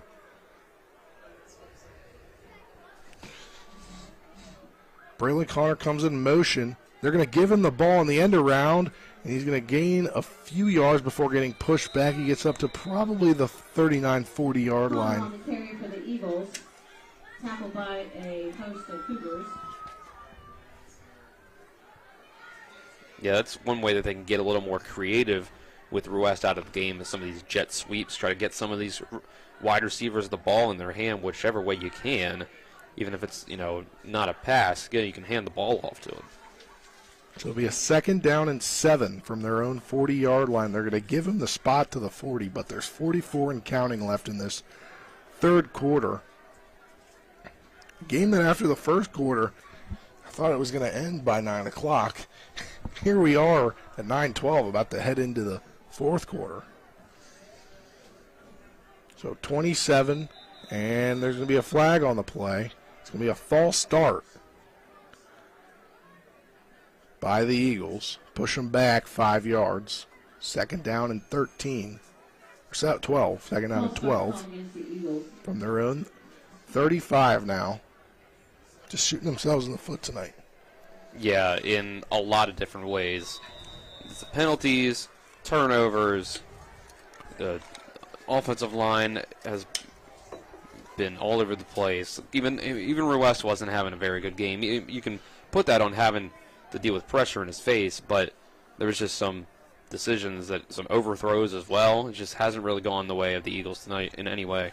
So 2 to the far, 2 to the near. Young in the backfield with Harper. Another penalty here. No, it's the end of the third quarter. Well, that'll do it for this quarter. The Cougars are on top 32-7. We'll be back to start the fourth quarter after this 1 minute break. You're tuned into West Virginia High School football on Talk Radio WRNR and TV10. Back in 60.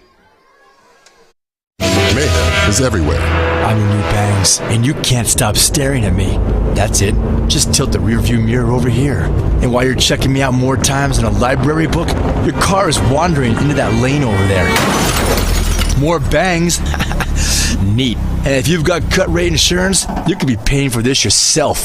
So get Allstate. Call Martinsburg Allstate agent Gary Kelly today at 304-263-4596. With 4 new car dealerships and 4 used car dealerships in 3 states, Parsons is the largest used car and fastest growing new car dealer in the tri-state area. Take Parsons Ford with huge savings on hundreds of new Fords, financing from 0%. Parsons' goal of financing for all. And Parsons' famous above-market trade-in allowances that help make Parsons #1 for used cars, too. See why so many won't buy anywhere but Parsons Ford in Martinsburg. We became #1 by making you #1 first. Parsons. Welcome back to Moonwall Stadium here with the Cougars on top of the Eagles 32-7. As we start the fourth quarter brought to you on TV10 by Hagerstown Ford, revolutionizing the car buying experience. You can go to HagerstownFord.com for more. Also by Smallwood and Small Insurance Group in Martinsburg, your total insurance solution at 121 Administrative Drive in Martinsburg, or call 304-263-3361. Start the fourth quarter. The Eagles have the ball Second down and 12 from their own 35. Harper takes the snap. He's looking to the near side. It's going to be picked off. That is Orrin Humphreys. He's going to get outside to the 30, to the 20, to the 10, to the 5. Touchdown, Cougars! Orrin Humphreys returns it for a touchdown. But do I see laundry on the field? I think there's some laundry I on don't the even have field. to look out on the field to guess that there probably is some.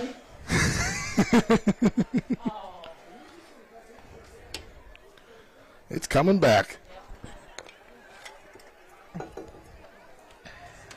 Well, it still gives Jefferson the ball as the penalty happens during the return.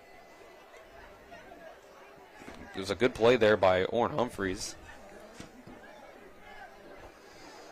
He's been all over the field on both sides of the ball, Humphreys has been. I think that's his second, at least his second interception. Not to mention the touchdown that he had. Touchdown. As well. I mean, he's a candidate for your player of the game. Absolutely. There's Herrick is as well. Yeah, we have. Holding call on the Cougars. So the ball comes to the 40-yard line. The Eagles' 40-yard line.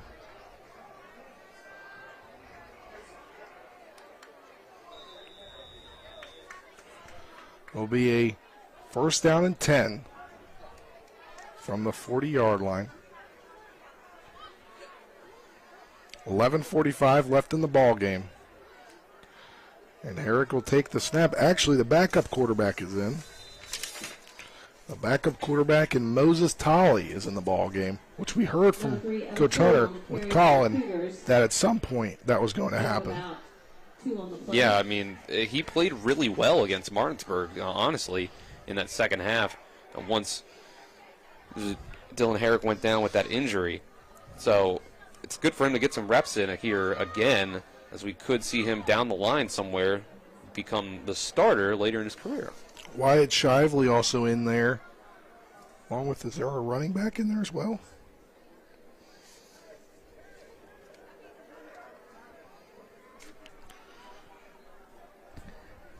Tolley takes the snap. He's going to hand it off. This time it's Toole. Toole's still in the game. Interesting that Toole's still in the game, but Harrich isn't. We're getting a little bit of a hobbled Jefferson offensive lineman who's going to try to walk off the field without a timeout being called. Tackled made by number 24, Jacob Kerr. It's like number 51, Jared Wilberger, is the one that's limping off the field. You got two receivers to the near side. We got a lot of movement here to the Cougars. Right, I think that there's going to be a timeout. Timeout by the Cougars. Yeah, they tried to go without the injury timeout there, but it threw things off to the point where the play clock's running down. So we will take one with them. We'll be back after this 60-second break. You're tuned into West Virginia High School football on Talk Radio WRNR and TV 10. Back in 60. W. Harley Miller Systems understands the need and desire for reliable and affordable smart home solutions. Secure your home with a security system and keep a close eye on your family. Automate your home with a Control4 system and have smart technology work as one. Set daily schedules to control your thermostats. Push a button and set the mood for dinner by dimming lights and playing music, or just sit back and enjoy a movie in your own home theater. Put decades of experience to work for you. Visit us at WHMsystems.com or call 304-350-1931. Before the invitations and the dress, the flowers, cake, candles, or vows, there was an answer to a question proposed with a ring. Bechtel Jewelers knows that an important part of your wedding happens before the I-dos. We're a diamond store with an engagement and bridal jewelry selection that's both exciting and accessible. On the big day, there's everything else, and there's the ring. Make sure you get this one right at Bechtel Jewelers in Inwood. Welcome back to Moonlaw Stadium here. 10:54 to go in the ball game with the Cougars up 32-7 as they try to drag out some clock here at the Eagles' 37-yard line. 3rd down and 7 with Moses Tolley, the backup, in the game with the game in hand, and he'll take the snap. He's going to throw it, and it's going to be incomplete. That was intended for Isaiah Fritz. So it'll be a 4th down and 7. Yeah, it's tough there for Tally. Brings up third down for almost like you iced the quarterback there on that play, because it was a third down and pretty long in between, a long and a medium there for Tally, and he had to wait through that timeout. Yeah, so 10:50. Isn't it fourth down now? No, it's third. I thought it was fourth. I thought it was too, because when we're seeing the punt teams coming on the field. There we go. Finally got the flip of the flip of the down marker from the chain gang. Let's say the punt team would be interesting to punt on third down. Now there's a flag. Is there 12 men on the field? It's from that back judge there, so I have to think that that's what the penalty is. A lot of confusion on these last couple plays from Jefferson. Confused. And they're going to back them up, yeah. They're going to back up. 12 men on the punting team, not on the return team. Yeah, you could see that as Jefferson was running off their offense and running their punt team on, there's some confusion. But the end result is it's still fourth down. Quentin Goins is out on the field to punt the ball. We have DeMonte Martin and Xavier Kirk back for the Eagles. It'll be a botched punt or botched snap, and Goins is going to run it, and he's going to get back to the original line of scrimmage.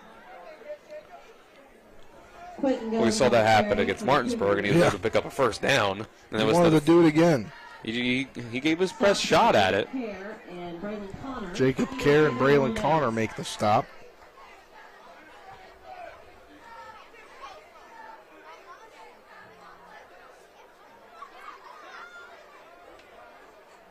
So it'll be first down and 10 for the Eagles from their own 41-yard line here. Down 32-7. Again, Jackson Ruest in the sideline in street clothes. He got injured at the end of the first half. Went to play on defense. Probably should have come out after throwing that interception, but he didn't. Yeah, it was one play. It was one play there. He was already shaken up. Ended up being a pass play that didn't. I don't think that play ended up adding any extra stress to him, but regardless, that was the last play he played. And Harper will take the snap, and they're going to run it and gain a couple before a host of Cougars. Make the stop, gain about, 3? Yeah, they'll give him about 3 yards there. I was going to say 2 to the 43 on the getting scoreboard. backups. We're getting backups all over the place. Dalton Harper in, and now they got a backup running back in there. It's number 12. Number 12 for the Eagles. Number 12 is Hunter Turner. He played a little bit in that Musselman game. Yeah, so they're getting some different guys some action now. Harper will take the snap. He's looking left. He's trying to evade some guys. He's going to throw it, and it's to nobody. Well, it was to Tanner Matthew, unable to make the catch. Makes it third down and 8. The pass rush for Jefferson all game long has just there's been no space to breathe for these quarterbacks. They've had to run out of the pocket for everything that they've had to do so far. So third down and 8 from their own 43-yard line. Down 32-7. 9:52 left in the game. Game that just seems like it won't end, Dylan. It's taken a while. Yeah, it's about the first quarter really breezed by. I mean, I think it was 7:24 and the first quarter ended. And then it was like 7:55 the half ended.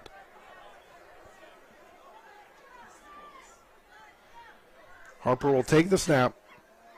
He's looking left. Now he's coming back to look right, and guy's going to start to grab him by the time he throws the ball, so it'll be an incomplete pass. Fourth down and 8. 9:47 left in this game. And Chase Hageman was getting in there. It hit his arm while he tried to throw the ball. Ended up making it a kind of a duck there that didn't end up going far enough to reach anybody. He just fell to the ground. I have the Hedgesville offense as having 9 passing yards on the game on 3 completions. It's not good. It's been a tough day. So 4th down and 8. You figure here that Harper is going to pooch punt it away. But he won't. He'll take the snap. He's looking right. He's looking left. He's trying to buy some time. He's going to throw the ball, and it's going to be caught on the sideline. So it'll be a turnover on downs with 9:38 left in the ball game. It was a good catch by that guy in street clothes on the sideline there. High Point. Jefferson will take over at the Hedgesville 43-yard line with 9:38 left on the clock. And we'd still be 10 points away from a running clock situation here in this 4th quarter. So it's not quite as out of hand as you would think. Like to find a 25-point game is not, the worst blowout in the world or anything like that. So it's been, Hedgesville has just had a really tough time getting anything going on offense. But Jefferson has, with a lot of penalties, prevented themselves from really busting this game incredibly wide open. So we've got another stoppage here. Not sure what that's about. The Cougars are getting lined up on offense now, though. So trips to the near side with one in the far and one in the backfield with Tully, Moses Tully. It'll be an incomplete pass. 9:35 left, 2nd down and 10. Not Colin, I was going to call you Colin. Dylan, game is in hand, well in hand. I mean, you just run the ball on the ground. Run the ball, man. Come on. I mean, you want to get your backup some reps in game. I understand. That's only the 2nd pass that Tally's thrown since he's come in. So you want to get your guys some reps. But I mean, you don't want to get your guys injured either. When you throw passes and get incomplete passes, that's more plays that you have to run to get this game over with, and you don't want anybody getting hurt out there either. So 2nd down and 10 with Spencer Powell in motion. They're going to throw it once again. That one to Powell, I believe. He'll get some blockers down the sideline, and what is he going to do, Dylan? He's going to hop out of bounds. 9:26 left in this 4th quarter. 32-7. Cougars are on top. He's preserving himself by getting out of bounds. So I mean, self-preservation move. That's good. Good in that sense. Again, you want to make sure. Nobody on your team's getting hurt. You want to try to get out of here with as few plays run as possible. So it'll be a 1st down and 10 from the Eagles 25. Tolly will take the snap. He hands it off to Toole. Toole's going to get outside of the 15, now to the 10. He's going to get tackled at the 5. Looks like by Tanner Matthew and Braylon Connor. So the clock will run once they spot the ball with 9:16 left in this contest. It's another 1st down for the Cougars. Now the clock's going to start to run here. A 1st down, and it'll be a 1st down and goal at the 6-yard line. It's nice to see Evan Toole get some stuff going in the 2nd half here because he only had 7 yards at halftime. Tolley will take the snap. Will hand it back to Toole. Toole's going to get around some men. He's going to get in the end zone for a touchdown, Cougars. A 6-yard plunge for Evan Toole. And it's another touchdown for the Cougars to make it 38-7. 8:47 left in the ball game. Those 6 carries that Toole had in the 1st half only went for 7 yards, and he's already gotten himself rushes of 5, 19, 6, 31 in the 2nd half. So much better 2nd half for Toole. Jonathan Paneros will be on for the PAT. Doing the holding is going to be Orrin Humphreys. The ball is down, kick on the way, and it is good. 39-7 is the score here. 8:47 left in the ball game. Dylan, game's well in hand. Yeah, I was able to tally up what Toole's had in the 2nd half here. He's now gotten himself on the day, 14 carries for 79 yards, which means that just in the second half, he has himself 8 carries for 72 yards, averaging 9 yards a pop in the second half. So it's been much better swimming for him in this second half when he had multiple negative yardage carries in that first half, and his best carry on the day was for 4 yards. Both teams getting ready to get back on the field here. The Cougars ready to kick it off. The Eagles getting on the field now. So all right, we can kind of talk about where this has gone. I mean, Jefferson has this game wrapped up in terms of, the playoff seeding. We'll have to look at how exactly this makes things look for the postseason for the Cougars.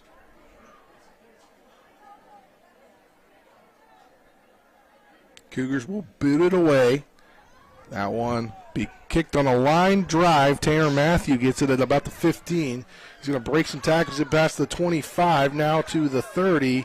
He's going to be tackled by a host of Cougars. Matthew on the return for the Eagles. Stopped by Isaiah DeLauder. So the big question for, I think, Jefferson will be how that University versus Morgantown game shifts out, because you have University at number 11 with being the lowest rated 2-loss team, and Jefferson being the second rated 3-loss team. So if Morgantown were to be the one that loses that game, you might not move up in the standings. If Wheeling Park ends up losing, Bridgeport, Musselman with a loss, that'll be interesting. Are you stealing Nick's thunder over there? Well, I'm not attempting to. I don't know the score of the University Morgantown game. I'll leave that one to Nick, but we'll see how that one turns out. Well, last we saw at halftime, Nick told us that Bridgeport was beating Musselman. There you go. Harper takes the snap, hands it off, and going to gain a few yards before being tackled by a host of Cougars. And I think if this game was closer, could have called on sportsmanlike there, because it was already done. The play was over and they threw him to the ground, but don't want to make this game last longer than it has to. Second down and 7 from the 34-yard line. 8:05 on a running clock here in this fourth quarter. A rolling clock, I should say, not running yet. Harper in at quarterback with Hunter Turner now in at running back. Yeah, we're seeing some new guys check in at wide receiver as well, it looks like. See Carl Williams, number 16, in the slot at the left. Harper takes the low snap, hands it off to Turner, and he's going to gain maybe a yard and then go nowhere. He's going to end up turning it into a gain for 1 or 2. Looks like Ian Wolf. Get a penalty? For the Eagles, stopped by They're pointing at each other like there's a penalty. Brings up third down. See Ian Wolf, number 5, out on the field now, wide receiver as well for the Eagles. And listen, when we're talking about all those scores, if you're a fan of the Martinsburg Bulldogs, you're going to absolutely want to tune in to Nick after the game to see the score of that Parkersburg South Wheeling Park game, to see what happens between, whether Martinsburg can potentially have home field advantage through the playoffs. I mean, it could help the Cougars as well. It could. Harper takes the snap. He's going to roll out. He's going to try to push his receiver downfield, but he's going to end up running, and he's actually not. He's going to throw it, but it's out of bounds. Pretty good pass, but too far out of bounds. You made a good point there, Spencer. Wheeling Park, if they were to end up losing to Parkersburg South, would have themselves a third loss to tie themselves up with Jefferson. So that's another, and they obviously wouldn't have any of those bonus points thrown in from beating a team like Park South. Fourth down. So obviously, we'll have to keep an eye. I think that game is still ongoing between Park South and Wheeling Park. So we'll see if that one wraps up by the time our game wraps up, and Nick will be able to give you a final, or if it'll have to be some sort of third quarter, fourth quarter score, or what have you. But again, that's a big one for Jefferson and for Martinsburg. So it'll be a 4th down and 5 with the clock rolling. Should be rolling now. I thought they were starting the clock now. I don't see it starting. Guess we'll start on the play. And Harper will just boot it away. We'll bounce down to the 26, 27-yard line. And there's a flag on the play. We got a fight going down there. There's some pushing and shoving. 12 on 12. Yeah, it's Hunter Turner on the Eagles side of things. Moses Tolley? Yeah, I think so. Flag on the play. I know Coach Hunter won't be liking that. His quarterback that's playing right now No. is getting in on that action. No, absolutely not. You want your quarterback to be a leader on your team. You don't want to see him. And it's going to go against the Cougars. Yeah, it's going to be It's going to be offsetting. Yeah. Personal fouls called on both sides. Penalties will offset.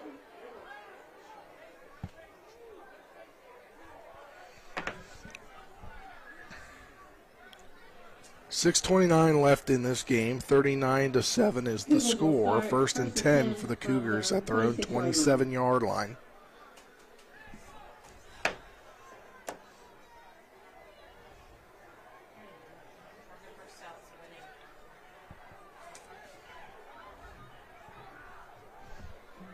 Dylan, do you have the score of that game?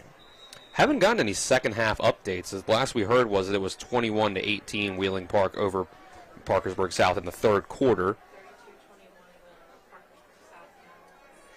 Tolley takes the snap, hands it off to Toole. Toole's going to get around the outside. Another 1st down for Evan Toole, and he's pushed out of bounds. At around the 45-yard line. 44 is where they're going to mark it. Another 1st down. Pushed out of bounds by Zach Cross.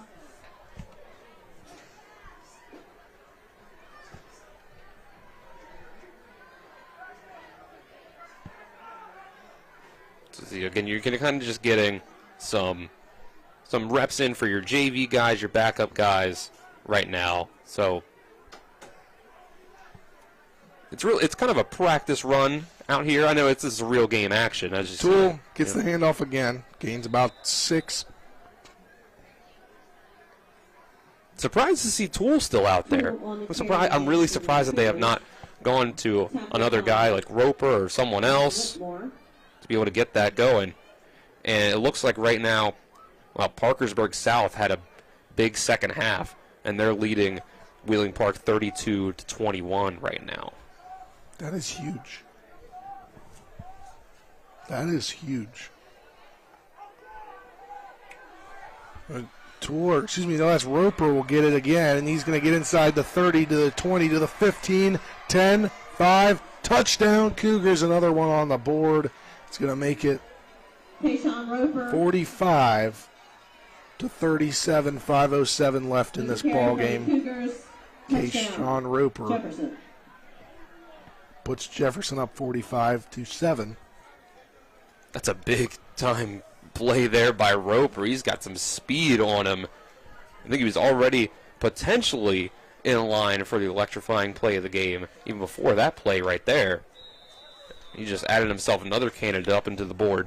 Yeah, Jonathan Paneros again on for the PAT try.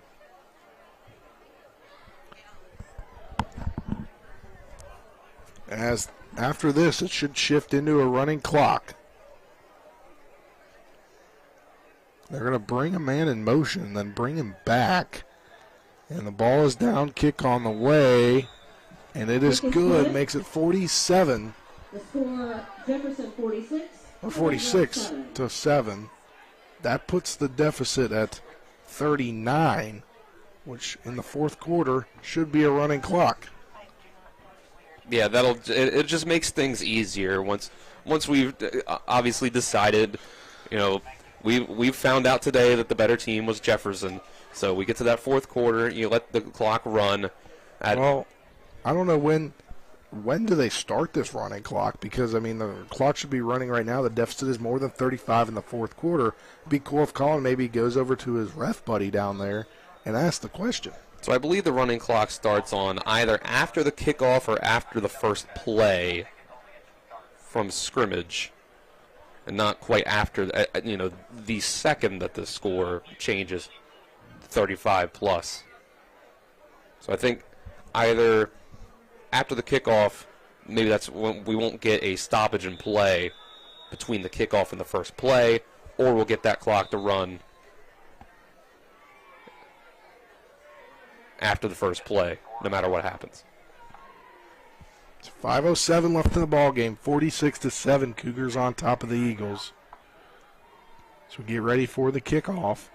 Cougars will be kicking it back to the Eagles.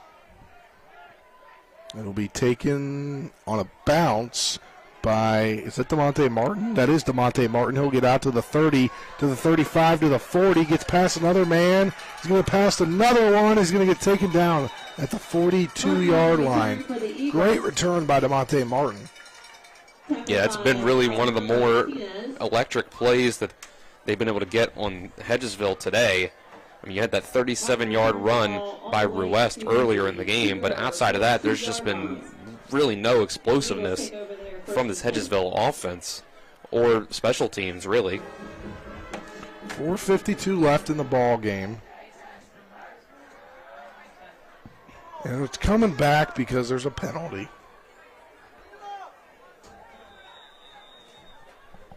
Let's see, we might be getting another timeout. Yeah, Coach Faircloth is going to take his last timeout. And what we're going to do, we are going to take a 30-second break. We come back. We'll have the next play for you. Tune into West Virginia High School football on Talk Radio WRNR and TV10 back in 30. Happiness grows here. Orr's Farm Market. Visit us at Orr's Farm Market, just 5 miles west of Martinsburg, to pick up all your local fresh fruits and vegetables. With our in-house bakery, fresh fruit slushies, and apple cider donuts, you can't go wrong. Live bluegrass every Saturday from 12 to 5 p.m. And check out all that's local and delicious at Orr's by going to orrsfarmmarket.com or visit our Facebook page. Happiness grows here. Orr's Farm Market. Small stadium here with the Cougars on top handedly, 46-7. They seem to be a holding penalty on the Eagles on that return. Negates the long return by Martin. They'll start in their own territory. Their own 26. So it must have happened around the 36 when he moved upfield. Got past the little pile of guys. Yeah. So now they're going to run the clock. There you go. So there you are, Spencer. Clock is starting to run here on a running fourth quarter clock now. That deficit is now 39, excuse me. So it'll be 1st and 10 from their own 26-yard line. Harper in at quarterback for the Eagles as Jackson Ruest left at halftime with an injury and street closed now. And the snap goes back and it's going to be picked up by the Cougars. A botched snap, and it's Cougar football. It was just a tough play there. I think we started to get some more backup linemen there. That might have been the first snap of the game for that center. Come back in there, and it just goes over his head. 4:11 left in the game, and they've stopped the clock. Well, they're not supposed to do that. Last week at Jefferson, they didn't stop it for anything. No, they didn't. Well, they took a break, and they didn't stop it. Yeah, well, they've signaled to start the clock back up now, so. All right, so it'll be 1st and goal from the 10-yard line with under 4 minutes to go in this ball game with Jefferson on top 46-7. Something that makes this tougher is that they've not had a functional play clock during this game. So, especially a time like this, it's hard to really know. You get a hand or toss back. Is that Toole in the ball game? And that is Evan Toole, and he'll get another touchdown. A 10-yard touchdown run for Evan Toole. He might as well be the player of the game. He's certainly up there in contention now with the second half that he's had. That's his second touchdown of this second half. That would be a 10-yarder. I mean, he finally got some space out there. They've been loving to run that pitch play there. to get things out. So now it ends up being 52-7. The final score of this game, I don't think can really be representative. Dictate what the game was like for most of it. I think it was a 3-4 touchdown ball game, and now it's a 6 touchdown ball game. Like we said, this was a 12-7 game with 2 minutes left in the first half. And then Jackson West went down with his injury, and it essentially just threw off the rest of the game for the Eagles.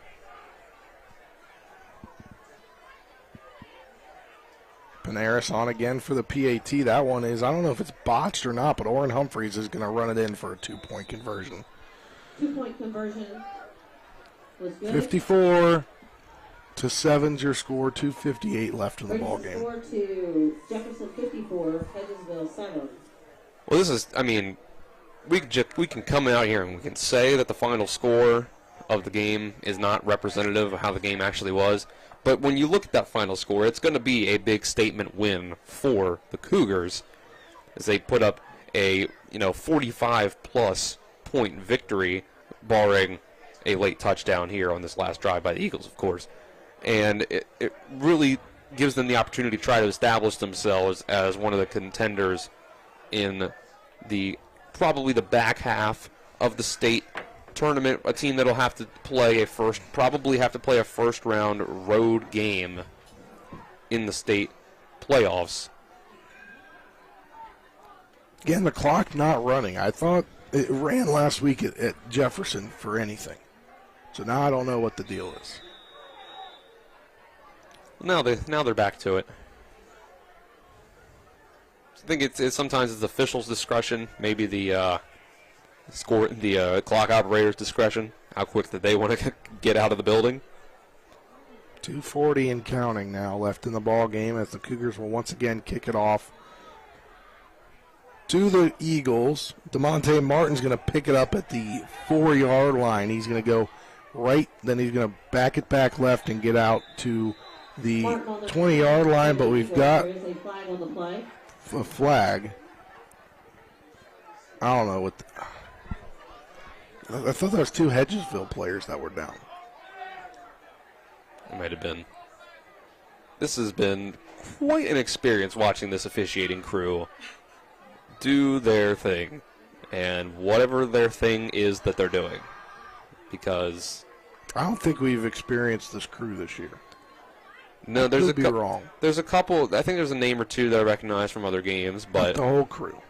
Yeah, not this entire group together. I think they're going to pull up the flag. Or no, the flag was on. Actually, was on the Cougars. Brings the ball up to the 35. I don't know what they're doing here. They're switching the ball out now, and the referee just got hit with the ball, trying to, as he threw one and tried to catch the other. He was only able to do one successfully. So that's the story of the night for these officials, I'd say. Yeah, these officials have been anything but good. As Harper takes the snap, he hands it off to Turner, and Turner goes nowhere. 1:15 left. He's second down now. Hunter Turner on the carry for the Eagles. And 11 from their own 34-yard line as the clock will continue to wind. Under a minute left in this ball game.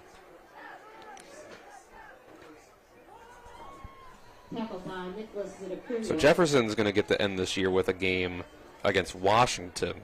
So you would expect them to really handily win that game, especially if they handily win this one, considering that Hedgesville has that victory over Washington at the start of the year here. 39 seconds and counting left. Probably the last play of the ball game, potentially. Harper's going to take the snap. He's going to hand it off once again to Turner. Excuse me, that's not Turner. I believe, is that a 20? That's a 40. Don't have a 40 either. That is a 40, though. New player, I guess. All right, well, that will do it for tonight's ball game as the Cougars knock off the Eagles and potentially their playoff hopes 54-7. That's the ball game, folks. We'll be back in 60 seconds. Colin will be joined by head coach for the Jefferson Cougars, Craig Hunter. We're back in 60 seconds to start the post-game show. Heffley Motor Company, just off I-81 at 993 Hedgesville Road, is a family-owned and operated business providing the Eastern Panhandle with the highest quality pre-owned vehicles and customer service since 1997. Heffley is a pre-owned Carfax Advantage dealer. We're proud to be your partner, serving the community. You're local, we're local, so why not buy local? Call us at 304-267-7172 or see us at 993 Hedgesville Road. And if you want to sell your car, we buy cars too. Check us out at Heffley.com. Heffley Motor Company, a nice place to do business. Let's go! Drink some beers! Mountaineer Grill and Pub! Conveniently located right off 81 at 214 Mid-Atlantic Parkway, Mountaineer Grill and Pub offers many daily specials, including happy hour 11 a.m. to 6 p.m. with $2 domestic bottles and $2.50 domestic drafts. Monday night is trivia night, Thursday night is wing night, and Wednesday and Sunday night is steak night. Let's go! Drink some beers! Mountaineer Grill and Pub! Welcome back to Moo Mall Stadium here as Colin is awaiting head coach for the Cougars, Craig Hunter. I am assuming that'll be maybe a little bit delayed here as he goes to talk to his team, but we'll start the post-game show brought to you by Palace Lounge on Edward Miller Boulevard in Martinsburg with a full lunch and dinner menu with daily specials and a clean, comfortable atmosphere. Check out the menu on the Palace Lounge Facebook page as Colin, I don't know what he's trying to signal to us. I'm not sure what he's trying to signal to us, but we'll get things started here. Dominating win for the Cougars tonight. Yeah, it was really just both sides of the ball. Really, Hedgesville couldn't get anything going on offense. 3 interceptions by Jackson West in that first half. Only had 2 completions to his own team, and then, of course, right before the end of the half there, he gets injured and doesn't play any of the second half. So really just that really threw off the entire game plan for Hedgesville. They weren't able to get anything going at all in the second half. And then the Jefferson side of things, Dylan Herrick looked really, really impressive throwing and running the ball. When he came into this game thinking that he was a running quarterback, that's what he would talk about as the biggest strength of his game. But he threw the ball all over the place. He had a stretch of 4 incompletions on the night, and those were his only 4 incompletions. He had those 4 in a row, and then that was it. He had multiple touchdown passes of over 20 yards, and he was able to get the ball. And this was without Keyshawn Robinson at wide receiver, who we thought was going to be okay coming into this game, but did not see the field. So all in all, a really impressive performance. And then, of course, in the second half, Evan Toole gets things going running the ball. So overall, a really good team performance by the Jefferson Cougars. Very good performance by the Cougars. We're waiting to be joined by anybody, potentially players and Coach Hunter. We'll see how things go here. Yeah, they're getting themselves a team meeting, team huddle over there, so I assume And again, we got back early because we only took a 1-minute break. Yeah. So, when we usually get these huddles, we're taking our 2 minutes and then, we get some more time here. But do you want to rattle down some post-game stats brought to you by Bechtel Jewelers, West Virginia's largest Pandora retailer on Route 11 South and Inwood, taking care of you like nobody's business? Right, we mentioned Jackson Ruess ended up being 2 for 11 with 14 yards and 3 interceptions. Yet he did have 7 carries for 53 yards on his side of things, but it was the Jefferson Cougars side of things that was really the impressive thing. 15 carries for 89 yards and a touchdown, 2 touchdowns for Evan Toole, and then it was Dylan Herrick, 12 of 16, 204 yards, and 3 touchdowns as well. And I think Colin has Herrick down there on the sideline. We'll send it to Colin down on the field with Dylan Herrick. Thank you, Spencer and Dylan. I'm down here with the quarterback of the Jefferson Cougars, Dylan Herrick. Dylan, congrats on the win, man. How's it feel to get the big win, a statement win for your program tonight? It feels great. I think we did it all as a team. Everybody wanted to come together and win this game, and we came out here and did it. Start to finish, a dominating performance for you and your team. How do you think you did tonight? I think I did amazing. I wanted to stay off my legs a little bit and get myself a little bit more healthy for the playoffs. And I wanted to put the ball in the air more, and I think I did that successfully, and I'm proud of myself. 1 game left. It's a rivalry game against Washington. What are you hoping to do next week? I want to smack Washington. It's my first time playing against Washington and starting against Washington, so I want to show them what I got. All right, thank you, Dylan. Appreciate it. Go celebrate with your team, and good luck next week, man. Thank you, man. All right, send it back up to you guys for now so that I can go get Coach Hunter. All right, thank you, Colin. We'll wait Coach Hunter, and you got some more stats, Dylan. Yeah, it was a pretty good overall performance for the Jefferson wide receivers as well. You had Orrin Humphreys, who had 2 catches for 52 yards and a touchdown, also had 2 interceptions on the day. And then Spencer Powell ended up having 6 catches for 80 yards and a touchdown for himself. 5 of those catches and 61 of those yards, and that touchdown coming in just the first half. And it was just an all-in-all good performance. You had a 50-yard touchdown by Tayshawn Roper as well. So all around the field, it was a good day to be a Jefferson Cougar. It was. It seemed to be a good day to be a Jefferson Cougar. A great night to be a Jefferson Cougar. And Colin down on the field with head coach for the victorious Cougars, Craig Hunter. Take it away, Colin. Thanks again, guys. Coach Hunter, huge win for your program tonight. What'd you like from your team from start to finish? Just the intensity, defensively and offensively, just getting after it and continuing to get after it. Just the whole game. They just continually got after the whole game. So, I mean, that was pretty good for us to come back after last week and get after it and put points on the board and shut down defensively like we did tonight. Yeah, you mentioned the defense when I talked to you at halftime.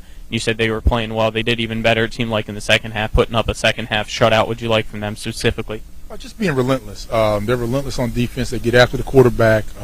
They tackle better tonight, and they're just like I said, they're just relentless. They were just nasty tonight. I just loved it. Next week, final game of the year against Washington. How are you guys getting ready for that one to continue to win and hopefully have a few home games come playoffs?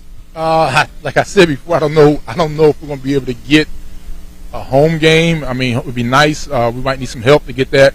But just crosstown rival, just finish the fight. I mean, that's what I talked about, all season long, is us just finishing the fight. We got one more game to get to solidify us being in the playoffs, to make sure we're in the playoffs, and to make sure we get hopefully a favorable seeding in the playoffs. So, I mean, we just got to finish the fight. All righty, Coach. Any final thoughts? Go Cougars. All right, thank you. Congrats on the win. Have a great rest of your weekend too, Coach. All right, you too. Back up to you guys. Thank you, Colin. Did a great job. Did a great job on the sideline tonight, as always. And we're going to wrap up tonight's post-game show, Dylan, and we'll get it. We'll start with these awards. We'll start with the Kelly Allstate Good Hands Catch of the Game, brought to you by Kelly Allstate. For all your insurance needs, you can call Gary Kelly, 304-263-4596, or stop by 724 Lakeview Drive in Martinsburg. Well, I have to give this one to Evan Toole's 20-yard touchdown that he had. He made that short-handed catch out of the backfield, and then he made that toe-tapping, balance beam act down the sideline to get himself into the end zone and extend that lead for Jefferson right before halftime. And now we'll move on to the Orsini, the electrifying play of the game, brought to you by Orsini's Home Store. Not just some appliance store any longer, located at 360 Hackwell, only in Martinsburg. Go to Orsinis.com for more. Even though the entire play didn't end up counting, it still ended up being a good gain of yardage there. It was Tayshawn Roper's kickoff return that he brought all the way to the end zone, but was brought back to about the 29-yard line of Hedgesville because of a block in the back. But it was an incredible play that he was able to make, going and getting that squib kick going around to the right side, looping back around to the left and coming up the field. It was just a great play being made there. And now the next one, the collision of the game, brought to you by Cody's Auto Body at 851 Wilson Street in Martinsburg. Family owned, offering superior customer service and great pricing for a job done by experienced certified professionals. Call 304-901-4777 or visit their Facebook page. Give this one to Jackson Rockwell, the freshman for the Cougars. Made a great play to break up a pass over the middle for Braylon Connor, and he ended up there was a different kind of collision on that game, on that play that also happened that wasn't quite as good for him, but we'll just give him the credit for the pass breakup and say that it was a great play that he made there. All right, now it's time for the final post-game award. That is the Bodwell Insurance Solutions Player of the Game. Bodwell Insurance Solutions, a local professional to help you with all your medical care needs. BodwellInsuranceSolutions.com or call Jonathan Bodwell at 304-283-0864. I got to give this one to Dylan Herrick. I mean, there's a couple different. I mean, Evan Toole had a great game, but Herrick had himself those 200 yards and 3 touchdown passes, only 4 incompletions, and then he also added on 8 carries for 22 yards and 2 touchdowns on the ground. 5 total touchdowns for Dylan Herrick on the day, making a lot of the difference for the Cougars in that first half. He had a lot of them on his own there. 4 touchdowns in just the first half. All of the Cougars 4 touchdowns in that first half that was able to get things opened up and just carried the whole team to that big-time victory tonight. It was a huge victory for the Cougars over the Eagles, and potentially, unless they get some help, this could knock out the Eagles out of playoff contention. Yeah, I have a feeling that it would take an incredible amount of help, even with a win next week for Hedgesville, to be able to get into the playoffs after the night, especially since they were coming into this game on the outside looking in as that first team out. It will definitely be hard to see things going forward for the Cougars, but we'll get ready to wrap things up. Hopefully Nick will have an update on the Spring Mills game. I don't know that there was an update at halftime. They're playing up in Pennsylvania and Albert Gallatin. That'll be an interesting game for Spring Mills, because if they can get that win, they're at 4-5, and then next week they play University at home, which would be a huge game. And the way things are stacking up, that's the ball game we're going to be at next Friday night with Martinsburg playing on Saturday. Yeah, I mean, it'd be a big opportunity not only for Spring Mills to get the 5 wins, but to get a win over a team that's currently, looking like one of the top 15 teams in the state. They can get some points there to get a win and try to get another EPAC team into the playoffs. All right, well, that will wrap things up here. I want to thank our crew, John Alderson running main camera up top, doing a great job as always. Colin McLaughlin on the sidelines getting interviews, getting us information, and running a camera as well. Braden Schaffner running a sideline camera. Donna Schaffner, our executive producer. Nick Verzolini, who you'll hear from back in the studio after this, get you more information on these other games going on tonight, and maybe he'll get you his little Nick's preview at what the playoff picture could look like come Tuesday once those ratings are released in his prediction. But Dylan, great job as always on color. Thanks for picking me up tonight. I'm a little under the weather, but I'm feeling okay. It's just my voice doesn't sound like I'm feeling okay, but I got through it. You powered through it. I powered through it, got through tonight's game. I'm going to take some NyQuil when I get home. But thanks to everybody for tuning in. So for John Alderton, Colin McLaughlin, Braden Schaffner, Donna Schaffner, Nick Verzolini, Dylan Bishop, I'm Spencer Dupuis saying so long. You'll hear from Nick Verzolini on the other side of this 1-minute break. Thanks for tuning in, everybody. Have a great night. Jefferson gets the 54-7 victory over Hedgesville. Hi, I'm Susan Benzinger, candidate for the new District 100 in the West Virginia House of Delegates. I support high-speed internet for every house, school, and business, clean water to drink, for agriculture, for tourism, public education, including locality pay for teachers and staff. If you send me to Charleston, I will represent all of us in District 100. I ask you for your vote on November 8th, paid for by Susan Benzinger for delegate, Raymond B. Benzinger, treasurer. What came first, the chicken or the egg?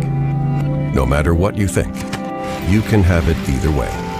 Rock's new bagel croissant and chicken waffle breakfast sandwiches are made fresh every morning. Rock's local market.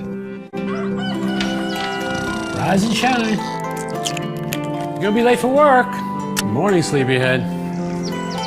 Have a good one. Rock's new bagel croissant and chicken waffle breakfast sandwiches are made fresh every morning. Rock's local market. Hi, I'm Sally Hardy. I am asking you to re-elect John Hardy to the West Virginia House.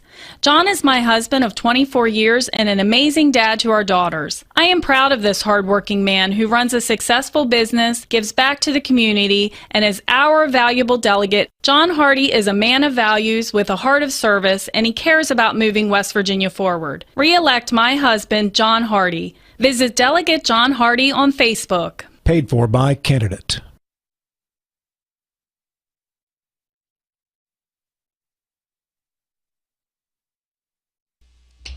All right, we welcome you into the Extra Point Scoreboard show, brought to you by John Hardy for the 97th District, re-elect John Hardy for the West Virginia House of Delegates, local businessman, volunteer, and tireless advocate for the Eastern Panhandle. I'm Nick Verzolini. Sorry about some technical difficulties here in the studio. If you're watching on TV 10, we just had an issue back here that caused us to be off the air for a little bit. So, unfortunately, for those of you that were watching on TV 10, you missed a little bit of the post game. But let's get some scores and then wrap this thing up. So the Jefferson Cougars get the 54-7 win over Hedgesville tonight. Other EPAC scores: Washington back in the win column, 35-3 win for the Washington Patriots over the Hampshire Trojans. So a big win for Washington. Unfortunately, and we'll double check here, but I don't believe we have a score for this Spring Mills Albert Gallatin game up in Pennsylvania, but it was a battle of 3 and 5 teams, so it should have been a close one, but we don't have a score update for you. Musselman was only down 28-21 at one point, but then Bridgeport just pulls away to get the 62-21 win over the Applemen. Spencer mentioned, obviously, we had some big games going on around the state, but I guess he expects that I'm like Albert Einstein or something and can do all the math to give you predictions for where these teams are going to be next week. I have no idea, but I can tell you who won tonight. That's about all I can do. Parkersburg South winning tonight over Wheeling Park 32-27, and what was a really good ball game between those two teams. That's unfortunate for Martinsburg if you're a Bulldog fan, because, well, you obviously want Parkersburg South to go down so the Bulldogs will have a chance at that top 2 seed. But obviously with the win there, Parkersburg South will stay in the top 3, potentially move up here because, well, that's a win over a 6-win Wheeling Park team. So you're going to get a good amount of bonus points that could potentially put Park South back at 1, and then Huntington and Hurricane, who also won tonight but won over 1-win South Charleston and no-win St. Albans. I guess I can predict it that way, so maybe I am pretty good at making these predictions. We'll have to wait and see, though. Spring Valley gets the win over Parkersburg, or at least is leading Parkersburg 20-3 right now in the fourth quarter. Good game as usual between Morgantown and University. 21-20 the score there in the fourth quarter. The Mohegans lead the Hawks.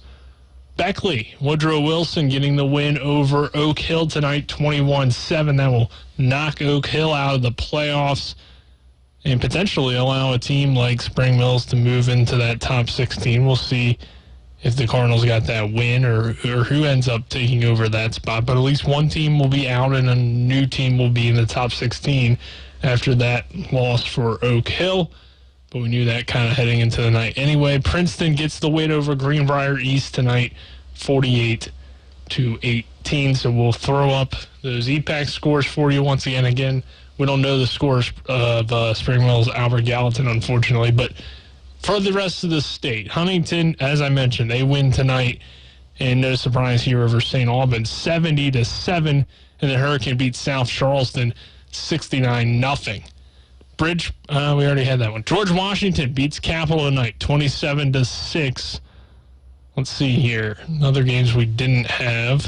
Not too much going on, honestly. Weir beats Brook 14-7 tonight. Lindsley beats John Marshall 44-0. So that's a somewhat significant game because John Marshall's sitting there at 4-4. And they won't get any points this week. They'll move to 4-5 at the loss. So potentially a 5-win team gets into the playoffs this year. I don't know. We'll have to wait and see. Riverside gets its 3rd win of the season over Lincoln County, currently leading in the fourth quarter, though, 33-6. Buchanan Upshur beats Preston tonight, 25-6. Buchanan Upshur moves to 4-5. There's going to be a lot of 4-5 teams. Point Pleasant, they're AA, though. They moved to 5-4 with the 28-24 win over Ripley, 3-6 Ripley. They'll move to 3-7, probably eliminates them from playoff contention. And that's all the scores in AAA.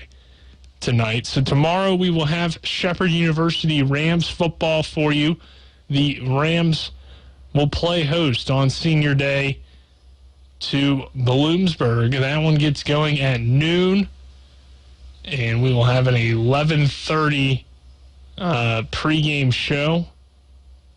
And it's obviously Senior Day for the Rams, Military Appreciation Day as well.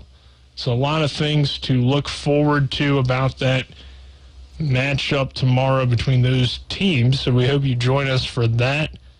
Just trying to think if there's anything else I want to mention with that. Following the game, there's the Once a Ram, Always a Ram fundraiser, I guess you could call it, for a former Ram that is going through some medical things at the Neon Moon Tavern following the game. So if you want to obviously help out with that, that would be a good thing for you to do. But the win again, or that one gets going at noon, 11:30 pregame show. And once again, your final score from the game you watched or listened to tonight: Jefferson beats Hedgesville 54-7. I'm Nick Verzolini, wrapping things up here from the studio. We hope you enjoyed the game. Have a good night, everyone.